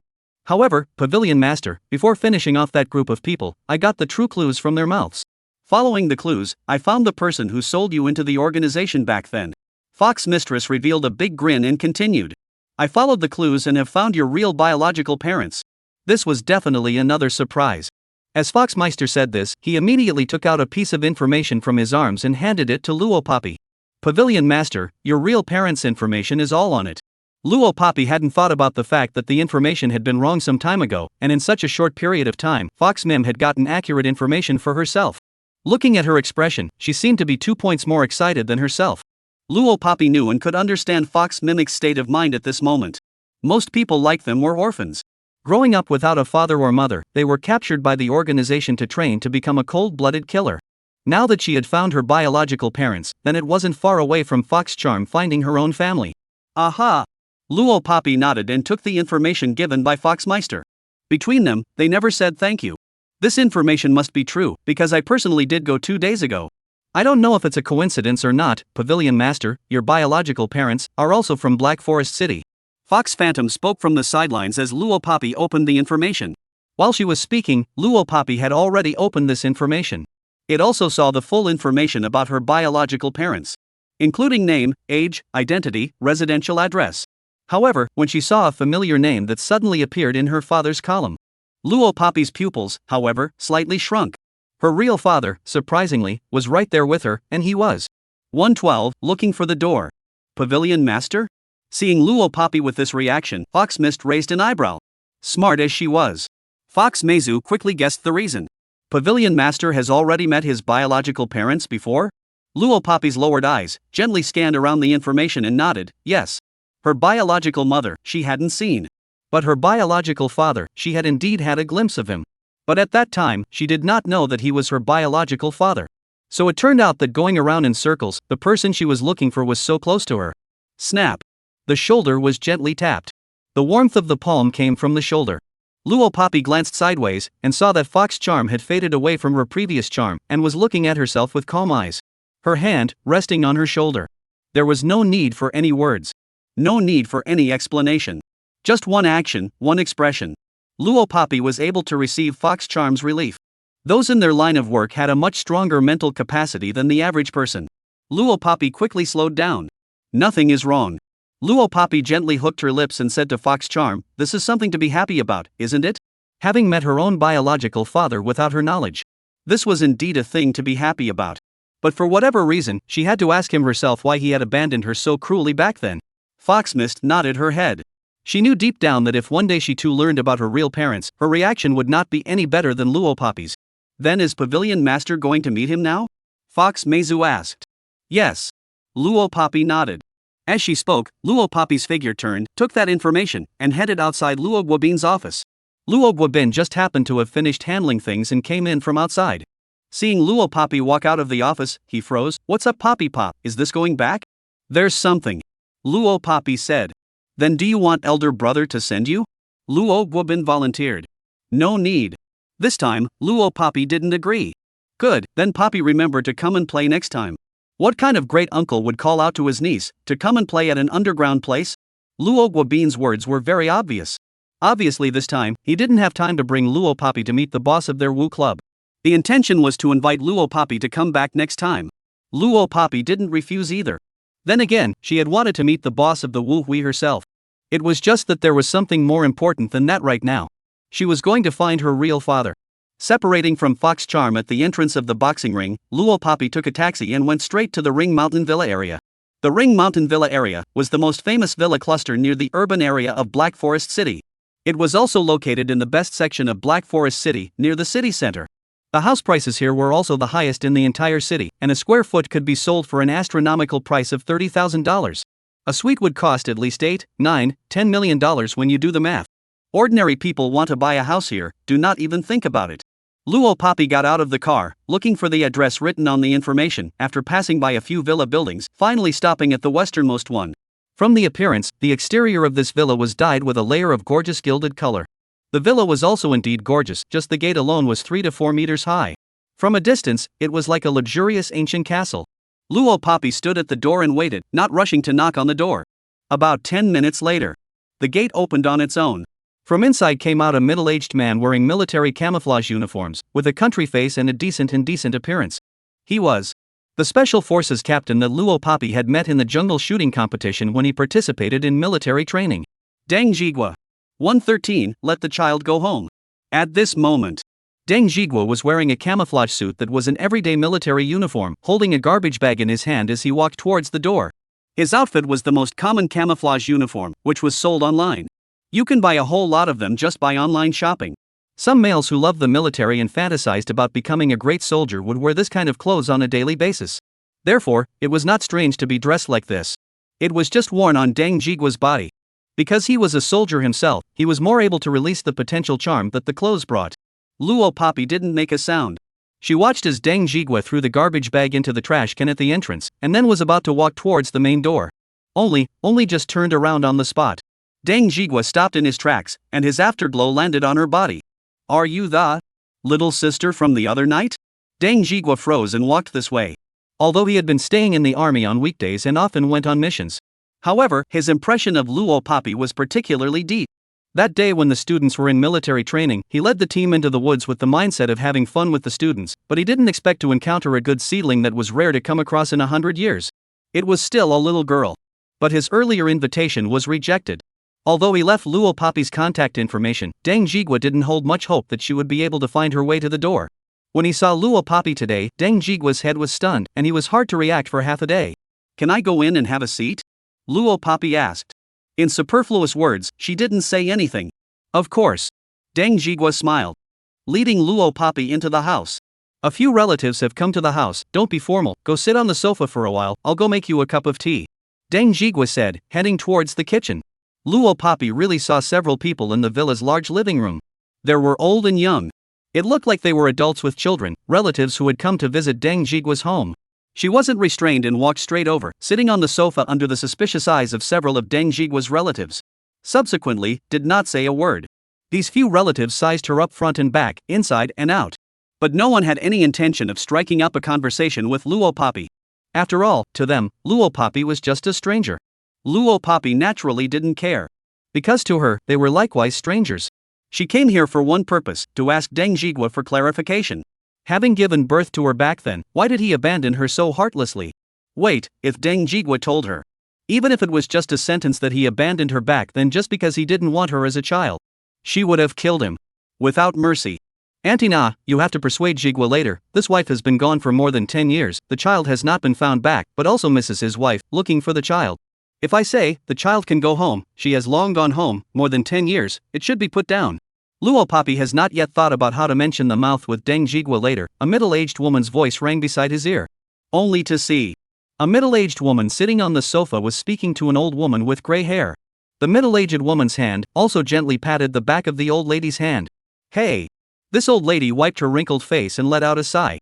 Only then did she say, Jigua the child how to say all do not listen, have persuaded so many years, his wife went early, the child's matter, I have not dared to mention it for fear that he is sad. God, why do you want to torture our Deng family so much, hey? At least, let the child go home. 114, frankly. The old lady cried out in pain and covered her face with a wrinkled hand. When the middle-aged woman saw this, she hurriedly assisted the old lady, her expression also very painful. Auntie, well, don't feel bad, it has already happened, we have been looking for the child all these years, Jigua is not still looking for the child now? We've done our duty to heaven and earth, and we hope that the child won't resent us if he finds out. No one could have imagined what happened back then. The middle-aged woman also wanted to cry. You guys can quickly stop, Jigua will come over in a while, mentioning these things is useless, do you want to make Jigua sad again? On the side, a woman spoke up. The old lady and the middle-aged woman immediately withdrew their expressions. Just the choking look, no one would feel comfortable hearing it. Luo Papi's cold expression just now also instantly stopped after listening to the old lady and middle-aged woman's words. She suddenly spoke, Deng Jigua's wife, surnamed Luo? This sudden cry caused the few people present to be stunned. Because to them, Luo Papi was just a stranger who came from nowhere. The moment the stranger opened his mouth and asked about such a sensitive family matter, they certainly didn't slow down for a long time. Yes, little sister, how do you know? The woman who blocked the middle-aged woman and the old lady from choking on her words said in shock. Casually asking. Luo Papi replied. She didn't need to ask anymore. On the data, there was all the information about her birth mother. Her birth mother, surnamed Luo. Back then, Deng Jigua was into her birth mother's family, so in her previous life, she took her mother's surname. A moment of silence. Until Tang Jigwa brewed a cup of tea in the kitchen and served it to Luo Papi, smiling. Long time waiting, just brewed dragon well tea, a little hot, drink slowly. Luo Papi nodded gently and took the cup of tea handed over by Tang Jigwa. However, her eyes were still on Dang Jigwa. Dang Jigwa was startled for a moment. But he suddenly remembered that he still didn't know the name of other people's little sister. So he took this opportunity, also to ease the embarrassment, and laughed. By the way, little sister, your name is? What's your name? Without a bit of hesitation, she voiced out, Luo Papi. Luo. Luo. Luo Papi? At first, when he heard this name, Dang Jigwa's face stiffened. It was as if he recalled something, raw words that came out as expected. Afterward, he wiped his face. Luo Papi could feel it. When she said those two words, the gazes of everyone around her were placed on her. Including that old lady, middle-aged woman and woman. They all looked like they had heard something unbelievable. Stunned and dumbfounded. But soon, Tang Jigwa adjusted his emotions and smiled stiffly twice. So little sister's name is Luo Papi ah. Haha, what a coincidence. My daughter-in-law is also called this name. Saying that, he looked his gaze into the distance. Looking at the demeanor, he was somewhat lost in thought. Then what about your daughter-in-law? Luo Papi's eyes tightly looked at Tang Jigwa and continued to pursue the question. Seeing Dang Jigwa's face stiffen again and again, finally he sighed fiercely and said, It's all my fault. It's me who got her. Lost. Horror. Very desperate, very painful voice. But who understands his suffering? Jigwa, this matter can't be blamed entirely on you. If it wasn't for that incident back then, Xiaoman wouldn't have died and the child wouldn't have been lost. It's all their fault. They're the ones who killed Xiaoman. After all these years, why do you still keep blaming yourself? The woman stood up and shouted. Xiaoman, full name Luo Man. It was Luo Papi's real mother, Dang Jigwa's wife. More than 10 years ago, she had already left this world. Speaking of Xiaoman, his wife, more than 10 years, Dang Jigwa still cannot come out. He trembled, put his hands on the wrinkled face.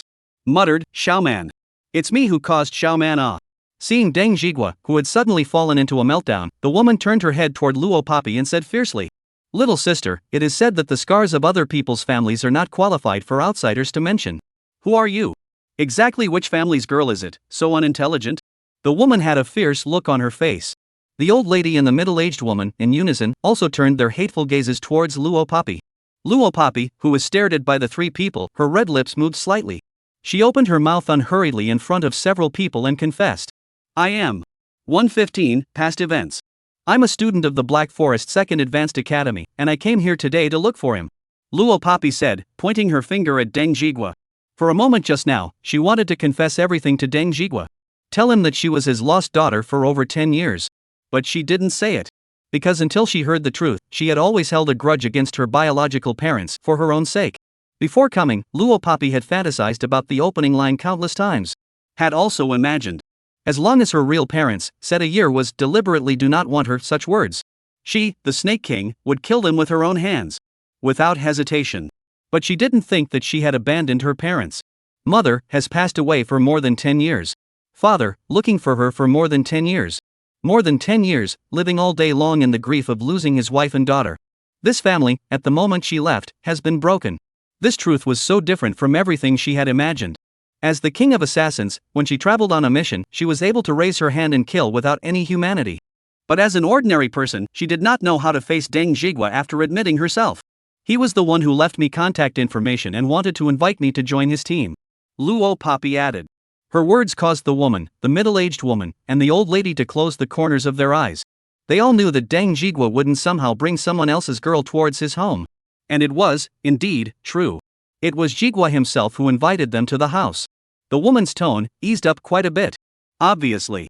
The woman had just spoken to Luo Papi in that tone because she was worried about Dang Jigwa. It was not simply directed at Luo Papi. But this kind of thing, if placed in the past, the woman's head would have landed on the ground long ago. And now Luo Papi, however, did nothing. She just put her eyes on Dang Jigwa. Seeing Dang Jigwa's rough hand, stroked his face, and finally took a hard breath and said, Yes, little sister is the one I invited to my home as a guest.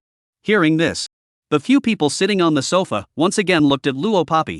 The rustiness from the beginning was no longer in their gaze. Even the woman stood up and said to Luo Papi, The visitor is a guest, little sister, just now my words were a bit radical, please don't take it to heart. Saying this, the woman pinched the expensive bag in her hand, revealing a smile that was worse than crying. Luo Papi naturally wouldn't take it to heart. Because she hadn't put the woman in her eyes from the very beginning. Her eyes, always falling on Deng Jigwa. Can you tell me what happened to you once? Her words were very direct and decisive. I want to know all about what happened to your daughter and your wife. There wasn't the slightest intention to shy away. The woman had just snapped at Luo Papi because Luo Papi had mentioned this issue, causing Deng Jigwa to recall something unpleasant. It was thought that the little sister realized this and wouldn't mention it again. Where did she know that she had mentioned it again? The woman listened and just wanted to open her mouth to lecture again. Little sister, this matter has already passed, not to mention that this matter is still someone's scarmouth, you. The latter sentence, the woman has not set out, was interrupted by Deng Jigwa. Good, I tell you. Jigwa? Jigwa you. This time the ones who spoke out were not the woman, but the middle-aged woman and the old lady. Both of them did not expect that in the face of Luo Papi's sudden request, Deng Jigwa, who had been avoiding answering this question, actually agreed. This matter has already passed for more than 10 years, there are some things that I have also put down. Deng Jigwa clenched his fist and glanced at Luo Papi. Finally letting out a sigh of relief, he continued. But there are some grudges that should be settled. Back then, Xiaoman's death and my daughter's disappearance were all done by those people. I, Deng Jigwa, will not be a man until I have avenged them.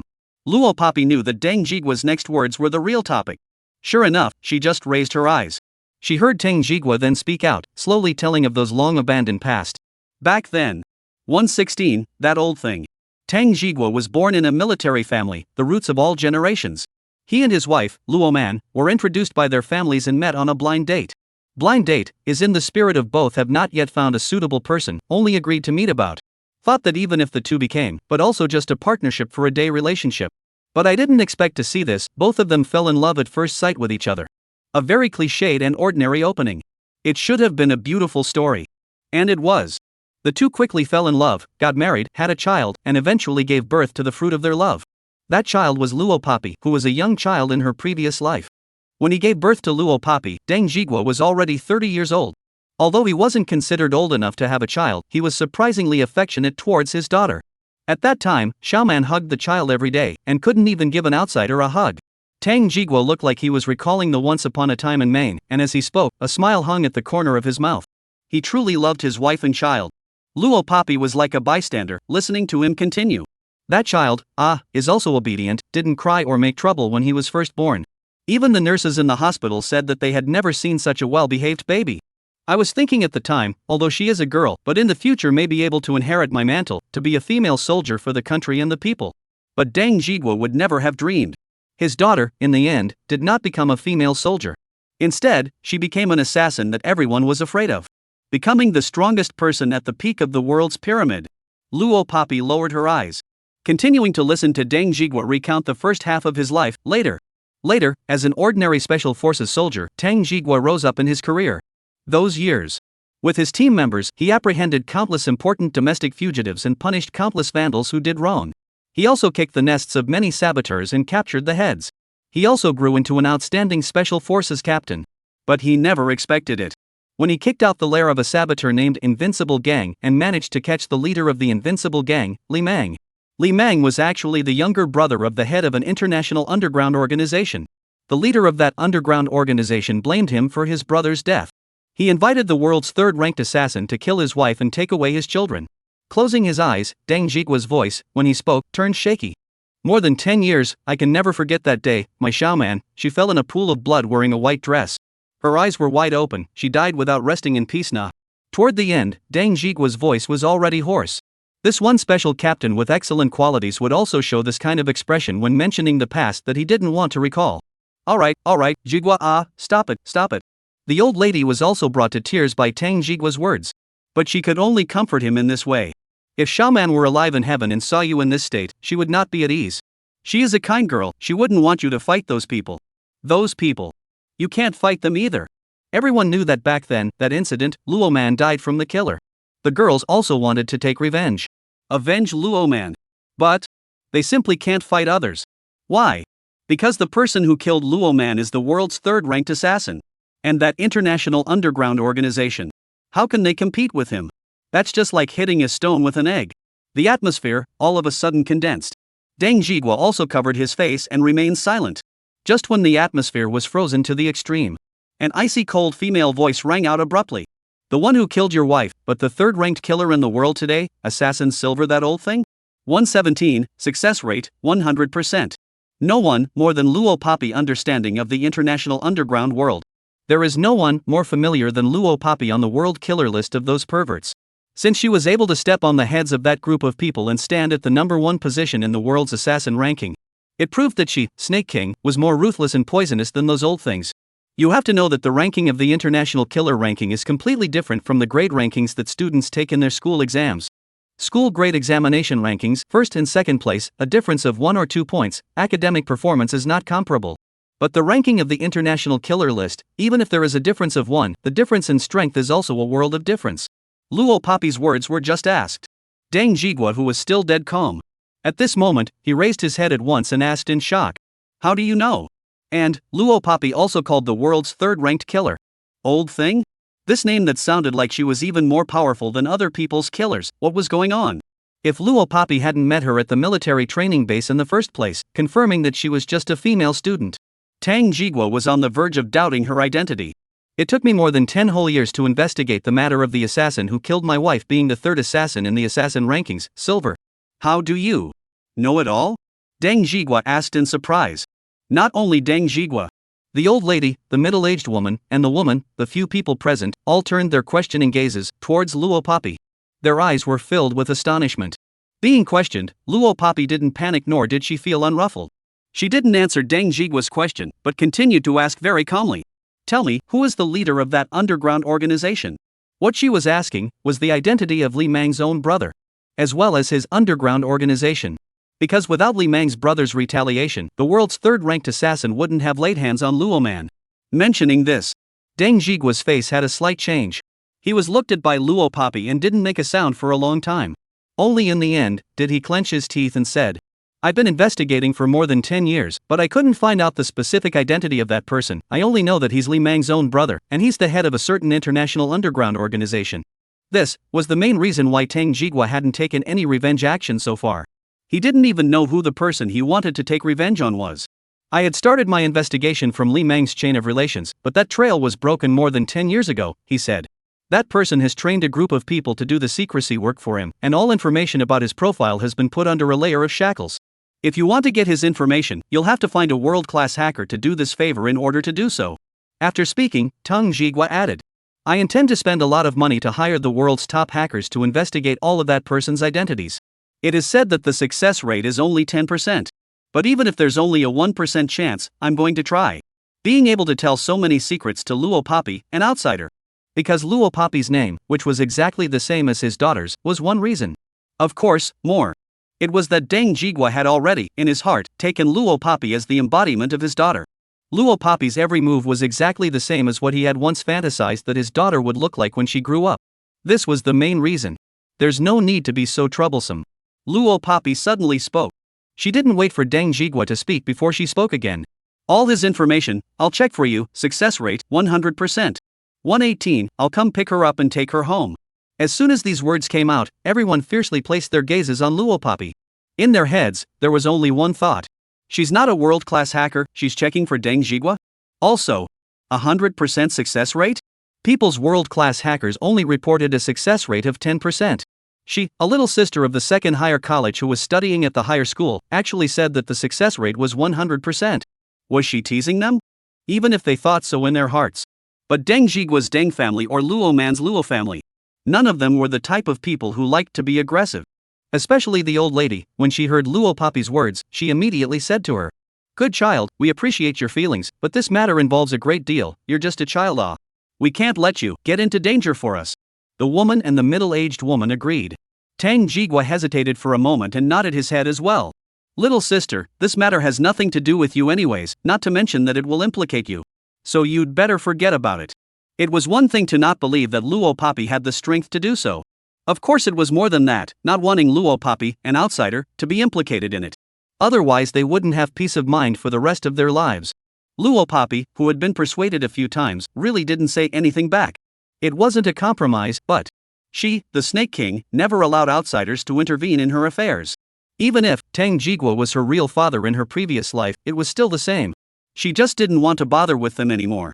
The matter, she herself would definitely find out.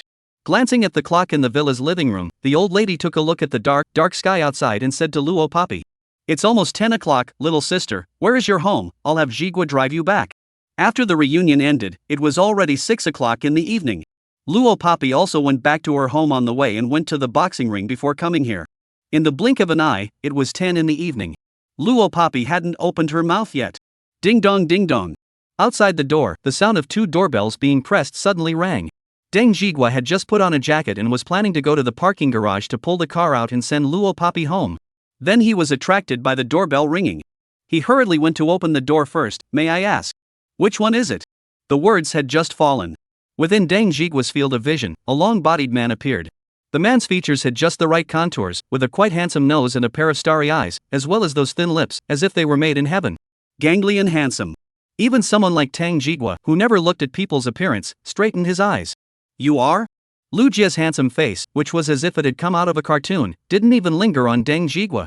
His inky black eyes directly turned to Luo Papi in the villa's large living room. The tall and cold Lu Jiao stood together with Deng Jigwa. Even if he didn't wear that ink black military uniform that symbolized his identity, Deng Jigwa wore a military camouflage uniform. In terms of the aura of a military gangster, Lu Jia also ruthlessly crushed him. The two men, completely incomparable. Perhaps it is because subconsciously, take Luo Papi as the embodiment of her daughter.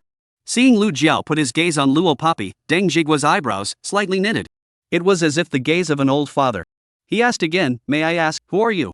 This time around. There was no waiting for Deng Jigwa to continue asking. Lu Jia's extremely handsome jawline gently raised, his black eyes, still watching Luo Papi. Cold gangly voice, proudly came out, still with a few points of dominance and dictatorship. I'll pick her up and take her home. 119, eat dry and wipe clean. 6 words. Simple and rough. But it attracted reverie. Not only did Deng Jigwa's eyelids jump. Even Luo Papi, who was standing in the villa's large living room, turned her suspicious gaze towards Lu Jiao. Taking her home? I don't know if it was her illusion, but she actually felt that Lu Biao's words carried a bit of ambiguity that was hard to understand. Even Luo Papi herself was blankly stunned. Not to mention Deng Jigwa. There were also a few people standing at the large living room. Going home? Ahem, at the risk of asking, are you guys living together? Deng Jigwa asked out loud. He didn't know what was wrong with him today. He was very attached to Luo Papi's matter. Probably because Luo Papi's name, with the name he gave his daughter back then, was exactly the same, right? Luo Papi, back then, wasn't he hoping that his daughter could be the same as Papi? In the world's most beautiful flowers at the same time, but also to have the ability to protect themselves. What Lu Jia said. Living together, doesn't that mean cohabitation? In the large living room, the middle-aged woman, the old lady, and the woman, all looked at Lu and Luo Papi with frozen gazes. Everyone was waiting for Lu Jiao's answer.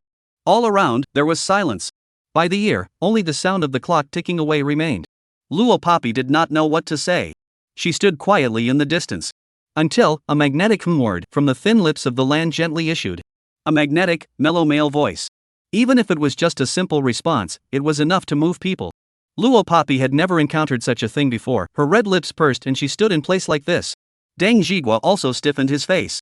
When he reacted, he only saw in hindsight that Lu Jia had already stepped away from his slender thighs and walked into the villa's front door. He was wearing simple everyday clothes, but his figure was taller than the cover model. The most eye-catching thing was the pure white gloves he wore on his hands. Even if the gloves didn't match the ink-black military uniform, they didn't look out of place on Lu's hands. Even through the thick pure white gloves, one could imagine how slender and perfect his knuckles were. Not a single blemish or flaw could be found. This young man is handsome for miles.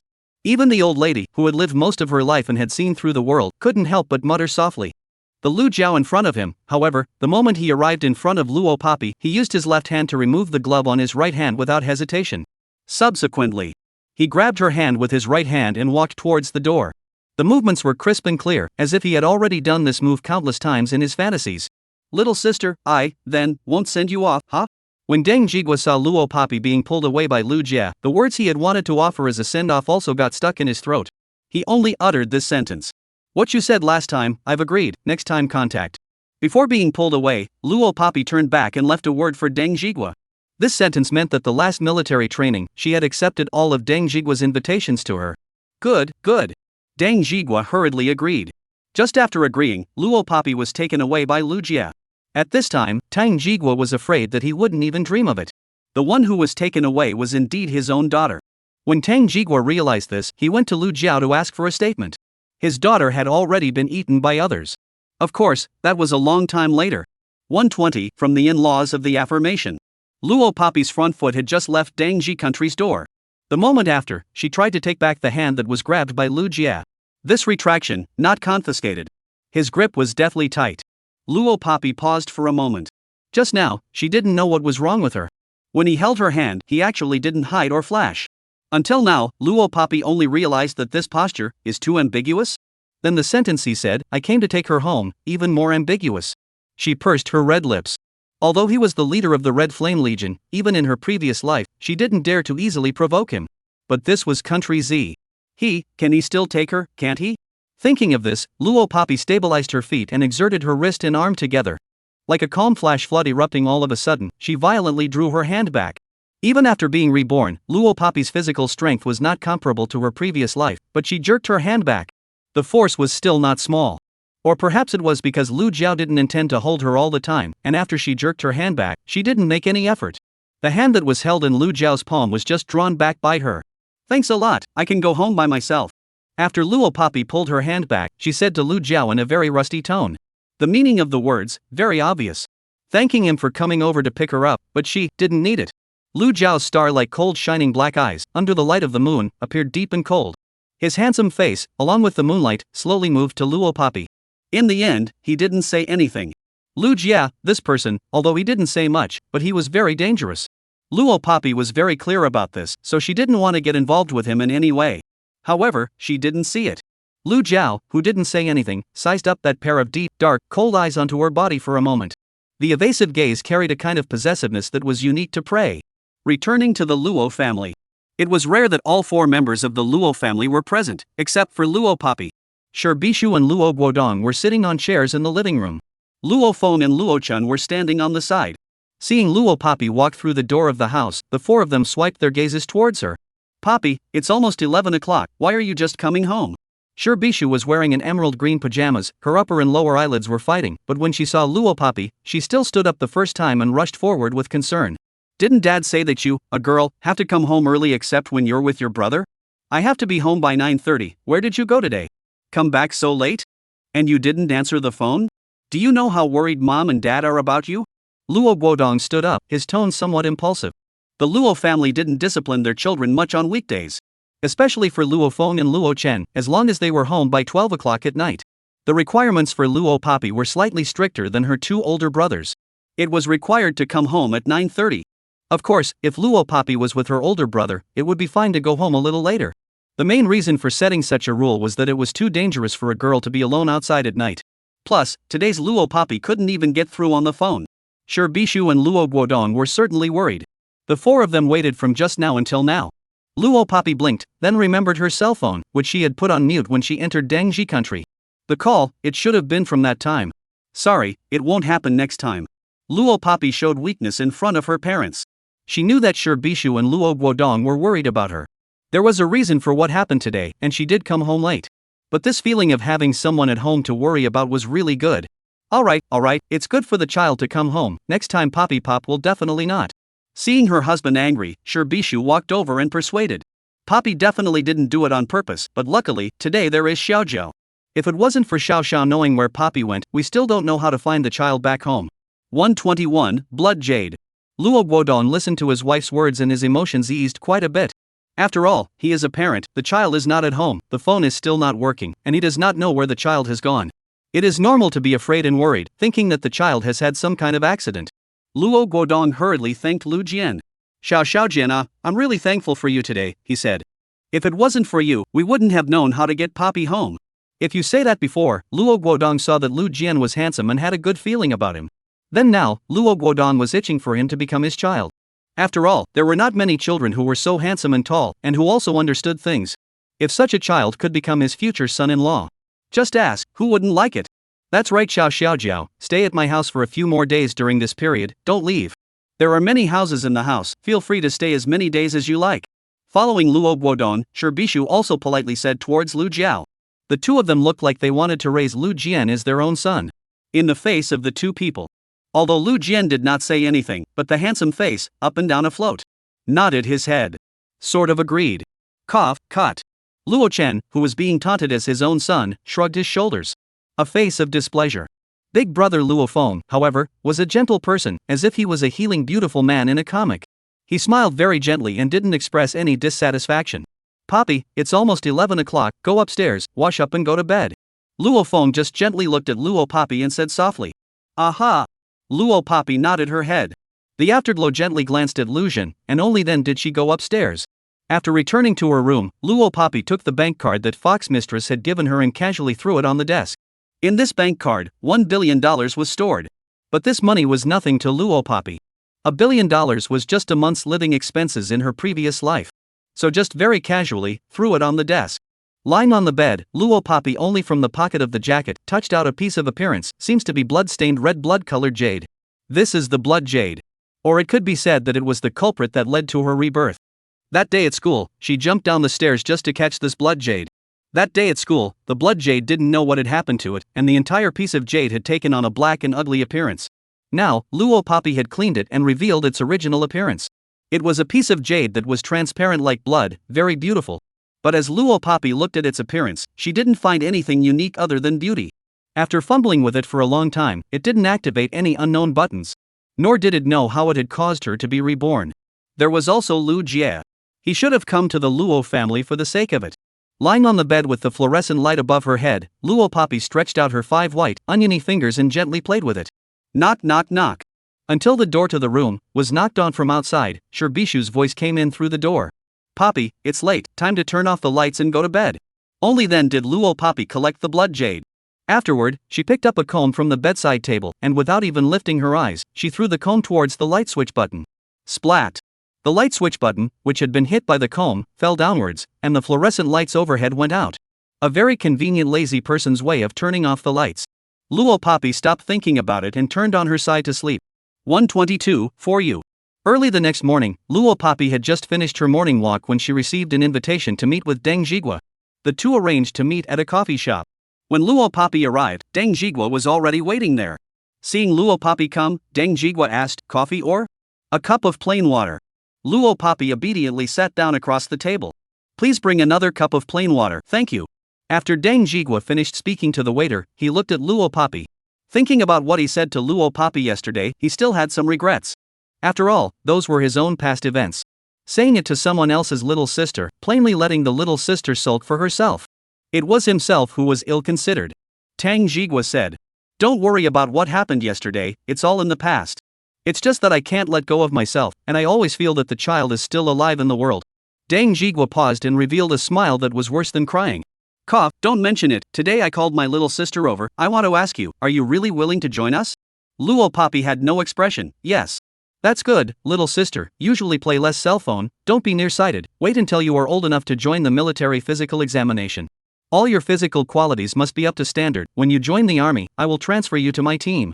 Although Deng Zhigua was the captain of the special forces, he also had to follow the process of recruiting people. Right now, Luo Poppy's age was still a bit short, and he couldn't break the rules to collect.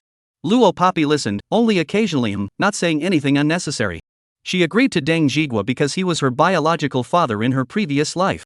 This is only one of the reasons. The most important reason was, her current physical ability was too weak, and was not comparable to her previous life at all. This path was probably the only way she could think of to quickly increase her strength. After meeting with Deng Zhigua, Luo Poppy went home. She didn't have any other arrangements for today. Shirbishu, Luo Guodong, and Luo Feng all had to work, so they definitely weren't home at this hour. Luo Chen had long since met up with a group of friends and went out to play. He couldn't be found at home at all. I also don't know if Lu will be home. When Luo Poppy arrived at the door of the room where Lu Jiao lived, she knocked on the door of the room where he lived for the first time. She already had plans. Knock knock knock. Only after knocking 3 times, the door to the dilapidated room was opened from the inside by Lu Jiao. Luo Poppy stood in the doorway, and for the first time, she saw the house where Lu Jiao lived. All around was cleaned up. On the floor, on the bed, and even in the cracks of the floor, not even a trace of dust could be seen. His room, much cleaner than hers. Luo Poppy pulled the corner of her mouth and met Lu Jia's deep black eyes. She went straight to the point and made her intentions clear. Did you stay in my house for the blood jade? Although it was a question. But Luo Poppy was almost certain that Lu Jiao was staying in the Luo family for the blood jade. Otherwise, last time, Lu Biao wouldn't have made the request to enter her room to take a look. Obviously, it was only the blood jade that could make a person with such a cleanliness fetish as Lu Jiao endure his unpleasant sense of cleanliness and live in the Luo family. Luo Poppy dared to say this. Naturally she had a countermeasure. She planned to, on the matter of the blood jade, temporarily cooperate with Lu Jiao. As long as he nodded, she would give the bait for cooperation. Then logically let him leave her house. Luo Poppy had been calculating for a lifetime, and had speculated on the truest hearts of countless people, but she hadn't guessed Lu Jiao's thoughts. No. 2 words, cold and arrogant, fell out of Lu Jiao's mouth.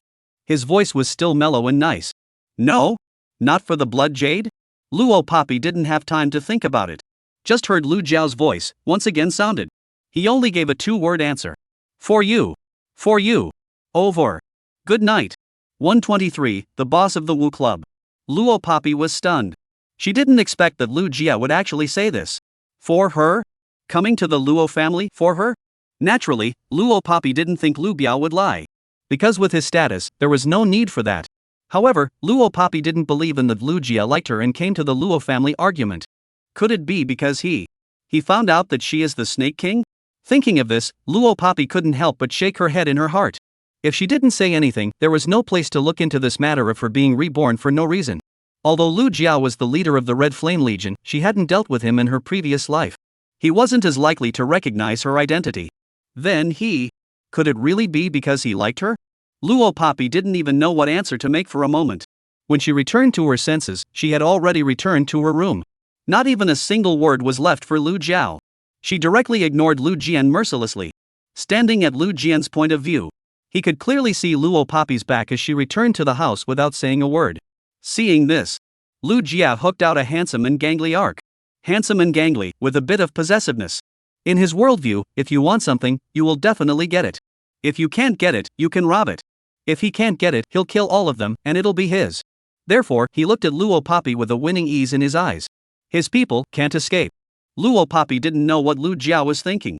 When she returned to her room, she put the blood jade away. Although she now knew that Lu Jiao's goal was not the blood jade. But right now, internationally, there were still many bigwigs who were pursuing the whereabouts of the blood jade. She, naturally, had to hide it. A pleasant Sunday, but Luo Poppy spent it alone in her room. The beautiful time of a double holiday always passed by fast and furious. For students, after studying hard for 5 days desperately, it was hard to wait for the double holiday. It feels like the 2-day vacation is going to end before it even starts. It is really unpleasant. It was another Monday. Chirp. Chirp. Early in the morning, the sound of birds chirping was very loud. Listening to the birdsong, Luo Poppy wore the short sleeves and shorts that Bishu prepared for her and went to school. The reason why she wore short sleeves and shorts was because on Monday and Tuesday of this week, it was the time for the field day. The school asked the students to try to wear clothes that were suitable for sports. In other words, after the field day on Monday and Tuesday, the school was going to have a 7-day vacation for the 11th day of the 11th month. This made the dead Monday, added a pleasant atmosphere no less than the Friday of the upcoming vacation. Luo Poppy arrived at the school gate. Many of the students were being transported by their parents, happily walking towards the school. Luo Poppy was carrying her school bag on one shoulder and was just about to enter the school gate. In front of her, on a van that was parked next to it, 3 men dressed in black came down. The 3 men, at first glance, gave the first impression that they were like those who mixed in the dark city. And the truth was also true. They were none other than Luo Poppy's eldest uncle, the people in Luo Guobin's club. The man in the lead immediately bowed towards Luo Poppy and in a very polite tone, asked, "You are little sister Luo Poppy, right? We've been waiting for you here for a long time. Introduce yourself first. We are from the Wu Hui. My name is Su Tailong, I am the boss's assistant. Our boss would like to meet you. He's in that van right now. If you'd like, it'll just take about 3 or 4 minutes of your time. The tardy bell for school doesn't ring for another 15 minutes, you won't be late. May I ask, is this a convenient time?" Author's word. Not very good at writing emotional scenes, but will arrange on it in the later stage. The male lead doesn't have much presence in the early stage, and looks like he's not powerful just because he's not written, and definitely won't let you down in the later stage. Also, as I mentioned earlier, the main character is called the most powerful man in the world, not metaphorically, that's the setting. I've been loving it lately. Later we'll mention the reason, will not be false strong, not a false name. Considering that this is a big female main article, the male lead of the early part of the drama is not much, to love you. 124, the usual. Very polite and courteous way of asking.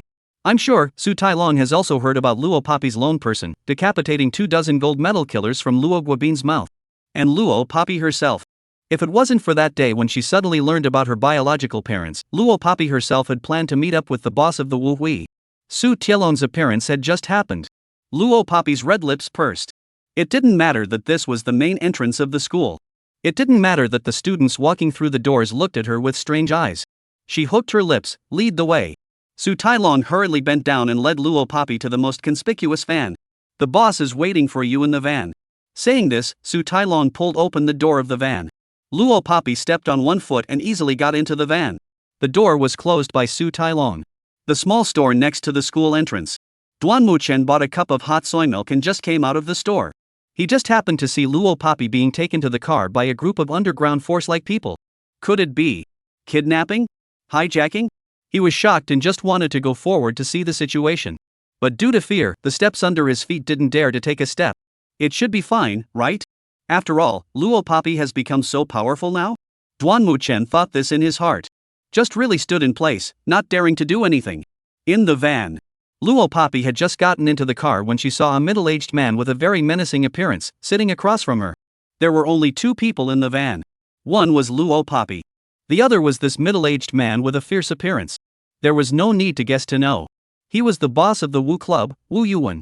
At this time, Wu Yuan was sitting right across from Luo Papi, facing her with his rough face that was so fierce it seemed like he could eat a child in one bite. Big nostrils, a fierce face that could not be ignored, as well as that big X scar over his left eye. These features further emphasized Wu Yuan's ferocious appearance. If a less courageous child saw him, he would probably be scared to the point of howling. Luo Papi, however, was like a person who was fine and looked at him straight in the face. Also, do not take the lead to speak. In the end, it was Wu Yuan who spoke up first. He first grinned a big grinning smile, just like a fierce big man who suddenly picks up a baby and coaxes the child. It looked comical and hilarious. You're Guobin's niece?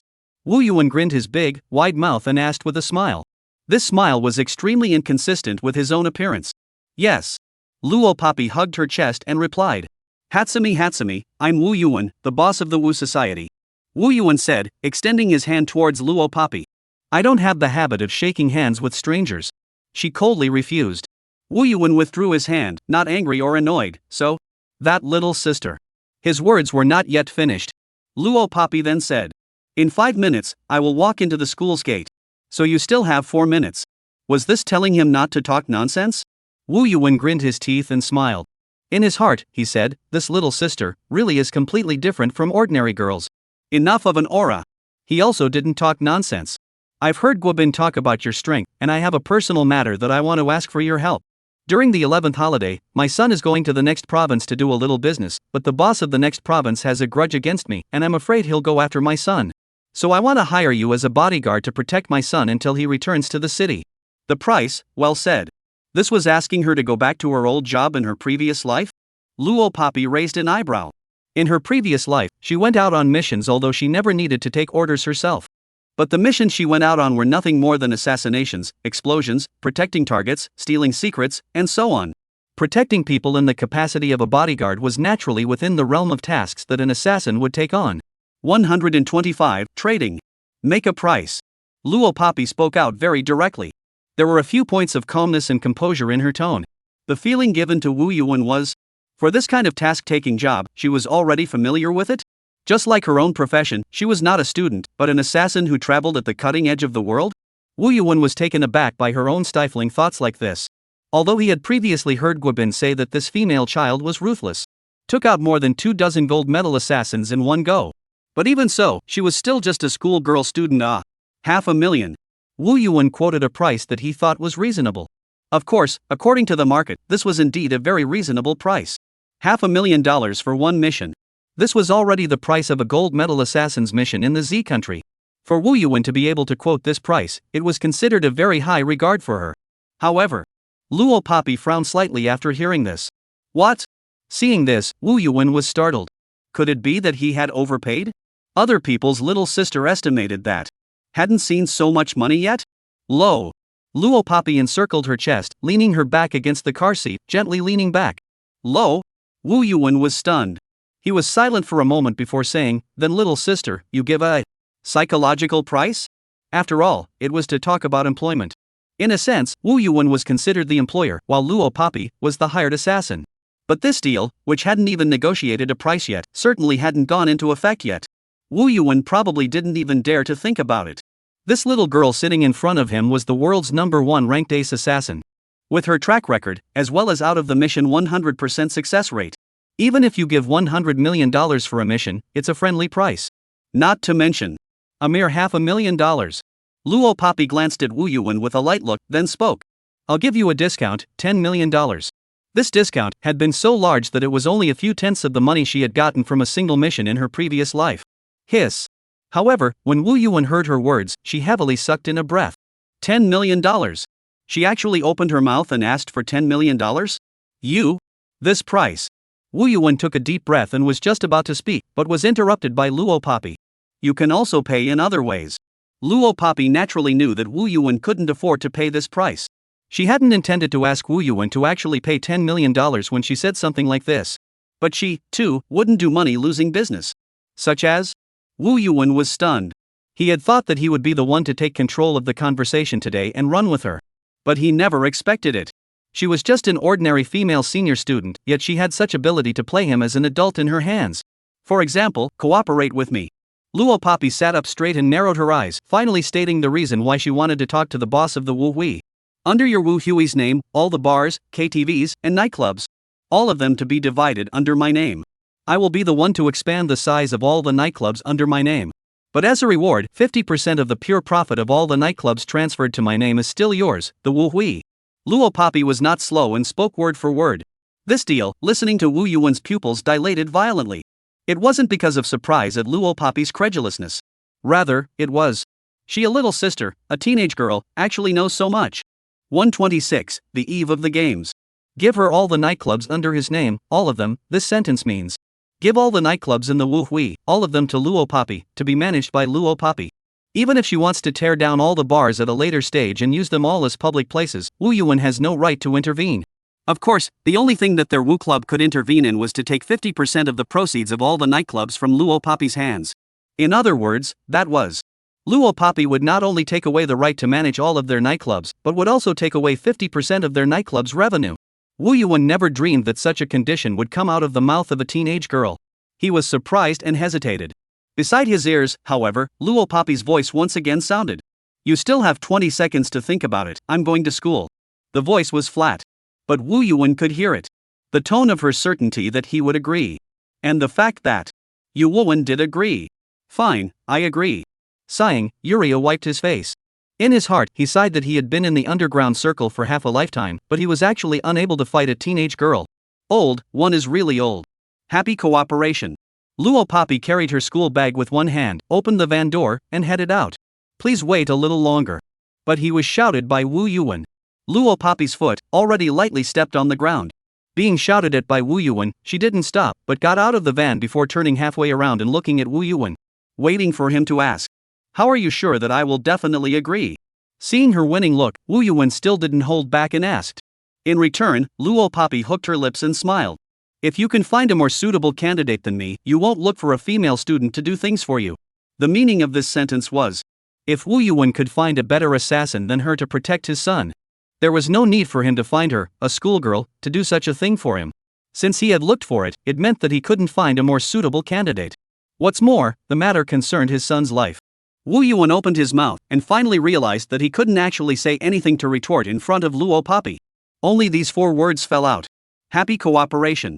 Luo Papi reloaded her shoulder bag and lazily walked towards the school. Perhaps it was because the field day was about to start soon. The campus, at this moment, was full of vigor.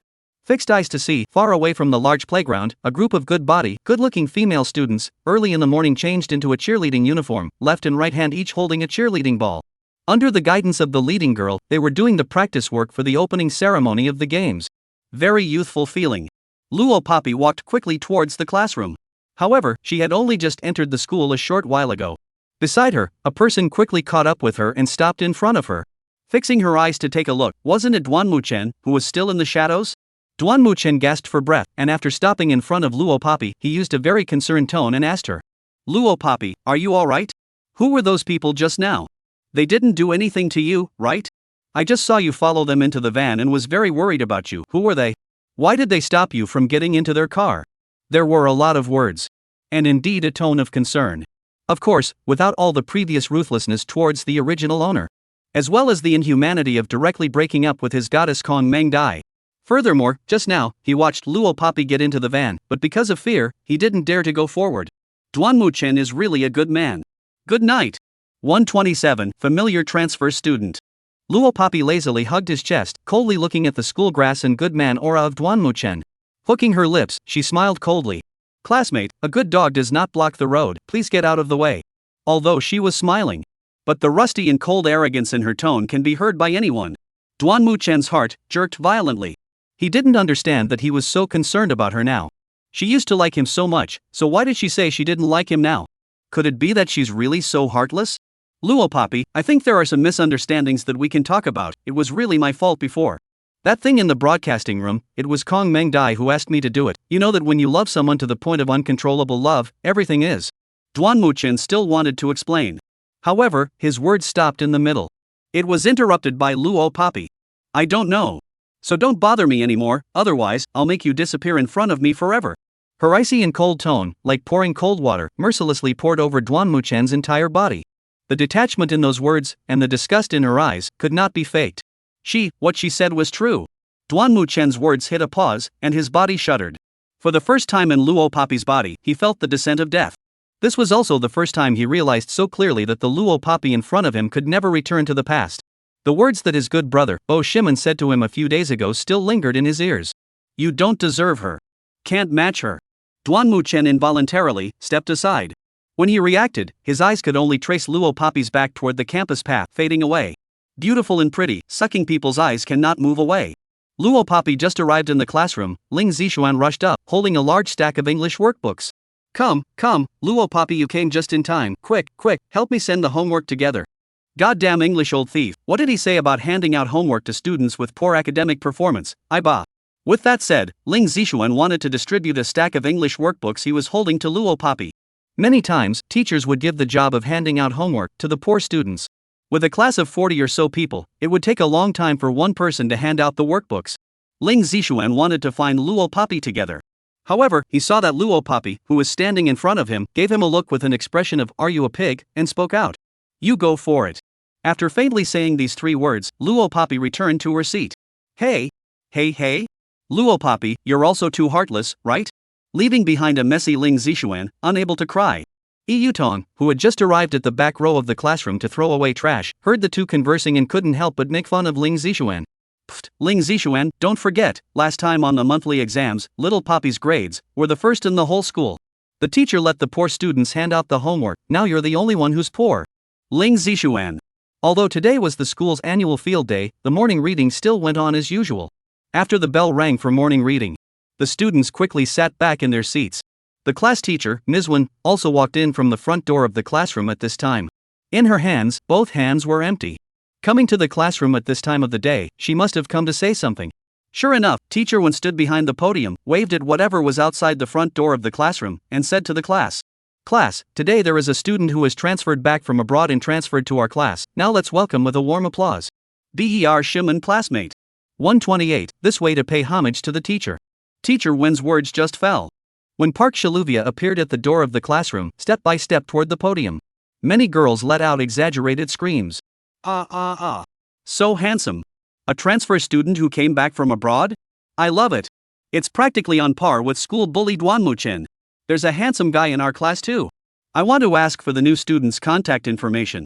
Luo Poppy didn't need to look up to guess the identity of the transfer student from the screams of her classmates. Pak Shimen. Duanmu Chen's brother, overseas returned international student. Also, the last middle school reunion, in the KTV box to show off to classmates the technology of God stealing, but was Luo Poppy in public to steal only a pair of underwear of that brother. This moment. Pak Shimen completely did not have the embarrassment of being stolen to only one pair of underwear last time. He snapped his fingers and walked up to the podium. The hand that was clasped behind his back reached forward and a brightly colored rose appeared in his hand. Hello everyone, my name is Ber Shaluvia, just came back from abroad, in the future we will be classmates. Park Shaluvia said, hand clasped the rose, handing it to Ms. Wen. Beautiful teacher, you and this rose flower is beautiful please teacher do not be polite to accept it. Ber Shimen in foreign countries itself is a playboy. Such sensational words, coming out of his mouth, did not have the slightest sense of incongruity. Even the curmudgeonly teacher one was all smiles by his words. Aya, this mouth is so sweet, then teacher will accept it. The moment Mr. One accepted the roses, the classroom exploded. The screams of the girls spread in all directions like a piano keyboard that had been struck haphazardly. Ah, grass, grass, grass, grass, grass, grass, grass, grass, so cool. Where did that rose get taken out from by the new student? Handsome. Mom, I think I'm in love. Listening to the rising and falling screams, Luo Poppy frowned. It was as if she and the female students in the screaming class were from two worlds. It was very quiet, just as the original owner once was. Beside her ears, she could hear the disdainful voice of her classmate Ling Zixuan.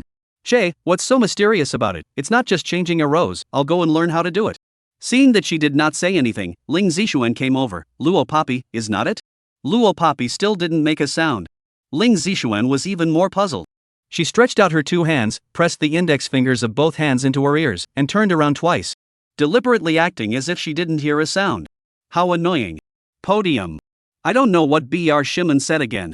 Teacher One was amused straight laugh. Well, Br Shaluvia students, you quickly first casually find an empty seat to sit down, to start the morning reading. After saying that, Teacher One nagged another sentence. Next week's small long vacation back, the teacher intends to give the class to rearrange a row of seats. These 2 days you will first sit at random. Your textbooks and workbooks those, at noon the teacher will arrange for classmates to send over to you, morning reading first in the same table to make do. Anyway, today's sports meeting, no classes, no need for textbooks. Arranged everything. Teacher One left the classroom. Bo Shimon nodded, stepped away from the leg to walk toward his fancy seat. There were collectively only 5 empty seats in the classroom. 2 in the 3rd row. 1 in the 5th row. The last 2 in the last row of the classroom, that is, Luo Poppy, Ling Zixuan seat near. Bo Shimon didn't even hesitate before coming to the 2 seats in the last row of the classroom. He also had no intention of taking a seat, but came straight to Luo Poppy's desk. In front of the entire class, he knocked on Luo Poppy's desk. Hi, hello again. This cheerful tone. Pak Shimon, indeed, transferred to this class because of Luo Poppy. Luo Poppy lazily raised his eyes, also lazy to talk back. Br Sherlowan was also not angry, he smiled, then under the gaze of all the students in the class, he directly worshipped the master. Master, the disciple came to you, how do you also not take a position to take a position? This is too hurtful. 129, that person. Knowing that Luo Poppy is such a powerful character, a high probability possibility, is not even going to look at himself. Not to mention accepting himself as a disciple. Therefore, Bo Shimon directly worshipped teacher, open mouth is a master, called himself his disciple. Doing so, although the cheek is a little thick. But, can achieve line. Pak Shimon finished. See Luo Poppy lazy eyes finally lifted, to meet his eyes. He blinked towards Luo Poppy, with a voice that only 2 people could hear, said, Master, you raised your head, then it's a deal, from now on I'm your disciple. This move to recognize the master, can it be okay? Don't say, if Bo Shimon directly asked Luo Poppy, can you accept me as a disciple? There is no suspense, Luo Poppy absolutely do not accept. This kind of lost business, she never do. Luo Poppy finally lifted his head, with square eyes to Br Shimon. Look indeed clear and elegant, height of 1.82 m, appearance looks there is so a little gangster. Park Sherlowan's natural talent is really good. The last time he fiddled with his god-stealing technique, if not met her. He's not so miserable. Dig the grass. I'm digging and digging and digging and digging in a piece of grass. A very sudden and abrupt voice exploded. Needless to say, the owner of the voice was Ling Zixuan. At this moment, Ling Zixuan was using a shocked gaze, sizing up Br Shimon, and said to Luo Poppy, Luo Poppy, when did you hide a disciple from me? To Ling Zixuan's question, all the students in the class had the same resonance. Handsome guy actually knows Luo Poppy? Or Luo Poppy's disciple? This truth is a bit too much for me to accept. The students talked more than that. There were also female students who, like they had heard some sort of gossip, loudly asked, Luo Poppy, the new student is actually your disciple? May I ask what you teach? One after another, some students asked curiously, could it be a disciple who plays games? What game? Lopez, you still play games? What game do you play? Chicken? King? There were many different opinions. But as the center of everyone's discussion, Luo Poppy didn't say anything. Morning reading, wait for the student councils to come to inspect, our class hasn't started morning reading yet, you're just waiting for your points to be deducted and criticized. The class cadre stood out and shouted at this moment. Hearing this, the students, one by one, had no choice but to put down their curiosity and take out their textbooks and start reading aloud. Master, talk later. Br Shimon made a hair-ruffling gesture towards Luo Poppy, and after shamelessly shouting, he turned around and went back to his seat. Luo Poppy raised her eyebrows. Ling Zishuan's shouting was still heard beside his ears. Hey yo I go, what the hell is that guy? Still a master, TSK. The morning reading was only more than half an hour. Soon, the bell rang. Because of today's sports meeting, when the bell rang, the students went to the restroom. There were those who went to the restroom. There were also those who changed their clothes. All of them were making preparations for the opening ceremony of the sports meeting. Because in 10 minutes, when the class bell rings, the sports meeting will begin. The stairway of the corridor. Luo Poppy hugged his chest, very lazy gaze, and Br Shaluvia against the eyes. She could see that Park Sherluan with expectant eyes, looking at herself. She did not make a sound. Br Sherluan very naturally opened his mouth first. So you didn't refuse, I think you this is agreed Park Sherluan did not forget, when he will Luo Poppy everything, told to his own in foreign countries of the god thief teacher master, the other party to their own reply. Teacher master said. In addition to that person, before that no one can do under the eyes of people, steal people to only a pair of underwear. 130, the principal's office. Naturally, everything in this world, there are exceptions. Br Shimen is not clear, Luo Poppy in the end is not that person. But he always remembered, Sensei said to him. Sensei is not that person, this girl child's strength is not weak, above me, must be above me. Charge up and worship her. Be sure to worship her as a teacher. Otherwise, you will definitely regret So, Park Shilvia transferred to Luo Poppy's class at the Black Forest Second Advanced Academy. Therefore, Pak Sherluan was dead set on directly addressing Luo Poppy as master. I can accept you as a disciple. Luo Poppy, who hadn't spoken for a long time, responded positively for the first time. By Sherluan was happy. Luo Poppy added. But you must accept my test to prove that you are qualified. Bo Sherluan raised his hand, surprised and nodded madly. Can, if I'm not qualified enough, I swear I will never pester master you. You two, line up out of the drill, the opening ceremony of the sports meeting has begun, still not fast back to the class? Br Shimon's words just said here, passing by the stairway of a class cadre, on the two people admonished voice. Hearing the voice. Luo Poppy what words did not leave Br Shaluvia, turn around and go back to the classroom. The bell of the class, really quickly rang. With the previous days is different.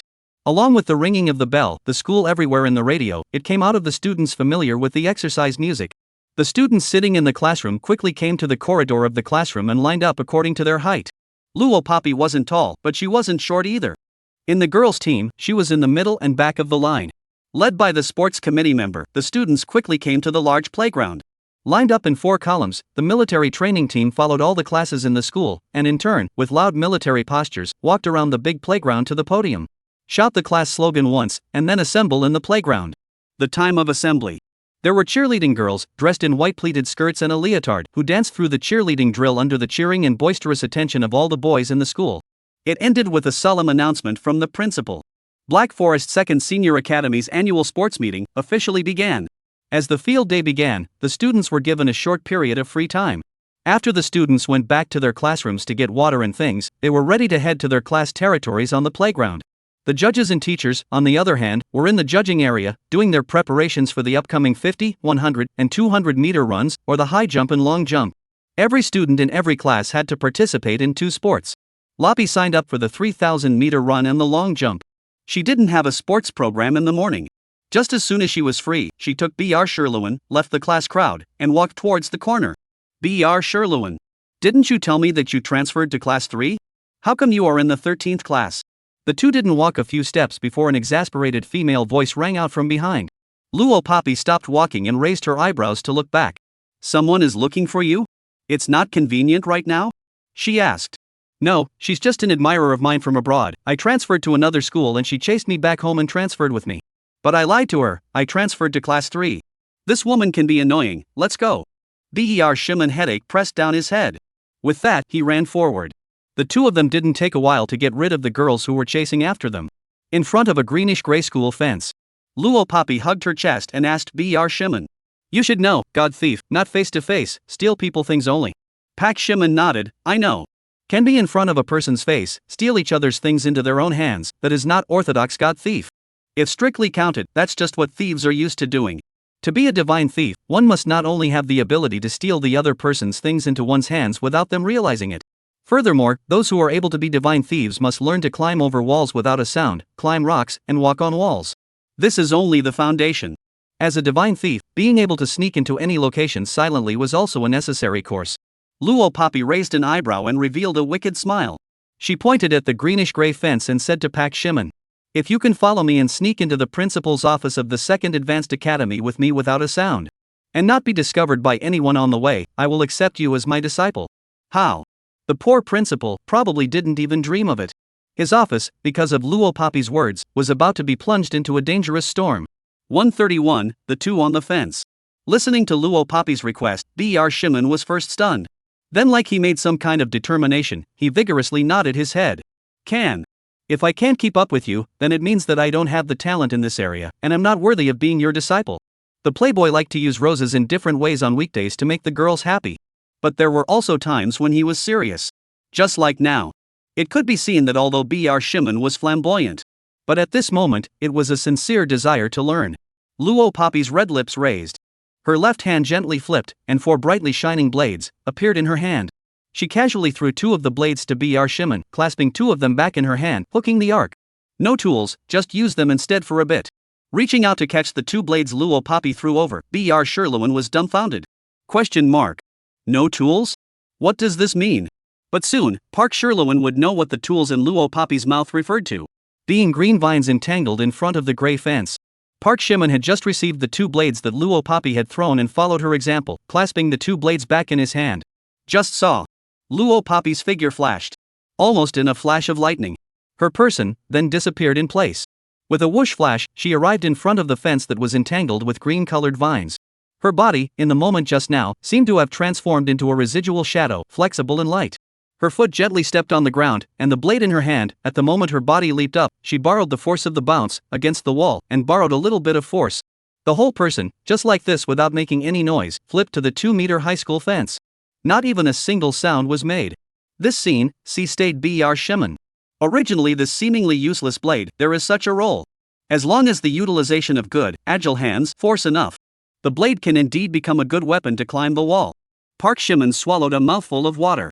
He took the 2 blades that Luo Papi gave himself, learned from Luo Papi, and came to the wall. The blades into the wall, the blades touched the wall, issued snort a friction sound. He also climbed up the wall with great difficulty. Just turned on the fence of the B.R. Shimon, cannot help but wipe a handful of sweat on the corner of the forehead. Heart said, it seems that his own kung fu is not good. Luo Papi, that sensitive hands, oneself now simply cannot learn. Borrowing the blade to flip on the wall, such a simple action, all issued a snort sound. Only, did not wait for B.R. Shimon to think more. He saw. Luo Papi in front of him, already keyed the 2 blades in his hand, along the edge of the wall only 20 centimeters wide, to the distance fast running. He didn't give himself time to hesitate. He also riveted his energy and desperately chased after Luo Papi's pace and followed. Slow down, the desks are just set here. Whether it was 100 meters, 200 meters, or 3,000 meters, the endpoint of all running events was at this easternmost corner of the playground. And so, the judges and teachers of the running events would also register their scores here. At this moment, a teacher was directing the students to move the desks where the judges and teachers would sit, here. First grade 13 class. All the students in Luo Papi's in their class had also already come to the playground, their class's territory. And so it was. All the teachers and classmates, raising their eyes, all saw. On the fence at the edge of the playground, 2 figures violently appeared. That figure, one in front and one behind, like 2 flexible god thief, running on top of the fence of only 20 centimeters, toward unknown place, furiously running away. The speed was so fast that it was impossible to see who they were.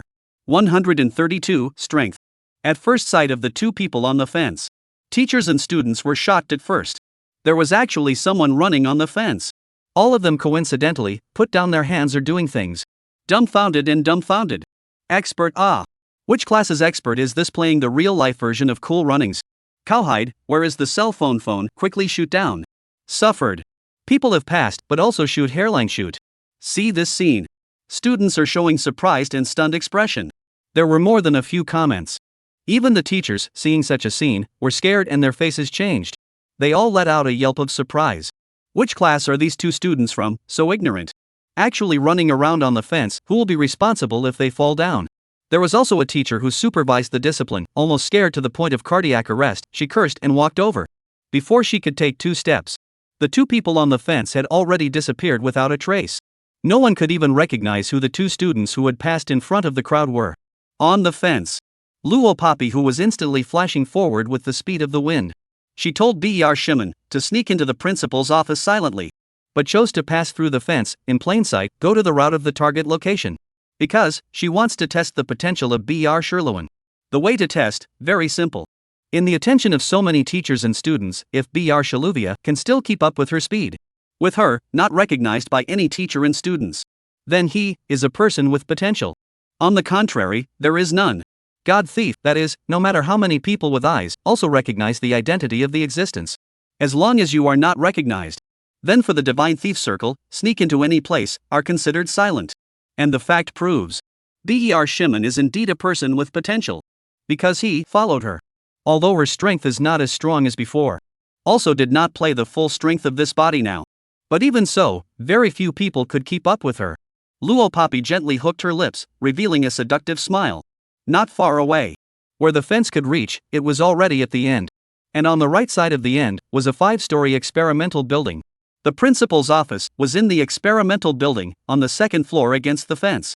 From the fence, there were only 4 meters, plus about 2 meters of height above the slant. It was incredibly easy for Luo Papi to go up. The moment she came to the end of the fence, Luo Papi utilized the inertia of running and didn't hesitate at all. Her entire person then violently stepped on the 2-meter high fence floor, towards the wall of the second floor office, and leapt. The blade in her hand, at the same moment she leapt towards the wall, was ruthlessly inserted into the gap of the wall. The blade in her other hand was also slashed towards the wall above her. Borrowing the help she got from inserting the blade into the gap of the wall, she rolled over and nimbly came to the window of the office on the second floor. During this time, not even the slightest sound of the wind blowing or grass stirring was made. This coherent action was completed by her in just 3 seconds. Bo Shimon, who was following behind, steeply saw such a scene. His eyes widened in shock. Even the hand holding the blade are slightly trembling. Rao had seen Luo Papi's strength, he couldn't help but be stunned once again. Could it be that? This is her Luo Papi, all the strength. 133, Top God Thief, double against the battle. Waiting for Br Shimon to react. Luo Papi has already utilized the sharpness of the small blade, very easily, from the outside of the window edge, opened the lock of the window. A flash. She then managed to sneak inside the principal's office from the window. Without startling anyone. Principal's office. Principal Yen was the Second Advanced Academy's notorious bald teacher. Although he was the principal of the Second Advanced Academy. But sometimes, it was active like a funny little old man. Of course, when serious, he was also very intimidating. At that time, Principal Yen was sitting in front of his desk, reviewing documents. Snapped. On the floor over by the window, steeply, there was a sound of a foot landing on the floor. Principal Yen raised his head and looked over there. Just violently saw a young girl, uncovered and bright, from outside the window that was opened at an unknown time, tumbling into the house. You. Suddenly seeing this scene, Principal Yen stuttered several times in a row in fear. Not waiting for him to finish stuttering. Boom! Another uncovered figure tumbled into his office from outside the open window. It was just that compared to the young girl who came in from the front, that calm and collected expression. The boy who came in from the back had to look a lot more strenuous. This was the case. Luo Papi from the window rolled in, simply did not use any force. And the back came in Bo Shimon. From the running just now, to the last bit of tumbling over, had already used up all his strength. You qualified. Luo Papi side glance at the panting Br Sherlowin. After saying that, she turned around, didn't even look at Principal Yen, and headed out. Okay, master. Br Sherlowin happily answered, chased after Luo Papi, and quickly ran outside. The poor principal who had been ignored all along. Principal Yen, who was dumbfounded, looking at the 2 students who suddenly scurried into his office. Brightly and squarely into his office. After some babbling, not knowing what they were talking about conversation. Sally laughed. Not even a proper eye to look at himself. Principal Yen had his mouth open and hadn't reacted until now. Just now those 2 students. Why did they come? Brightly and openly into his office? And directly ignored themselves? Surprisingly walked away? When his office. A place to cool off. Luo Papi and Pak Shimon left the lab building and headed in the direction of the playground. The experimental building is situated in the highest ground of the whole school on the hill. So from the side of the experimental building, to the playground, must walk a dozen or so layers of steps, big steps. Luo Papi and Bo Shimon just left the experimental building, only came to the big steps. 2 people's feet, not yet down. Park Shaluvia saw under the steps, stood a girl he is very familiar with. His eyelids suddenly jutted out. Gao Jia, you. Very helpless tone. Gao Jia, is before called Br Luvia, questioned him why cheat her to transfer to the 3rd class of that girl. Also is Br Shaluvia in the foreign admirer. Because of him, only to chase back to the country, the same transfer to the 2nd senior college to study $1,000.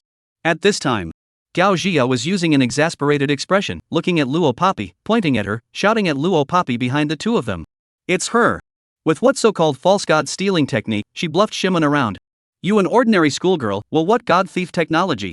A trick to deceive people Today let you see what is called real god thief technology. Let you lie to Shimon. Ami, give me on. Yami, is Hai Jia from abroad invited a top god thief. This time, I heard that Br Shaluvia was attracted by a girl who would be a god thief technique. So she invited the real god thief. The intention was to have Yami, in public, punch Luo Papi in the face. Yes. Yami, who suddenly appeared behind the two of Luo Papi, walked in the direction Luo Papi was in. Hey, you. Such a sudden shocking change, Pak Shimon was too late to stop. 134, a good show. Everyone thought that Luo Papi would be caught by Yami and hanged. The fact is also, when Gao Jia made a sound, Yami was at the back of Luo Papi and Pak Shimon. The crowd saw. Standing at 1.89 m, with a big body, almost straight up to 1.9 m tall this foreign male, Yami. He swung his sandbag-sized fists and swung toward Luo Papi. Yami. Get on. Steal everything she has on her in public. Make her look good. Let her know what it means to be a divine thief. Gao Jia ripped her voice out and stood around screaming. Occasionally passing by the experimental building, or from the class territories of the large playground, the students who passed by here, intending to go to the water fountain to get water to drink. Hearing Gao Jia's voice, they all looked over, looking towards Luo Papi on the large steps, as well as Yami who was walking towards Luo Papi. Hey! Drink! Taking advantage of his nearly 1.9 m height, Yami ran towards Luo Papi when he was less than 5 meters away from her. On the way to running, as if he wanted to show his strength, he followed the sound of a martial arts expert attacking on a television set and let out a high-pitched yell of drink ha. The students who were standing nearby, when they heard Ami shout and saw his brutal attack, they all gave a sharp intake of breath.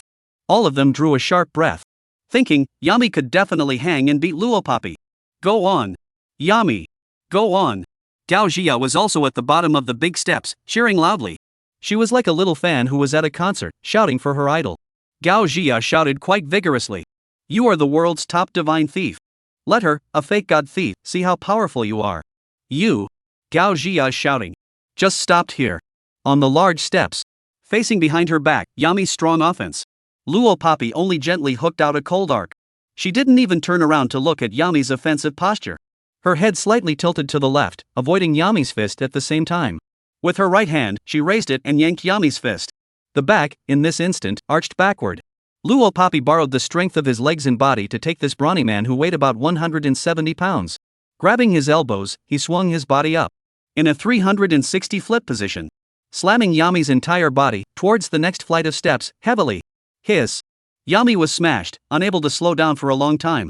All around, all the students who saw this situation, including Gao Jia herself, all issued a shocking hiss of disbelief. This one was a big man of 1.9 m. Luo Papi actually directly lifted his whole person up and smashed him to the bottom of the steps. She is so thin and small, actually. Gao Jia staggered a few steps, face filled with disbelief. Bo Shimon also swallowed a mouthful of water fiercely. Just see. Luo Papi threw off the arms that had just been stretched, directly ignored the Yami that was smashed on the ground, and headed towards Gao Jia, who was standing under the big steps. You, what are you doing? Gao Jia, who saw this scene, could no longer remain calm, and muttered loudly in a hurry. In the end, it was just a teenage girl. A little girl who likes to mess around with bravado, pretending that she is capable. Nothing more than that. Little sister, are you bored? Luo Papi raised her cold arc and hooked her index finger towards Gao Jia. This simple action of hooking the finger was paired with Luo Papi's actions just now. Gao Jia trembled her body. You didn't wait for her word to finish. It was seen. Luo Papi came to this level of steps where Yami was dropped, grabbed the wretched hulk of a man and looked at her. In one fell swoop, he demolished her lie. The world's top divine thief? That's the one? Are you sure? His stature, enough to qualify? If I'm not mistaken. This brother who accompanied you in this great play is your bodyguard, huh? 135, youth. Luo Papi's breezy words blocked Gao Jia from saying a complete sentence. You. It's not. He is the world-class divine thief. I see you is the fake, say what they are god thief I see your purpose, is to want to snatch my Shimon. Don't think I don't know. Humph. Gao Jia, who was recognized, still stammered in defense. Have to say. This rich family's golden girl, her brain is a bit bad. From her disorganized and illogical words without any common sense, Luo Papi had already heard it. That man named Yami was not the world's top divine thief. From the exchange just now, Luo Papi had also confirmed this. Moreover, she had also guessed Yami's identity from the three-legged kung fu that Yami had used. He would only be an ordinary little bodyguard who had received low-difficulty training. Yami, get up. You're a world-class divine thief. You dismantle her for me. Gao Jia still seemed to want to pretend. However, the breaks that were revealed were getting bigger and bigger. She crossed her arms and screamed at Yami. Get up. Defeat her for me. Or else I'll fire you. Have daddy send you back to your security company. I don't need protection from people like you. That went on. Even the students passing by heard it. This big miss who was playing with $1,000 temper really had her bodyguard, pretending to be a Jedi thief, huh? Is she playing dress-up bar? Pfft, probably. But that female student's moves just now were really handsome. I wonder which class she's in. That move she just made, if it was filmed and uploaded online, the number of hits would definitely be high. Oops, should have known I should have filmed it. The students talked and laughed. It seems that there is no intention to continue to spectate, one by one to walk away. Pak Shimon eyelids muttering straight jump, he shook his head, only to force himself to calm down. Walked down the steps, looked at Gao Jia, before saying, You this woman, what crazy? It's all been said that she's my master. What snatched me? It's me who took the initiative to worship her as my master. Hey, can't tell you. Luo Papi saw that Bo Shimon had a speechless face. She hooked her lips. Down the steps, sideways glance at Br Shimon. Go first. Luo Papi's words mean, Gao Jia's matter, just leave it to him to deal with himself. She would first excuse herself. Okay, master. I've really caused you trouble today. For the first time, Pak Shimon felt that he had caused so many peach blossom deaths in the past, he was too inhuman. Luo Papi turned around and left straight away. Walking away, you can still hear Gao Jia's exasperated pouting to Pak Shimon.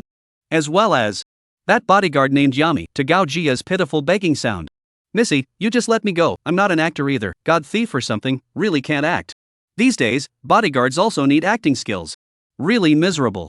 When Luo Papi returned to the realm of her class, the students in the class were all shouting cheers to the students who were doing the 100-meter sprint. Cheer up! Cheer up! Cheer up! Lu Xiaoyu, go for it! Charge! Go after them! It's so close! All screams filled with youth. It was so loud that it seemed to blow up the entire playground. Campus style, in full force.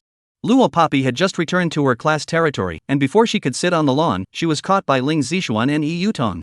Luo Papi, where did you just go with that Bo Shirlu? Yi Yutong asked. You wouldn't really take that guy as your disciple, right? Ling Zixuan then pursued the question.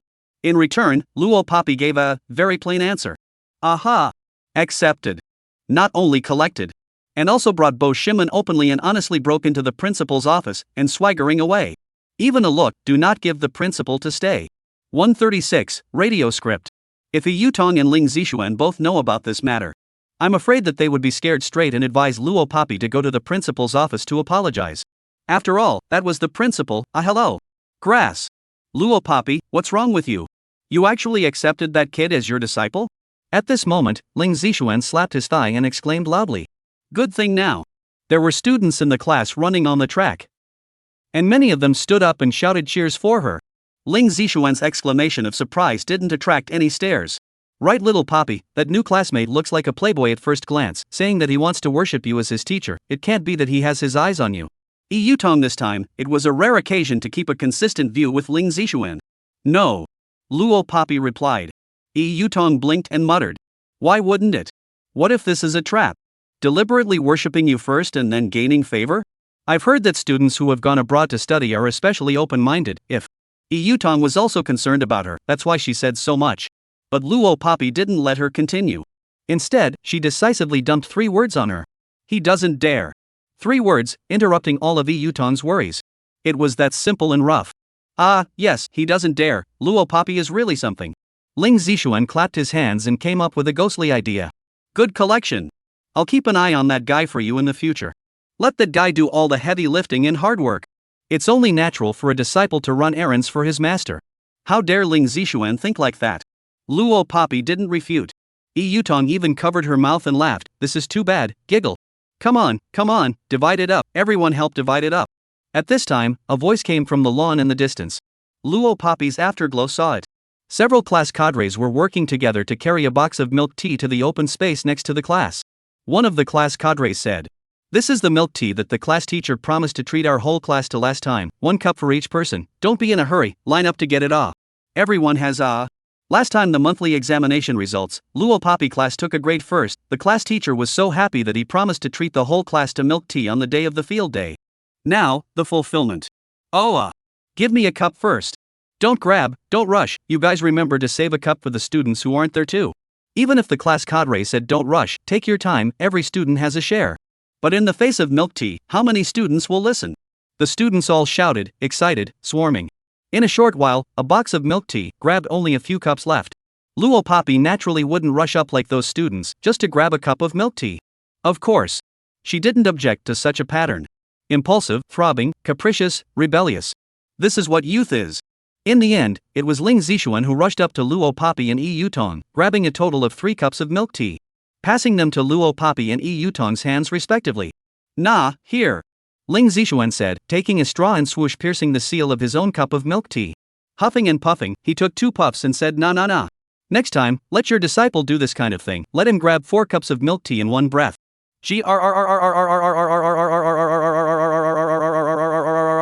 Loopy. If you ask me, this disciple acceptance. Can wow. Giving Luo Poppy a big thumbs up. Luo Poppy plucked out a glance at him. This moment, Luo Poppy just happened to hear. On the radio, came the voice of a sweet female voice, enthusiastically and energetically reading the broadcast. Look, the finish line is just around the corner. Listen, your classmates are shouting for you. Gather your courage and strive forward, bring us hope with your honor.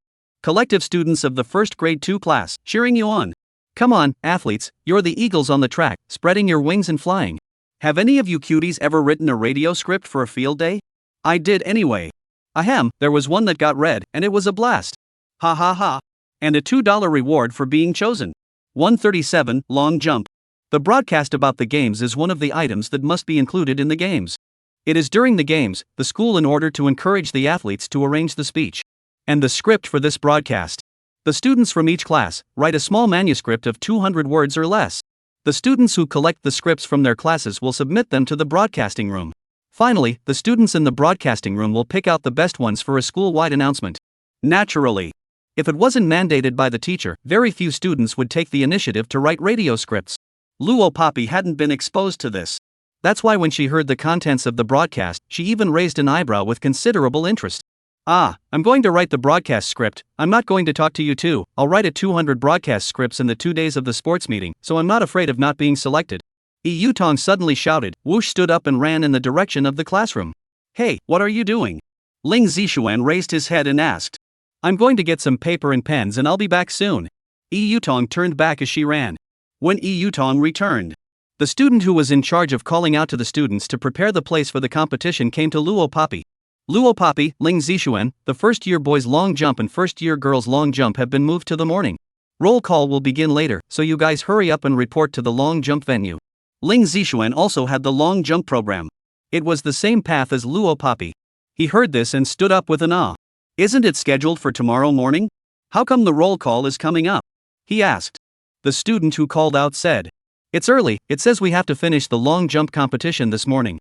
The final of the long jump is scheduled for tomorrow morning, so you two hurry over. Ling Zixuan had to get up lazily. Luo Poppy stood up, didn't say anything, and headed straight for the long jump venue. The two didn't greet Yi Yutong either. But during the games, if you couldn't find your friend in the class territory, your friend must have gone to the competition's venue to gather. This was common sense. Anyone would understand. No one would blame.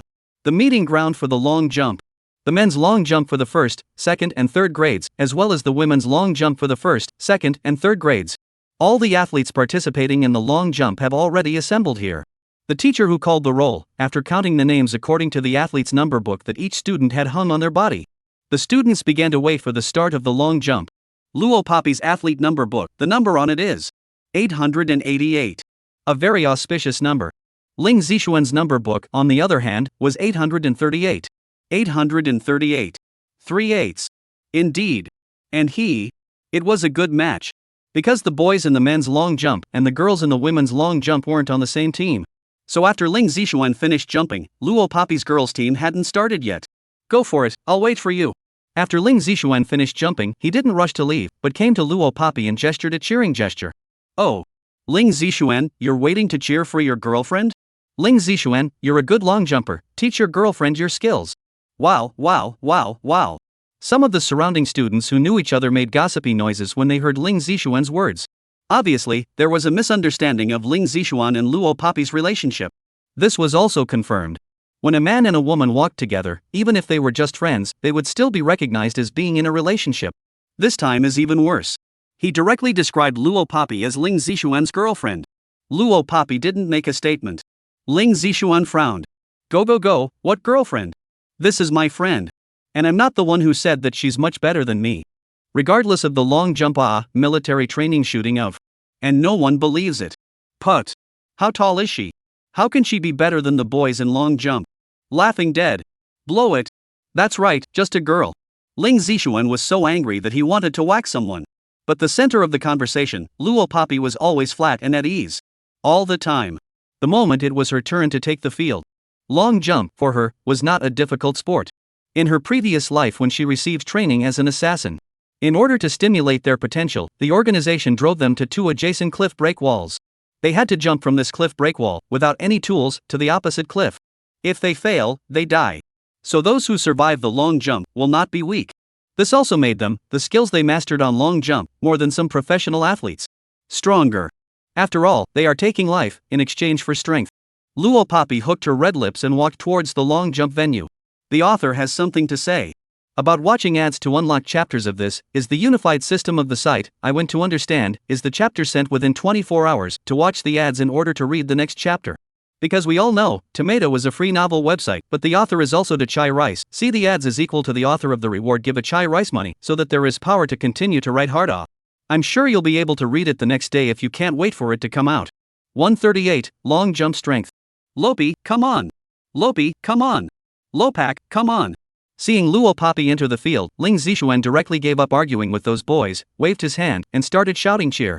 This shouting startled the several referee teachers sitting beside the long jump field. Instinctively raising his head, he looked at Luo Poppy, this inconspicuous girl.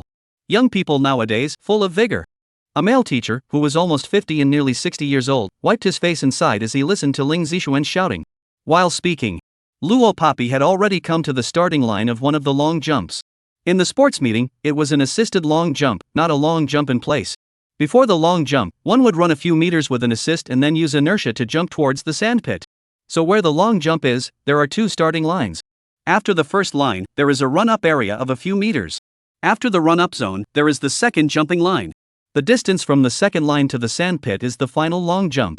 It sounds complicated, but in actuality it's not that deep. Luo Poppy was now standing at the first starting line, waiting for the referee teacher to blow the whistle. Number cloth. 888. Holding a registration form, the female teacher standing at the side of the long jump field glanced at the form in her hand, and then checked the number cloth on Luo Poppy's body. Finally waving her hand, she picked up the whistle hanging on her chest, put it to her mouth, and shouted towards Luo Poppy. 888, ready. Usually, as soon as the teacher blew the whistle, the students started jumping. And the long jump program of the school games was very much attended by people. After all, the long jump is not like running, which requires long endurance. As long as the indiscriminate casual jump 2 times, it will soon be able to pass. Of course, even if you tell yourself in your mind, when you jump long jump indiscriminately, just jump casually and pass. Tell yourself not to be nervous, don't be nervous. But in so many students, as well as the teacher's eyes, still afraid. What are you afraid of? Probably. Afraid that I will make a fool of myself. Afraid of not jumping far. Afraid that the boys will see their ugly scene. So even the best long jumpers, when it comes to this critical moment, will show some nervousness, panic and uneasiness. Especially before the teacher blew the whistle, said that ready. Simply can scare people's souls out. But what about Luo Poppy? Those girls who were waiting at the side, as well as those few boys who were clamoring for Luo Poppy and Ling Zixuan to be boyfriend and girlfriend. They all saw it. Her calm and steady face that was not panicked, not being stared at all. It was as if the sports events in the school field day were just simple enough for her. For her, they were just small things that were so simple that they weren't even worth mentioning.